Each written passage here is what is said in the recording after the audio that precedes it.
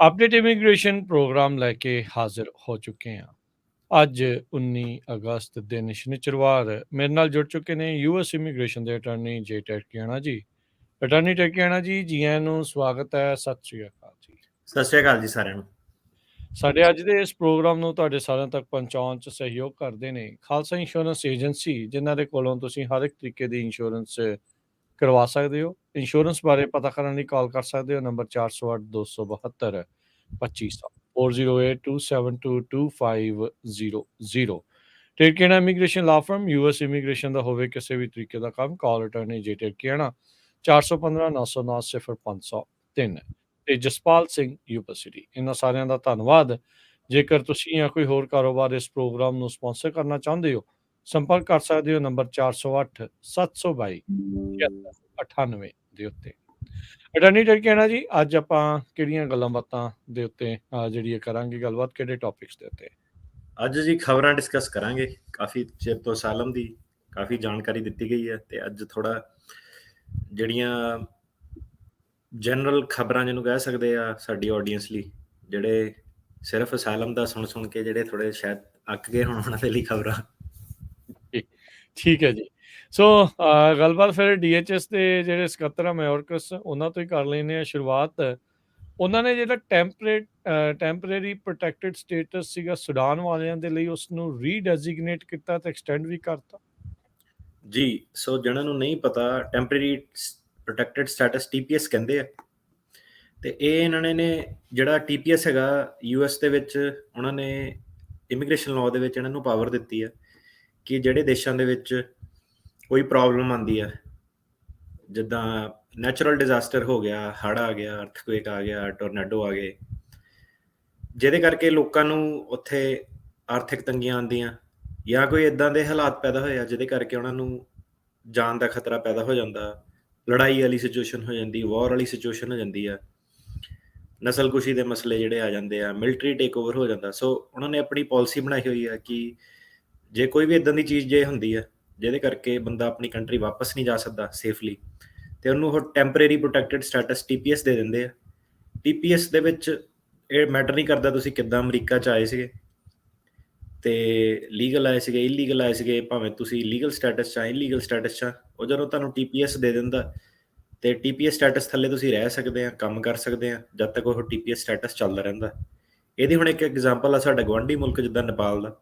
ਉੱਥੇ ਜਿਹੜਾ ਅਰਥਕੁਏਕ ਆਇਆ ਸੀ ਉਹਦੇ ਕਰਕੇ ਬਹੁਤ ਤੰਗੀ ਜਿਹੜੀ ਸੀਗੀ ਆ ਗਈ ਸੀਗੀ ਲੋਕਾਂ ਨੂੰ। ਕਾਫੀ ਵੱਡਾ ਜਿਹੜਾ ਅਰਥਕੁਏਕ ਆਇਆ ਸੀਗਾ ਕੁਝ ਸਾਲ ਪਹਿਲਾਂ, ਉਹਦਾ ਟੀਪੀਐਸ ਜਿੱਦਾਂ ਇਹਨਾਂ ਨੇ ਦਿੱਤਾ ਸੀਗਾ। ਹੇਟੀ ਦੇ ਵਿੱਚ ਅਰਥਕੁਏਕ ਆਇਆ ਸੀਗਾ, ਉਹਦਾ ਟੀਪੀਐਸ ਦਿੱਤਾ ਸੀਗਾ। ਸੁਡਾਨ ਦੇ ਵਿੱਚ ਹੁਣ ਜਿਹੜਾ ਹੈਗਾ ਹੋਮਲੈਂਡ ਸਿਕਿਉਰਿਟੀ ਨੇ ਅਨਾਉਂਸ ਕੀਤਾ ਕਿ ਇਹਨਾਂ ਦਾ ਪਹਿਲਾਂ ਟੀਪੀਐਸ ਇਹਨਾਂ ਦਾ ਸੀਗਾ ਤੇ ਹੁਣ ਉਹਨਾਂ ਨੂੰ ਐਕਸਟੈਂਡ ਕਰਤਾ ਅਕਤੂਬਰ 2023 ਤੋਂ ਅਪ੍ਰੈਲ 2025 ਤੱਕ, 18 ਮਹੀਨੇ ਦੇ ਲਈ।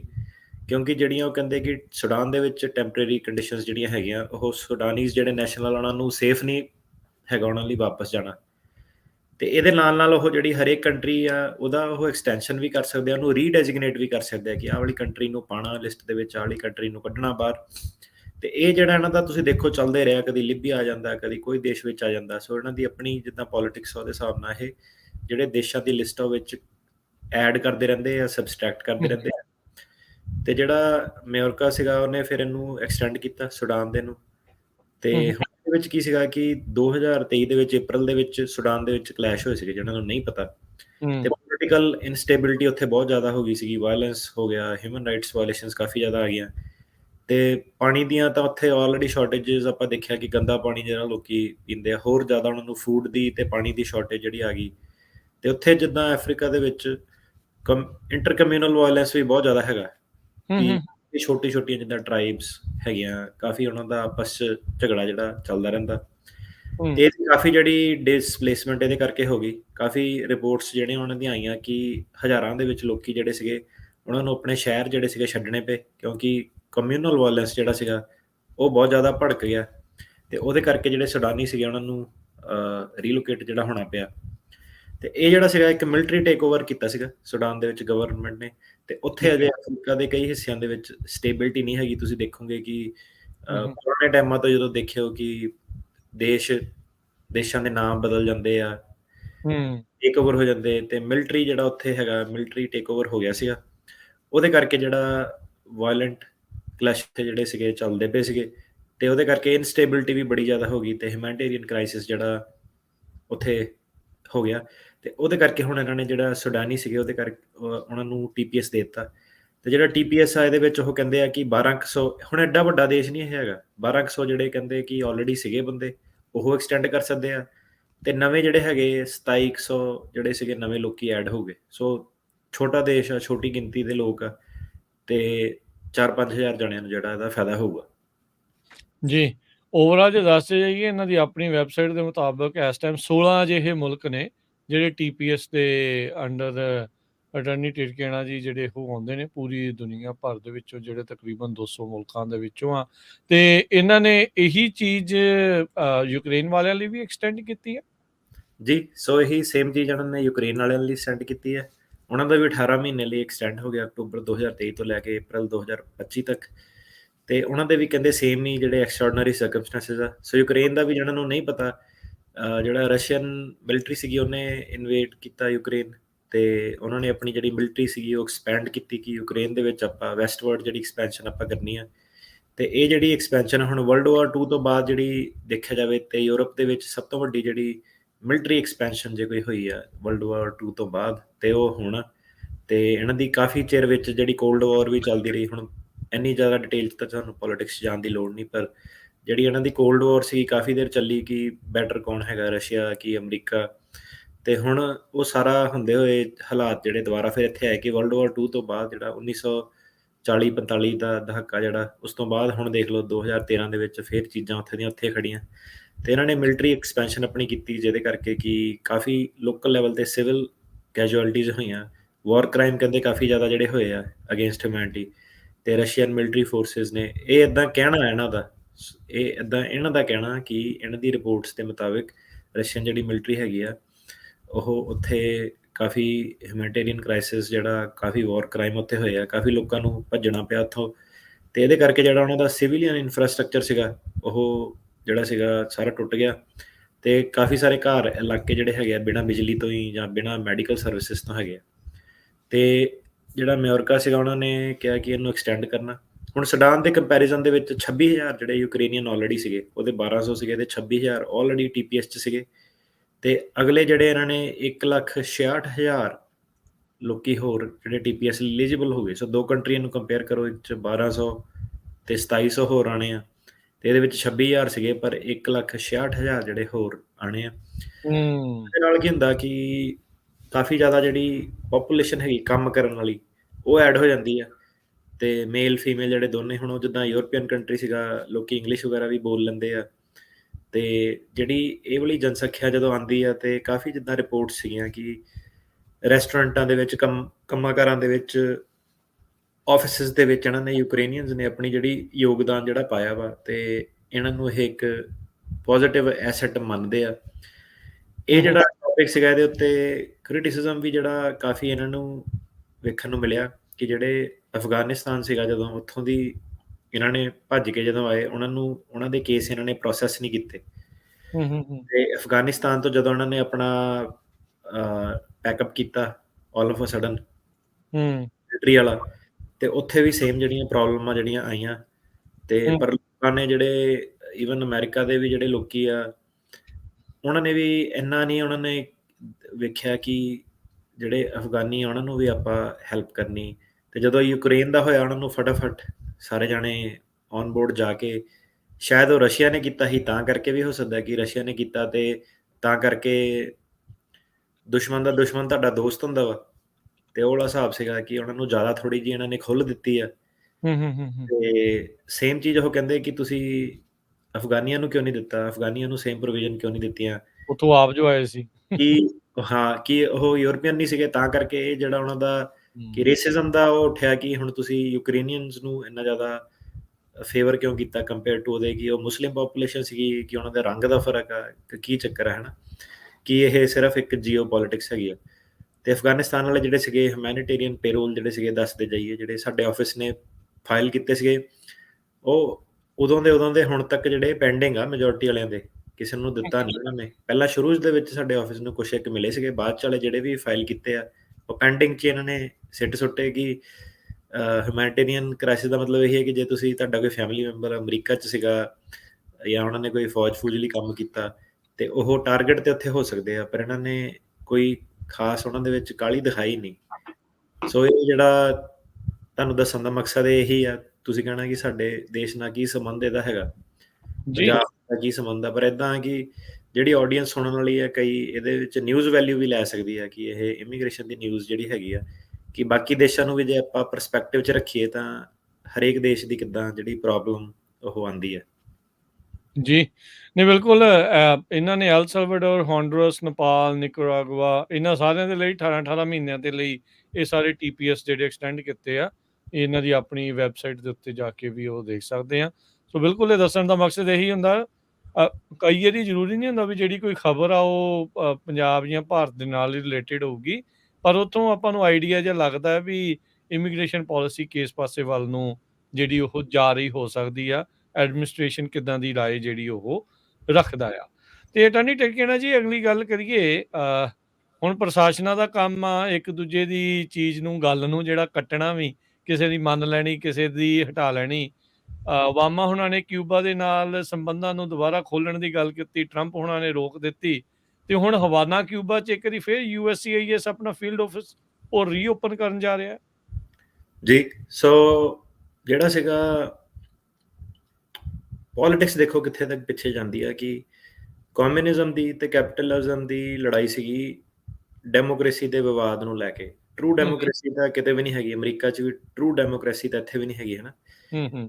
ਤੇ ਇੰਡੀਆ ਲਾ ਲਓ, ਉੱਥੇ ਵੀ ਟਰੂ ਡੈਮੋਕ੍ਰੇਸੀ ਕਿਤੇ ਨਹੀਂ। ਟਰੂ ਡੈਮੋਕ੍ਰੇਸੀ ਦਾ ਮਤਲਬ ਹੈਗਾ ਕਿ ਲੋਕਾਂ ਨੇ ਵੋਟ ਪਾਈ ਤੇ ਸਰਕਾਰ ਬਣ ਗਈ, ਤੇ ਹੋਰ ਕੋਈ ਮੈਥਡ ਨਹੀਂ ਹੈਗਾ ਸਰਕਾਰ ਕੋ ਸੈਂਟਰਲ ਪਾਵਰ ਅਕਮੂਲੇਟ ਕਰਨ ਦਾ, ਹੈ ਨਾ।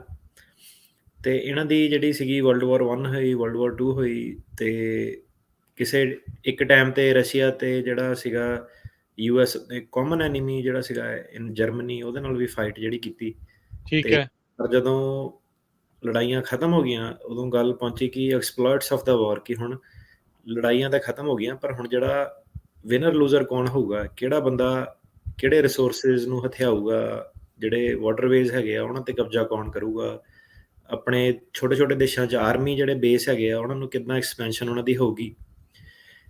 ਤੇ ਕਿਊਬਨ ਮਿਸਾਈਲ ਕ੍ਰਾਈਸਿਸ ਇੱਕ ਇਨਸੀਡੈਂਟ ਜਿਹੜਾ ਹੋਇਆ ਸੀਗਾ, ਤੇ ਉਦੋਂ ਫਿਡਲ ਕੈਸਟਰੋ ਜਿਹੜਾ ਸੀਗਾ ਉਹਨੂੰ ਵੀ ਬੜੀ ਵਾਰੀ ਮਾਰਨ ਦੀ ਇਹਨਾਂ ਨੇ ਕੋਸ਼ਿਸ਼ ਕੀਤੀ, ਪਰ ਉਹਦੀ ਵੀ ਬੜਾ ਆਪਣਾ ਇਤਿਹਾਸ ਰਿਹਾ। ਥੱਲੇ ਜਿਹੜੇ ਸਾਊਥ ਅਮਰੀਕਾ ਦੇ ਵਿੱਚ ਤੁਸੀਂ ਦੇਖੋਗੇ ਚੀ ਗਰੇਰੋ ਵਗੈਰਾ, ਫਿਡਲ ਕੈਸਟਰੋ ਵਗੈਰਾ, ਇਹ ਸਾਰਿਆਂ ਦੀਆਂ ਆਪਣੀਆਂ ਜਿੱਦਾਂ ਕਹਾਣੀਆਂ, ਕਈ ਇਹਨਾਂ ਨੂੰ ਲੈਜੈਂਡ ਮੰਨਦੇ ਆ, ਕਈ ਕਹਿੰਦੇ ਇਹ ਇਹਨਾਂ ਨੇ ਬਹੁਤ ਲੋਕੀ ਮਾਰੇ ਆ।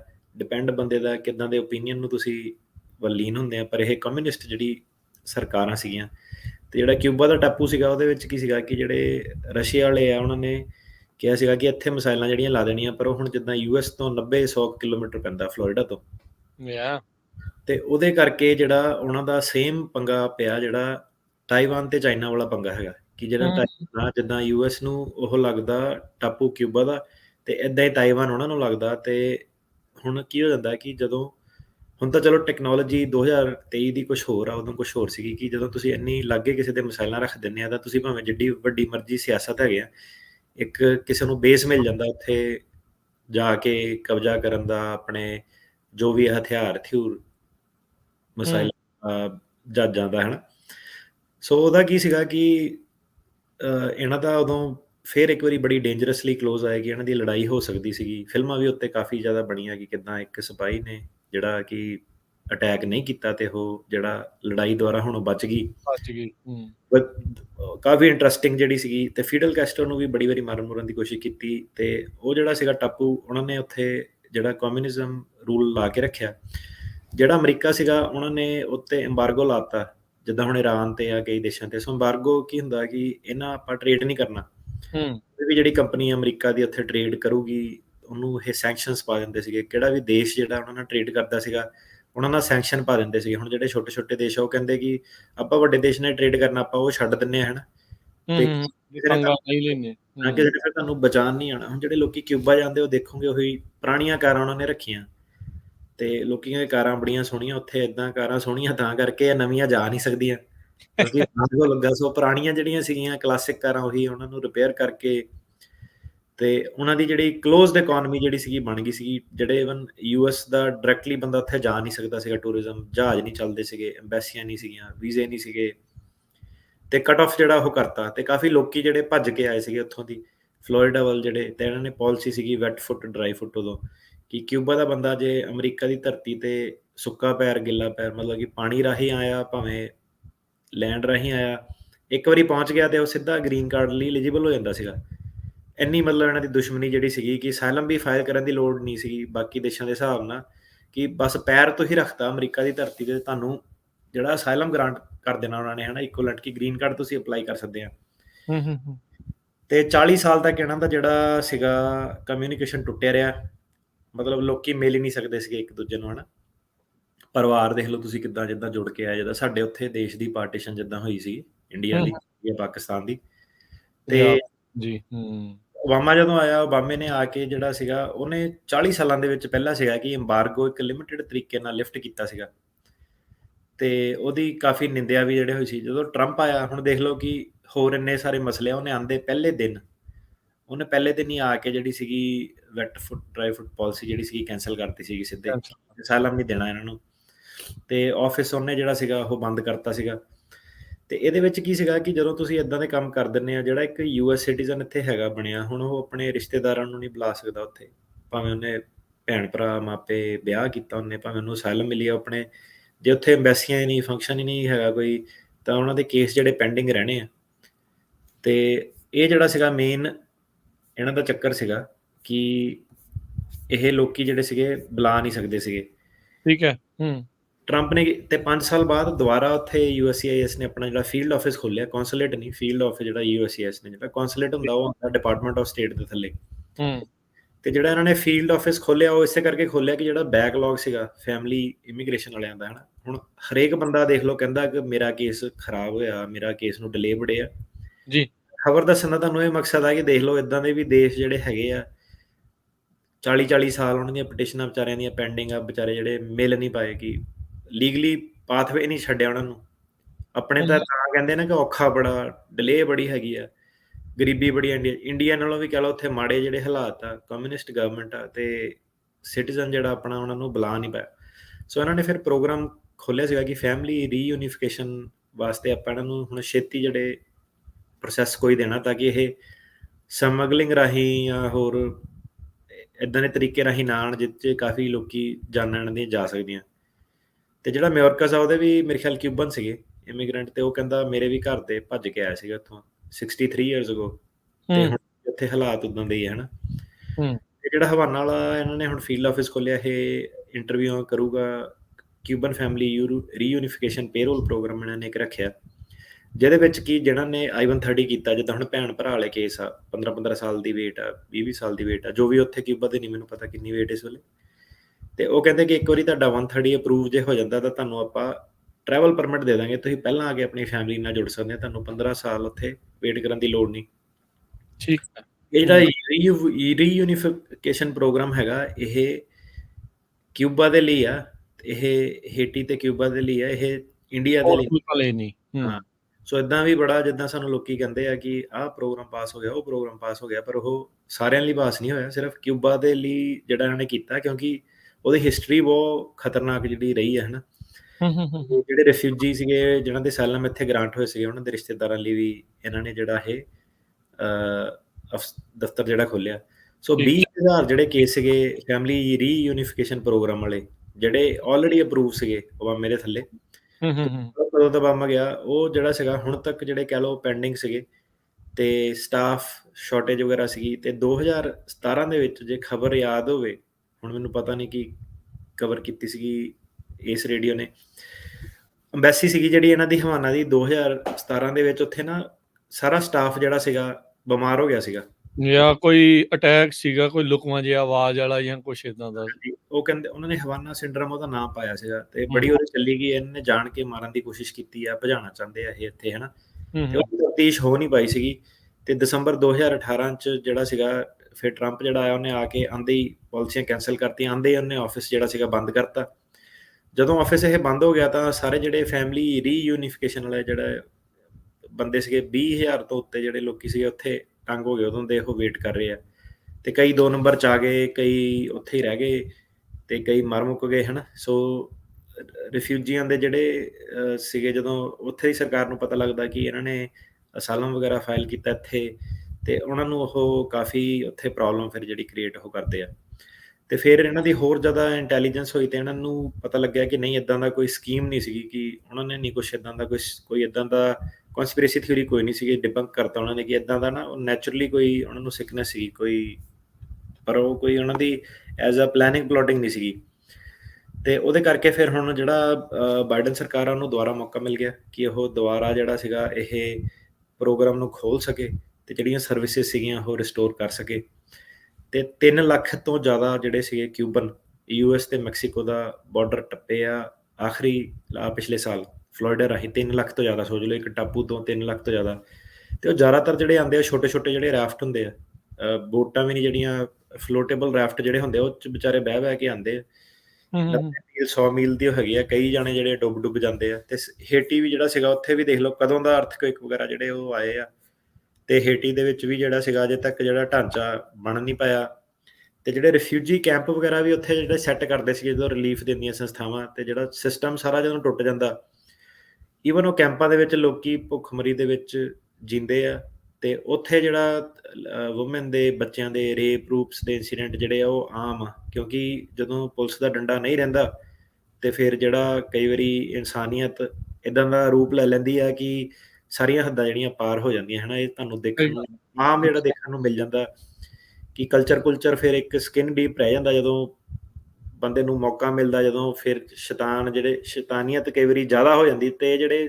ਸੁਡਾਨ ਆ ਹੇਟੀ ਆ ਕਿਊਬਾ ਵਾ ਇਹ ਜਿਹੜੀਆਂ ਕੰਟਰੀਆਂ ਜਿਹੜੀਆਂ ਹੈਗੀਆਂ ਇਹਨਾਂ 'ਚ ਇਹ ਐਗਜ਼ਾਮਪਲਾਂ ਭਰੀਆਂ ਪਈਆਂ ਹੈਗੀਆਂ ਤੇ ਚਲੋ ਰੱਬ ਕਿਸੇ ਨੂੰ ਇਦਾਂ ਦਾ ਦੌਰ ਨਾ ਦਿਖਾਵੇ ਇਹ ਦੇਸ਼ਾਂ ਵਰਗਾ ਹਨਾ ਪਰ ਇਹ ਜਿਹੜੇ ਇੱਥੇ ਦੇ ਅਸਾਈਲੀ ਆ ਇਹਨਾਂ ਨੂੰ ਕਾਫੀ ਜ਼ਿਆਦਾ ਜਿਹੜੀਆਂ ਪ੍ਰੋਬਲਮਸ ਹੈਗੀਆਂ ਤੇ ਇਹਨਾਂ ਦਾ ਜਿਹੜਾ ਅਸਾਈਲਮ ਦਾ ਬੇਸ ਹੈਗਾ ਜਿਹੜਾ ਕਈ ਵਾਰੀ ਕੀ ਹੈਗਾ ਕਿ ਸਾਊਥ ਅਮਰੀਕਾ ਦਾ ਆਪਾਂ ਦੇਖਦੇ ਹਾਂ ਕਿ ਉਹਨਾਂ ਦੇ ਇੰਨੀ ਜ਼ਿਆਦਾ ਵਾਇਲੈਂਸ ਉਹਨਾਂ ਦੇ ਹੋਈ ਹੁੰਦੀ ਆ ਬੋਡੀ ਤੇ ਨਿਸ਼ੂਨ ਸਾਰਾ ਪਰ ਉਹਨਾਂ ਦਾ ਇਦਾਂ ਕਿ ਬੇਸਿਸ ਨਹੀਂ ਬਣਦਾ ਅਸਾਈਲਮ ਦਾ ਕਿ ਨੈਕਸਟ ਨਹੀਂ ਬਣਦਾ ਕਿ ਰਿਲੀਜੀਅਸ ਧਾਰਮਿਕ ਲੈਵਲ ਤੇ ਨਹੀਂ ਜਾਂ ਸਿਆਸੀ ਲੈਵਲ ਤੇ ਨਹੀਂ ਹੈਗਾ ਤੇ ਜਿਹੜਾ ਗੁੰਡਾਗਰਦੀ ਦੇ ਲੈਵਲ ਤੇ ਜਿਹੜਾ ਹੈਗਾ ਜਿਹਦੇ ਬੇਸ ਤੇ ਕਿ ਅਮਰੀਕਾ ਅਸਾਈਲਮ ਨਹੀਂ ਵੀ ਗ੍ਰਾਂਟ ਕਰਦਾ ਤੇ ਤਾਂ ਕਰਕੇ ਉਹਨਾਂ ਦੇ ਜਿਹੜੇ ਰਿਫਿਊਜ਼ਲ ਰੇਟ ਆ ਉਹ ਜ਼ਿਆਦਾ ਆਮ ਜਿਹੜੇ ਕੇਸ ਹੁੰਦੇ ਆ ਤੇ ਕਈ ਵਾਰੀ ਜਿੱਦਾਂ ਉਹ ਕਹਿੰਦੇ ਜੱਜ ਦੀ ਰੇਟਿੰਗ 50% ਆ ਇਹ ਤਾਂ ਔਖਾ ਜੱਜ ਆ ਪਰ ਇਦਾਂ ਕਿ ਤੁਹਾਨੂੰ ਇਹ ਵੀ ਦੇਖਣਾ ਪੈਂਦਾ ਕਿ ਇਹ ਸਾਊਥ ਅਮਰੀਕਾ ਦੇ ਕਿੰਨੇ ਕੇਸ ਡਿਸਾਈਡ ਕਰਦਾ ਕਿਉਂਕਿ 50% ਕੇਸ ਉਹ ਅਪਰੂਵ ਨਹੀਂ ਵੀ ਹੋ ਸਕਦੇ ਕਈ ਵਾਰੀ ਕਿ ਕੁੱਟਮਾਰ ਹੋਈ ਹੁੰਦੀ ਆ ਗੈਂਗਸਟਰਾਂ ਤੋਂ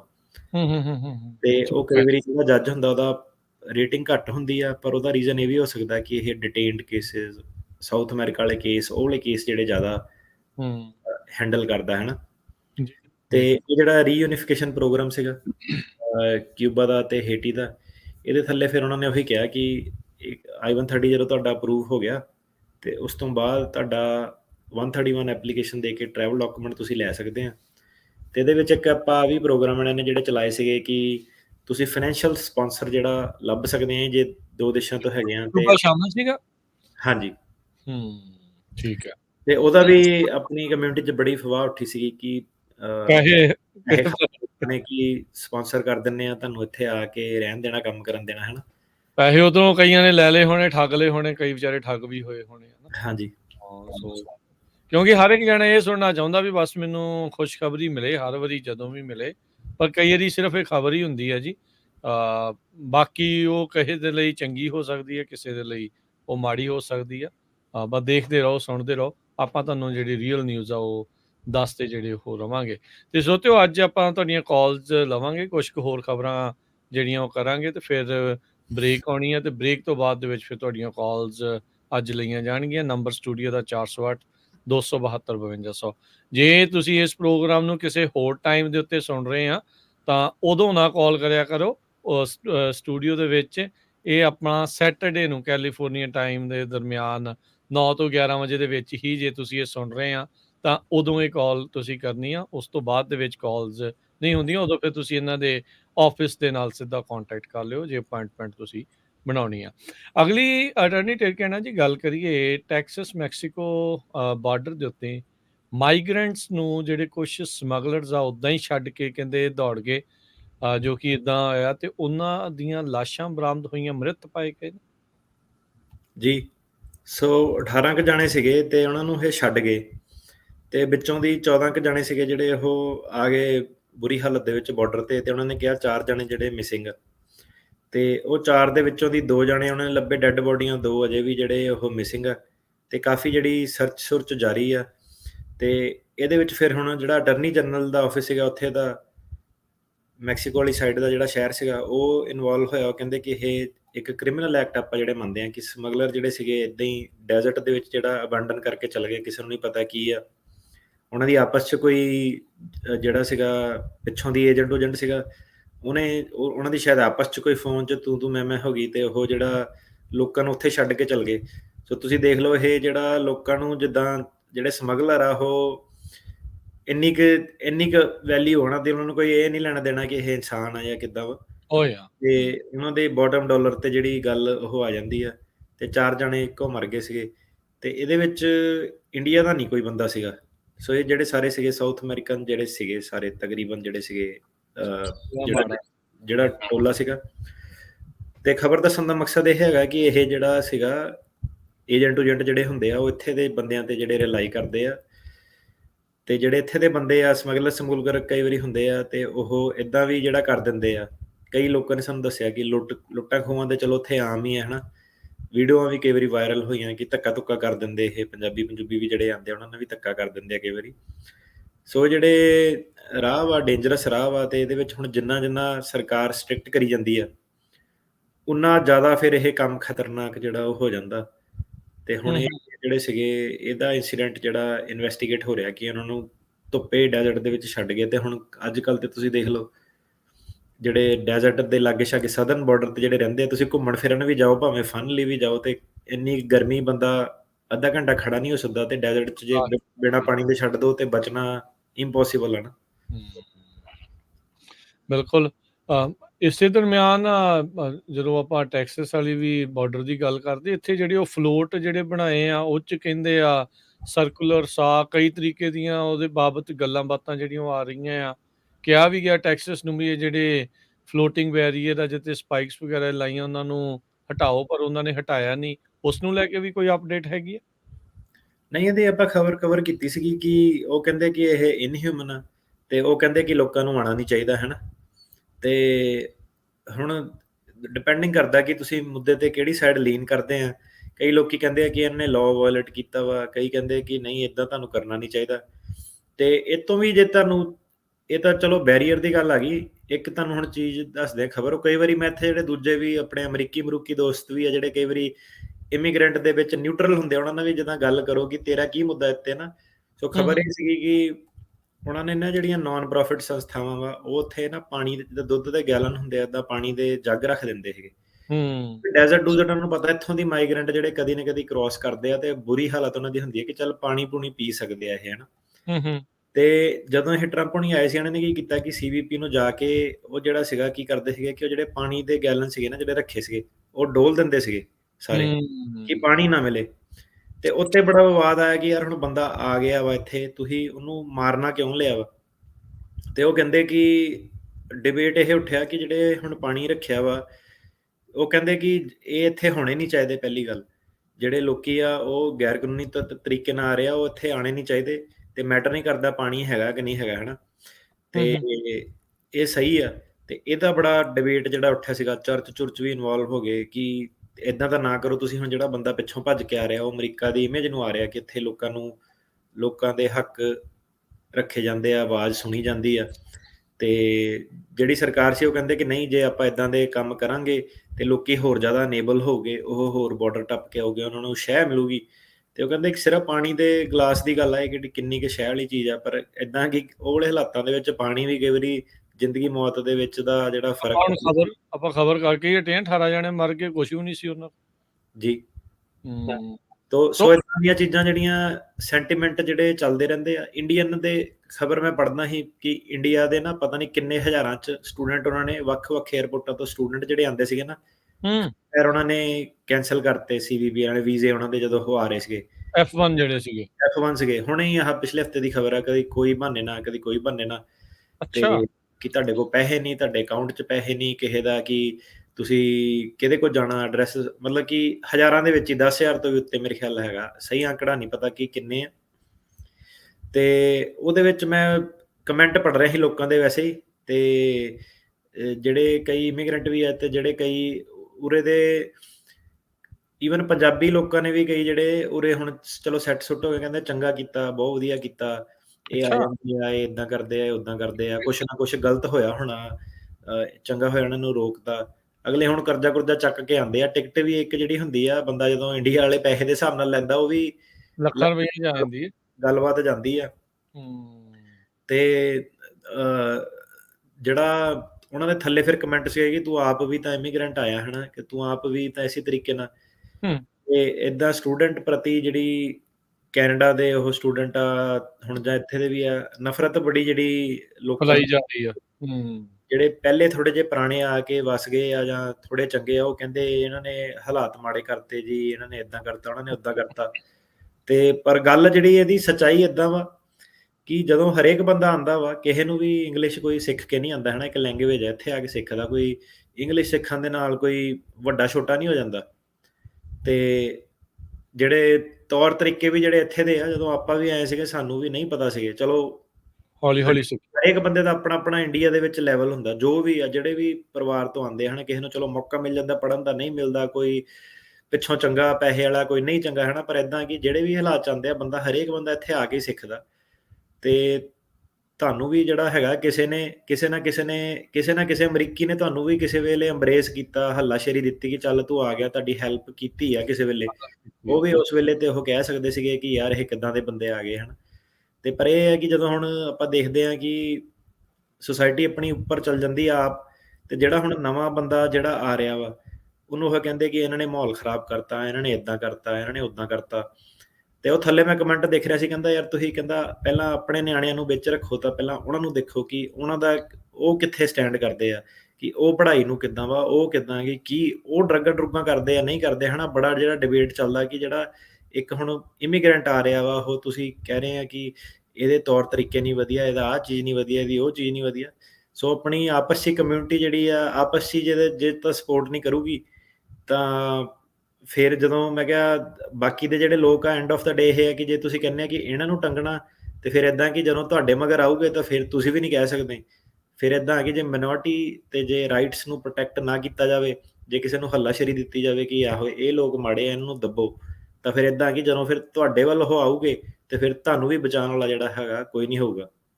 ਨਹੀਂ, ਇਹ ਤਾਂ ਦੇਖੋ ਸੁਭਾਵਕ ਜੀ ਜਿਹੜੀ ਇਹ ਗੱਲ ਹੈਗੀ ਆ। ਹੁਣ F1 ਵੀਜ਼ੇ ਵਾਲੇ ਹੀ ਆ ਅਸੀਂ ਦੋਨੋਂ ਜਾਣੇ।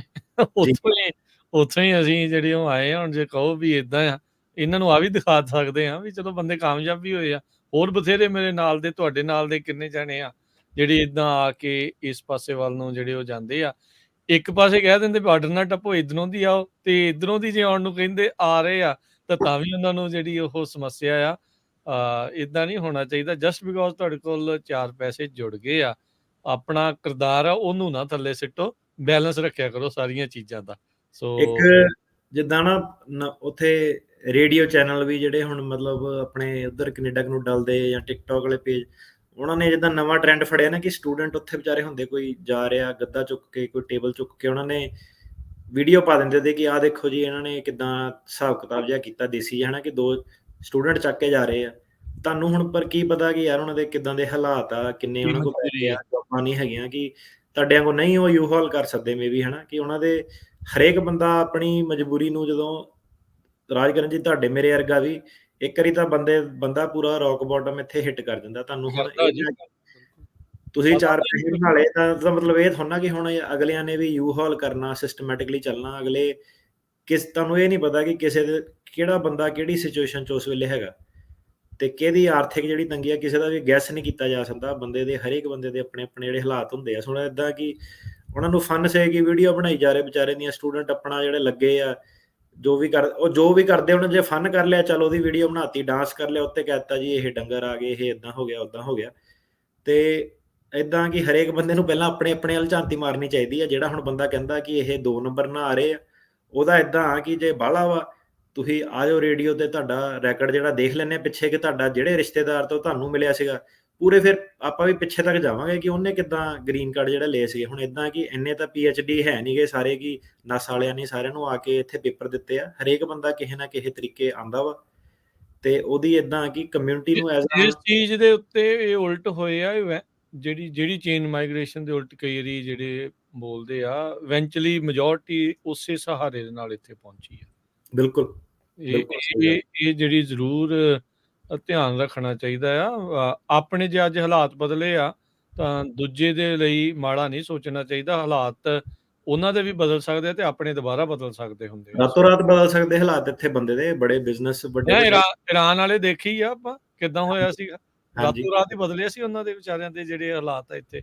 ਉਹ ਚੰਗੇ ਭਲੇ ਹੋ ਵੀ ਗਏ ਸੀਗੇ, ਮਿਲੀਅਨਸ ਆਫ ਡਾਲਰ ਇਨਵੈਸਟ ਵੀ ਕਰ ਲਏ, ਤੇ ਫਿਰ ਕਹਿੰਦੇ ਚਲੋ ਜੀ ਸਤਿ ਸ੍ਰੀ ਅਕਾਲ, ਹੁਣ ਬਾਏ ਬਾਏ, ਤੁਹਾਨੂੰ ਨਹੀਂ ਅਸੀਂ ਜਿਹੜਾ ਇੱਥੇ ਰੱਖਣਾ। ਸੋ ਇਹ ਕਈ ਵਾਰੀ ਇਦਾਂ ਦੀਆਂ ਚੀਜ਼ਾਂ ਜਿਹੜੀਆਂ ਉਹ ਹੋ ਜਾਂਦੀਆਂ। ਗਲਤ ਨੂੰ ਗਲਤ ਤੇ ਸਹੀ ਨੂੰ ਸਹੀ ਕਹਿਣਾ ਜਿਹੜਾ ਉਹ ਸਿੱਖੀਏ, ਤਾਂ ਉਹਦੇ ਵਿੱਚ ਉਹ ਫਿਰ ਇਹ ਨਹੀਂ ਆਪਾਂ ਨੂੰ ਕਰਨ ਦੀ ਲੋੜ ਪੈਂਦੀ ਵੀ ਇਹ ਜੀ ਲੈਫਟ ਆ ਕਿ ਇਹ ਰਾਈਟ ਆ। ਗਲਤ ਨੂੰ ਗਲਤ ਤੇ ਸਹੀ ਨੂੰ ਸਹੀ ਕਹੋ, ਦੈਟਸ ਅਬਾਊਟ ਇਟ। ਇਹ ਚੀਜ਼ ਬਹੁਤ ਫਰਕ ਆ ਜੀ। ਚੇਨ ਮਾਈਗ੍ਰੇਸ਼ਨ ਇਦਾਂ ਕਿ ਆਪਾਂ ਇਹ ਨਹੀਂ ਕਹਿੰਦੇ ਕਿ ਮੁੱਦਾ ਨਹੀਂ ਹੈਗਾ, ਆਪਾਂ ਉਹਨੂੰ ਜਿਹੜਾ ਮੁੱਦਾ ਵਾ ਉਹਨੂੰ ਆਪਾਂ ਮੁੱਦਾ ਦੱਸਿਆ ਵਾ। ਆਪਾਂ ਮੰਨਦੇ ਹਾਂ ਕਿ ਚੇਨ ਮਾਈਗ੍ਰੇਸ਼ਨ ਦਾ ਮੁੱਦਾ ਹੈਗਾ ਵਾ, ਪਰ ਹਰੇਕ ਚੀਜ਼ ਨੂੰ ਜਿਹੜਾ ਵੇਖਣ ਵਾਲਾ ਲੈਂਸ ਹੁੰਦਾ। ਚੇਨ ਮਾਈਗ੍ਰੇਸ਼ਨ ਜਿਹੜਾ ਮੁੱਦਾ ਉਹ ਬਸ ਇੰਨਾ ਕਿ ਉਹਨਾਂ ਨੇ ਇੱਕ ਵੀਜ਼ਾ ਨੰਬਰ ਲਾਏ ਹੋਏ ਆ ਕਿ ਇੰਨੇ ਬੰਦੇ ਆਣੇ ਆ। ਉਹ ਮੁੱਦਾ ਮੈਂ ਨਹੀਂ ਕ੍ਰੀਏਟ ਕੀਤਾ, ਰਾਜਕਰਨ ਨੇ ਨਹੀਂ ਕ੍ਰੀਏਟ ਕੀਤਾ। ਉਹ ਮੁੱਦਾ ਬਸ ਇਹ ਹੈ ਕਿ ਇਹ ਫੈਮਿਲੀ ਬੇਸ ਤੇ ਉਹਨਾਂ ਨੇ ਆਹ ਲਿਮਿਟ ਲਾਈ ਆ। ਉਹਨਾਂ ਦੀ ਲਿਮਿਟ ਲਾਉਣ ਦਾ ਮਕਸਦ ਇਹ ਸੀਗਾ ਕਿ ਉਹ ਕਹਿੰਦੇ ਕਿ ਇਹਨੂੰ ਆਪਾਂ ਚੇਨ ਮਾਈਗ੍ਰੇਸ਼ਨ ਕਹਿੰਦੇ ਹਾਂ, ਕਿ ਜੇ ਆਪਾਂ ਇਹ ਲਿਮਿਟ ਚੱਕ ਦਾਂਗੇ ਫਿਰ ਬੰਦਾ ਇਨਫਿਨਿਟ ਆ ਜਾਊਗਾ, ਕਿ ਹਰੇਕ ਬੰਦਾ ਉਹਦੇ ਅੱਗੇ 7 ਰਿਸ਼ਤੇਦਾਰ, ਉਹਦੇ ਅੱਗੇ 10 ਰਿਸ਼ਤੇਦਾਰ, ਤੇ ਡਿਲੇ ਜਿਹੜਾ ਪਾਉਣਾ ਇੱਕ ਜ਼ਰੂਰੀ ਆ। ਹੁਣ ਜਿਹੜਾ ਇਹ ਲਿਮਿਟ ਆਪਾਂ ਨਹੀਂ ਲਾਈ, ਸਾਡਾ ਕੋਈ ਇਹ ਰੂਲ ਮੇਕਿੰਗ 'ਚ ਹੱਥ ਨਹੀਂ ਹੈਗਾ। ਇਹ ਲਿਮਿਟ ਜਿਹੜੀ ਪਿੱਛੋਂ ਦੀ ਆਪਾਂ ਸਿਰਫ ਜਿਹੜਾ ਐਕਸਪਲੇਨ ਕਰ ਰਹੇ ਹਾਂ ਕਿ ਇਹਨੂੰ ਚੇਨ ਮਾਈਗ੍ਰੇਸ਼ਨ ਕਹਿੰਦੇ ਆ। ਇਹਦੇ ਵਿੱਚ ਇੱਕ ਕਾਲਰ ਨੇ ਵੀ ਸਾਨੂੰ ਜਿਹੜਾ ਕਾਲ ਕਰਕੇ ਇੱਕ ਵਾਰੀ ਕਿਹਾ ਸੀਗਾ, ਅਜੇ ਤੱਕ ਮੇਰੇ ਦਿਮਾਗ 'ਚ ਗੱਲ ਯਾਦ ਆ, ਕਿ ਉਹ ਕਹਿੰਦਾ ਇਦਾਂ ਚੇਨ ਮਾਈਗ੍ਰੇਸ਼ਨ ਵਾਲੇ ਕਿ ਫੈਮਿਲੀ ਬੇਸ ਵਾਲਿਆਂ ਨੂੰ ਇਦਾਂ ਕਹਿੰਦੇ ਆ, ਆਪਾਂ ਤਾਂ ਲੀਗਲ ਆਉਂਦੇ ਆ, ਇਹ ਜਿਹੜੇ ਦੂਜੇ ਆ ਬਾਰਡਰ ਟੱਪ ਕੇ ਆਉਂਦੇ ਆ ਅਸਾਈਲਮ ਵਾਲੇ। ਤਾਂ ਉਹਨੂੰ ਵੀ ਆਪਾਂ ਰੇਡੀਓ ਤੇ ਹੀ ਕਿਹਾ ਸੀ ਕਿ ਇਦਾਂ ਨਹੀਂ, ਤੁਹਾਨੂੰ ਹਨਾ ਜਿਹੜਾ ਕਹਿਣਾ ਚਾਹੀਦਾ। ਹਰੇਕ ਬੰਦੇ ਦੀ ਆਪਣੀ ਆਪਣੀ ਜਿਹੜੀ ਜਰਨੀ ਆ, ਮਜਬੂਰੀ ਆ, ਕਿਸੇ ਦੀ ਕੋਈ ਆ, ਕਿਸੇ ਦੀ ਕੋਈ, ਕਿਸੇ ਕੋਈ ਰਾਹ, ਕਿਸੇ ਕੋ ਕੋਈ ਰਾਹ। ਸੋ ਜੇ ਗਲਤ ਕਰ ਰਿਹਾ ਉਹਨੂੰ ਗਲਤ ਕਹੋ, ਜਿਹੜੀ ਚੀਜ਼ ਜੇ ਉਹ ਠੀਕ ਕਰ ਰਿਹਾ, ਤੁਸੀਂ ਵੀ ਤੁਹਾਡੇ ਨਾਲ ਵੀ ਇਰਦ ਗਿਰਦ ਬਥੇਰੇ ਜਾਣੇ ਆ ਜਿਹੜੇ ਉਹ ਕੀ ਪਤਾ ਕਿਹੜੇ ਰਾਹਾਂ ਥਣੀ ਆ ਕੇ ਅੱਜ ਸਕਸੈਸਫੁਲ ਹੋਏ ਆ। ਕੋਈ ਵੀ ਆ ਕੇ ਇੱਥੇ ਜਿਹੜਾ ਉਹ ਸਫਲ ਹੋ ਸਕਦਾ ਹੁੰਦਾ। ਬ੍ਰੇਕ ਲੈ ਲਈਏ ਜੀ ਫਿਰ ਹੁਣ ਆਪਾਂ ਇੱਕ, ਤੇ ਬ੍ਰੇਕ ਤੋਂ ਬਾਅਦ ਦੇ ਵਿੱਚ ਆਉਂਦੇ ਆ ਤੇ ਫਿਰ ਆਪਾਂ ਆਪਣੇ ਸਰੋਤੇ ਦੀਆਂ ਲੈਂਦੇ ਆ ਕਾਲਸ। ਕਾਲ ਕਰਨ ਦੇ ਲਈ ਸਰੋਤਿਓ ਨੰਬਰ ਆ 4082725200, 408 272 5200, 4082725200 ਦੇ ਉੱਤੇ ਤੁਸੀਂ ਕਾਲ ਕਰ ਸਕਦੇ ਆ। ਤੇ ਇਨਫੈਕਟ ਜਾਂਦੇ ਜਾਂਦੇ ਅਸਾਈਲਮ ਲਾ ਦੇ ਉੱਤੇ ਕੁਝ ਨਵਾਂ, ਕੋਈ ਬੋਰਡ ਆਫ ਇਮੀਗ੍ਰੇਸ਼ਨ ਅਪੀਲ ਦੀ ਕੋਈ ਡਿਸੀਜਨ ਵਗੈਰਾ ਤਾਂ ਨਹੀਂ ਆਇਆ? BIA ਦਾ ਇੱਕ ਡਿਸੀਜਨ ਆਇਆ, ਮੈਟਰ ਆਫ JGR, ਇਹ 2023 ਦਾ ਹੀ ਡਿਸੀਜਨ। ਸੋ ਇਹਨੂੰ ਧਿਆਨ ਨਾਲ ਸੁਣਿਓ, ਜਿਹੜੇ ਆਪਣੇ ਅਸਾਈਲਮ ਦੇ ਕੇਸਾਂ ਨਾਲ ਸੰਬੰਧ ਰੱਖਦਾ। ਉਹ ਕਹਿੰਦੇ ਆ ਕਿ ਜੇ ਕਿਸੇ ਪਬਲਿਕ ਅਫੀਸ਼ੀਅਲ ਨੇ, ਮੰਨ ਲਓ ਕਿ ਪੁਲਿਸ ਨੇ, ਪਬਲਿਕ ਸਰਕਾਰੀ ਅਫੀਸ਼ੀਅਲ ਨੇ, ਕਰਮਚਾਰੀ ਨੇ, ਪੁਲਿਸ ਇਨਕਲੂਡਡ, ਜੇ ਉਹਨੇ ਕੋਈ ਟੌਰਚਰ ਵਾਲੇ ਐਕਟ ਕਮਿਟ ਕੀਤੇ ਆ, ਤੇ ਉਹਦਾ ਅਸਾਈਲਮ ਦਾ ਕੇਸ ਦੇ ਵਿੱਚ ਉਹ ਕਾਊਂਟ ਹੋਊਗਾ ਜਾਂ ਨਹੀਂ ਹੋਊਗਾ। ਇਹ ਤੇ ਡਿਪੈਂਡ ਕਰਦਾ ਕਿ ਉਹ ਬੰਦੇ ਨੇ ਆਪਣੀ ਅਫੀਸ਼ੀਅਲ ਕਪੈਸਿਟੀ 'ਚ ਕੀਤੇ ਆ ਕਿ ਨਾਨ ਅਫੀਸ਼ੀਅਲ ਕਪੈਸਿਟੀ 'ਚ ਕੀਤੇ ਆ। ਤੇ ਉਹ ਕਹਿੰਦਾ ਕਿ ਇਹਨੂੰ ਹੁਣ ਆਪਾਂ ਕਿੱਦਾਂ ਜਾਣਨਾ? ਇਹਨੂੰ ਜਾਣਨ ਲਈ ਆਪਾਂ ਇਹ ਦੇਖਣਾ ਕਿ ਜਿਹੜਾ ਵੀ ਬੰਦਾ, ਉਹਨੇ ਕੋਈ ਵੀ ਜੇ ਐਕਟ ਕੀਤਾ, ਐਗਜ਼ਾਮਪਲ ਜੇ ਕੋਈ ਪੁਲਿਸ ਵਾਲਾ ਕਰਮਚਾਰੀ ਆ, ਉਹਨੇ ਕਿਸੇ ਨਾਲ ਧੱਕਾ ਕੀਤਾ, ਉਹਦੇ ਘਰੇ ਜਾ ਕੇ ਧੱਕਾ ਕੀਤਾ, ਤਾਂ ਉਹ ਕਹਿੰਦੇ ਕਿ ਆਪਾਂ ਇਹ ਦੇਖਣਾ ਕਿ ਕੀ ਉਹ ਉਸ ਵੇਲੇ ਐਜ਼ ਅ ਗਵਰਨਮੈਂਟ ਆਪਣੀ ਪੋਜੀਸ਼ਨ, ਆਪਣੀ ਡਿਊਟੀ ਦੇ ਵਿੱਚ ਕਰਦਾ ਸੀਗਾ, ਉਹਨੇ ਆਪਣੀ ਡਿਊਟੀ ਤੋਂ ਬਾਹਰ ਜਾ ਕੇ ਉਹ ਕੀਤੇ ਆ। ਕਈ ਵਾਰੀ ਕੇਸ ਜਿੱਦਾਂ ਆਉਂਦੇ ਆ ਕਿ ਇਹਦੇ ਬੜੇ ਸਰਕਾਰੀ ਦਰਬਾਰੇ ਲਿੰਕ ਸੀਗੇ, ਇਹਨੂੰ ਪੁਲਿਸ ਜਾਣਦੀ ਸੀਗੀ, ਤਾਂ ਕਰਕੇ ਇਹ ਪੁਲਿਸ ਵਾਲੇ ਨੂੰ ਮੇਰੇ ਘਰ ਲੈ ਕੇ ਆ ਗਿਆ। ਸੋ ਉਹਦੇ ਵਿੱਚ ਹੁਣ ਉਹ ਕਹਿੰਦੇ ਕਿ ਆਪਾਂ ਇਹ ਦੇਖਣਾ ਕਿ ਜਿਹੜਾ ਪੁਲਿਸ ਵਾਲੇ ਨੇ ਜਿਹੜਾ ਕੰਮ ਕੀਤਾ ਵਾ, ਜਿਹੜਾ ਧੱਕਾ ਕੀਤਾ, ਕੀ ਉਹਨੇ ਆਪਣੀ ਡਿਊਟੀ ਦੇ ਸਕੋਪ ਦੇ ਵਿੱਚ ਕੀਤਾ ਕਿ ਡਿਊਟੀ ਦੇ ਸਕੋਪ ਤੋਂ ਆਊਟਸਾਈਡ ਕੀਤਾ। ਮਤਲਬ ਕਿ ਐਜ਼ ਉਹਨੇ ਸਰਕਾਰ ਕੀਤਾ, ਕਿ ਉਹਨੇ ਐਜ਼ ਅ ਫੇਵਰ ਕੀਤਾ ਉਹਨੂੰ ਆਪਣੇ ਪਰਸਨਲ ਲੈਵਲ ਤੇ। ਸੋ ਇਹ ਚੀਜ਼ ਜਿਹੜੀ ਹੈਗੀ ਆ, ਮੈਟਰ ਆਫ JGR, ਇਹ ਆਪਣੇ ਜਿਹੜੇ ਕੇਸਾਂ ਨੂੰ ਆਉਣ ਵਾਲੇ ਟਾਈਮਾਂ ਦੇ ਵਿੱਚ ਜਿਹੜਾ ਇਫੈਕਟ ਕਰੂਗਾ। ਸੋ ਇਹ ਚੀਜ਼ ਨੂੰ ਜਿਹੜਾ ਥੋੜਾ ਧਿਆਨ ਰੱਖਿਓ ਜੀ। ਸੋ ਜਿਨ੍ਹਾਂ ਦੇ ਵੀ ਚੱਲ ਰਹੇ ਆ, ਸੋ ਬੇਸਿਕਲੀ ਇਹਦੇ ਉੱਤੇ ਜਿਹੜੀ ਹੁਣ ਕਹਿ ਸਕਦੇ ਆ ਵੀ ਆਰਗੂਮੈਂਟਸ ਜਿਹੜੇ ਉਹ ਹੋਣਗੇ। ਸੋ ਇਹਨਾਂ ਨੇ ਇਹ ਫੈਸਲਾ ਲੈ ਲਿਆ ਕਿ ਇਹ ਡਿਸਾਈਡ ਫਿਰ ਇਹਨਾਂ ਨੇ ਕਿੱਦਾਂ ਕਰਨਾ ਹੈ? ਫਿਰ ਆਰਗੂਮੈਂਟਸ ਦੇ ਨਾਲ ਹੀ ਡਿਸਾਈਡ ਹੋਊਗਾ ਵੀ ਉਹ ਆਪਣੀ ਡਿਊਟੀ ਦੇ ਸਕੋਪ ਸੀਗਾ ਜਾਂ ਪਰਸਨਲ ਲੈਵਲ ਤੇ ਕਰ ਰਿਹਾ ਸੀਗਾ? ਕੇਸ ਬਾਏ ਕੇਸ ਬੇਸਿਸ ਜਾਊਗਾ। ਹੁਣ ਫੋਰ ਐਗਜ਼ਾਮਪਲ ਜੇ ਕਿਸੇ ਨੇ ਕਿਹਾ ਕਿ ਮੇਰਾ ਰਿਸ਼ਤੇਦਾਰ ਆ, ਉਹਨੂੰ ਪੁਲਿਸ ਜਾਣਦੀ ਸੀ ਤੇ ਉਹ ਐਤਵਾਰ ਨੂੰ ਜੀ ਮੈਂ ਜਾਣਾ ਸੀ ਜੀ ਪੁਲਿਸ ਉਹਨੇ ਪੁਲਿਸ ਵਾਲੇ ਨਾਲ ਮਿਲ ਕੇ ਮੇਰੀ ਕੁੱਟਮਾਰ ਕੀਤੀ। ਪਰ ਹੁਣ ਗੱਲ ਇਹ ਹੈ ਕਿ ਜਿਹੜਾ ਪੁਲਿਸ ਵਾਲਾ ਸੀਗਾ ਉਹ ਉਦੋਂ ਆਪਣੇ ਡਿਊਟੀਆਂ ਦੇ ਵਿੱਚ ਐਕਟ ਕਰਦਾ ਪਿਆ ਸੀਗਾ ਕਿ ਜਿਹੜੀ ਉਹਦੀ ਸ਼ਿਫਟ ਹੁੰਦੀ ਆ ਕਿ ਉਹ ਆਊਟਸਾਈਡ ਆਫ ਉਹਦੇ ਐਕਟ ਕਰਦਾ ਸੀਗਾ। ਸੋ ਇਦਾਂ ਦੀਆਂ ਜਿਹੜੀਆਂ ਕੇਸ ਬਾਏ ਕੇਸ ਜਿਹੜੀਆਂ ਬੇਸਿਸ ਚੀਜ਼ਾਂ ਹੋ ਗਈਆਂ। ਇਹ ਜਿਹੜਾ ਕੇਸ ਸੀਗਾ ਇਹਨੂੰ ਦੱਸਣ ਦਾ ਮਕਸਦ ਇਹੀ ਸੀਗਾ ਕਿ ਕਾਫੀ ਸਾਰੇ ਜਿਹੜੇ ਕੇਸ ਸਾਡੇ ਕੋਲ ਆਪਾਂ ਦੇਖਦੇ ਆਉਂਦੇ ਆ ਤੇ ਉਹਦੇ ਵਿੱਚ ਜਿਹਨਾਂ ਦੇ ਵਿੱਚ ਪੁਲਿਸ ਇਨਵੋਲਵ ਹੁੰਦੀ ਆ ਤੇ ਕਾਫੀ ਮੇਨ ਜਿਹੜੇ ਸਵਾਲ ਹੁੰਦੇ ਆ ਕਿ ਇਹਨਾਂ ਨੇ ਵਰਦੀਆਂ ਪਾਈਆਂ ਸੀ, ਨਹੀਂ ਪਾਈਆਂ ਸੀਗੀਆਂ, ਕਿਹੜਾ ਟਾਈਮ ਸੀਗਾ, ਕਿੱਥੇ ਸੀਗਾ, ਕਿੰਨੇ ਵਜੇ ਦਾ ਟਾਈਮ ਸੀਗਾ, ਕਿੰਨੇ ਵਜੇ ਆਏ ਸੀਗੇ। ਹੁਣ ਜੇ ਬੰਦਾ ਕਵੇ ਕਿ ਰਾਤ ਨੂੰ 11 ਵਜੇ ਮੇਰੇ ਘਰ ਆਏ ਆ, ਪਰ ਇਹ ਹੈ ਕਿ 11 ਵਜੇ ਉਹ ਬੰਦਾ ਆਫਿਸ ਦੀ ਡਿਊਟੀ ਕਰਦਾ ਹੋਇਆ ਆਇਆ ਕਿ ਉਹ ਆਪਣੇ ਲੈਵਲ ਤੇ ਦਾਰੂ ਦੀ ਬੋਤਲ ਖਾਤਰ ਤੁਹਾਡੇ ਘਰੇ ਆਇਆ ਹੈ ਨਾ। ਤੇ ਇਹ ਚੀਜ਼ਾਂ ਜਿਹੜੀਆਂ ਸੀਗੀਆਂ ਇਹ ਹੁਣ ਕੇਸਾਂ ਦੇ ਵਿੱਚ ਦੇਖੀਆਂ ਜਾਊਗੀਆਂ ਅੱਗੇ। ਇਹ ਲੇਟੈਸਟ BIA ਦਾ ਡਿਸੀਜਨ ਹੈ। ਸੋ ਹੁਣ ਟਾਈਮ ਟੇਬਲ ਸਕੈਜੂਲ ਵਗੈਰਾ ਇਹ ਉਹ ਕਈ ਕੁਛ ਜਿਹੜਾ ਇਹਦਾ ਮਤਲਬ ਇਹ ਪੁੱਛਣਗੇ ਇਹਦੇ ਵਿੱਚ। ਸੋ ਜੇ ਉਹ ਡਿਊਟੀ ਦੇ ਦੌਰਾਨ ਆ ਫਿਰ ਹੀ ਉਸਨੂੰ ਟਾਰਚਰ ਮੰਨਿਆ ਜਾਊਗਾ। ਮੁੱਖ ਦੀ ਗੱਲ ਇਹ ਆ ਵੀ ਜੇ ਉਹ ਡਿਊਟੀ ਦੇ ਦੌਰਾਨ ਸੀ ਫਿਰ ਹੀ ਆ, ਜੇ ਆਊਟ ਆਫ ਡਿਊਟੀ ਆ ਤੇ ਫਿਰ ਉਸਨੂੰ ਉਹ ਤੁਹਾਡੇ ਕੇਸ ਦੇ ਲਈ ਬੇਸਿਕਲੀ ਉਹ ਉਲਟ ਜਾਊਗੀ। ਜੇ ਡਿਊਟੀ ਦੌਰਾਨ ਆ ਫਿਰ ਤੁਹਾਨੂੰ ਮੰਨਿਆ ਜਾਊਗਾ ਵੀ ਤੁਹਾਡੇ ਨਾਲ ਧੱਕਾ ਹੋਇਆ ਆ। ਜੀ ਬਿਲਕੁਲ। ਸੋ ਇਹ ਬਾਟਮ ਲਾਈਨ ਆ ਜੀ। ਇਹ ਨੋਟ ਕਰ ਲਿਓ ਤੇ ਇਹ ਧਿਆਨ ਰੱਖਿਓ। ਨਵਾਂ ਆਇਆ ਆ BIA ਦਾ ਜਿਹੜਾ ਡਿਸੀਜਨ ਮੈਟਰ ਆਫ JGR ਇਸੇ ਸਾਲ ਦੇ ਵਿੱਚ। ਤੇ ਹੁਣ ਲੈਨੇ ਆ ਜੀ ਬ੍ਰੇਕ ਤੋਂ ਬਾਅਦ ਕਾਲਸ ਦੇ ਵੱਲ ਵਧਾਂਗੇ 408 272 52 100 ਦੇ ਉੱਤੇ।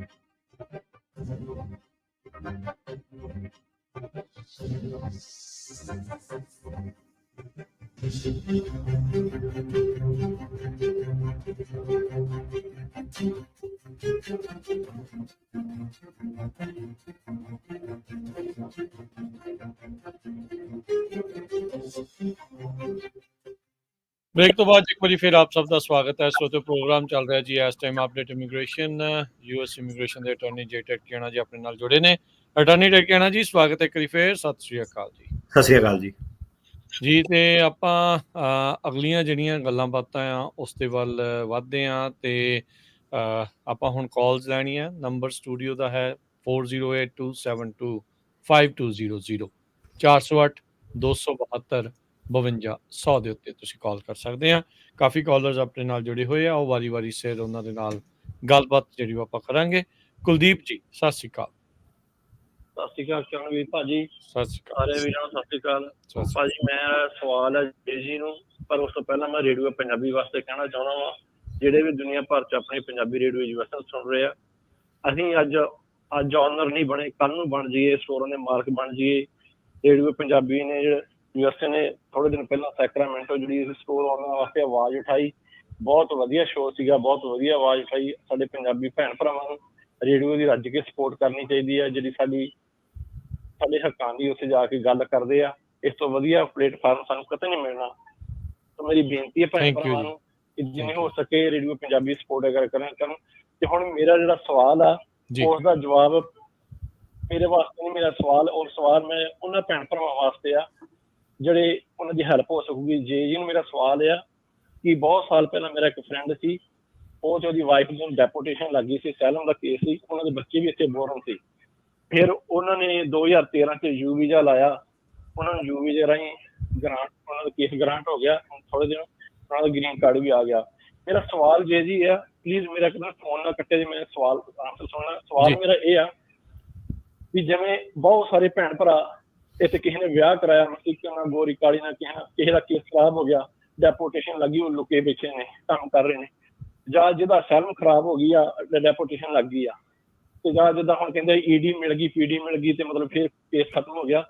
ਕਿ ਉਹ ਜਿਹੜੇ ਭੈਣ ਭਰਾ ਕੇਸ ਉਹਨਾਂ ਦੇ ਡੈਪੋਟੇਸ਼ਨ ਲੱਗੀਆਂ ਨੇ, ਲੁਕੇ ਬੈਠੇ ਨੇ, ਉਹ ਕੰਮ ਕਰ ਰਹੇ ਨੇ, ਉਹ ਰੌਬ ਹੋ ਗਏ ਨੇ, ਕਿ ਉਹ ਯੂ ਵੀਜ਼ਾ ਲਾ ਕੇ ਉਹਨਾਂ ਨੂੰ ਯੂ ਵੀਜ਼ਾ ਮਿਲ ਸਕਦਾ, ਉਹਨਾਂ ਨੂੰ ਮਾਫੀਨਾਮਾ ਮਿਲ ਸਕਦਾ? ਮੇਰਾ ਸਵਾਲ ਇਹ ਹੈ ਜੀ।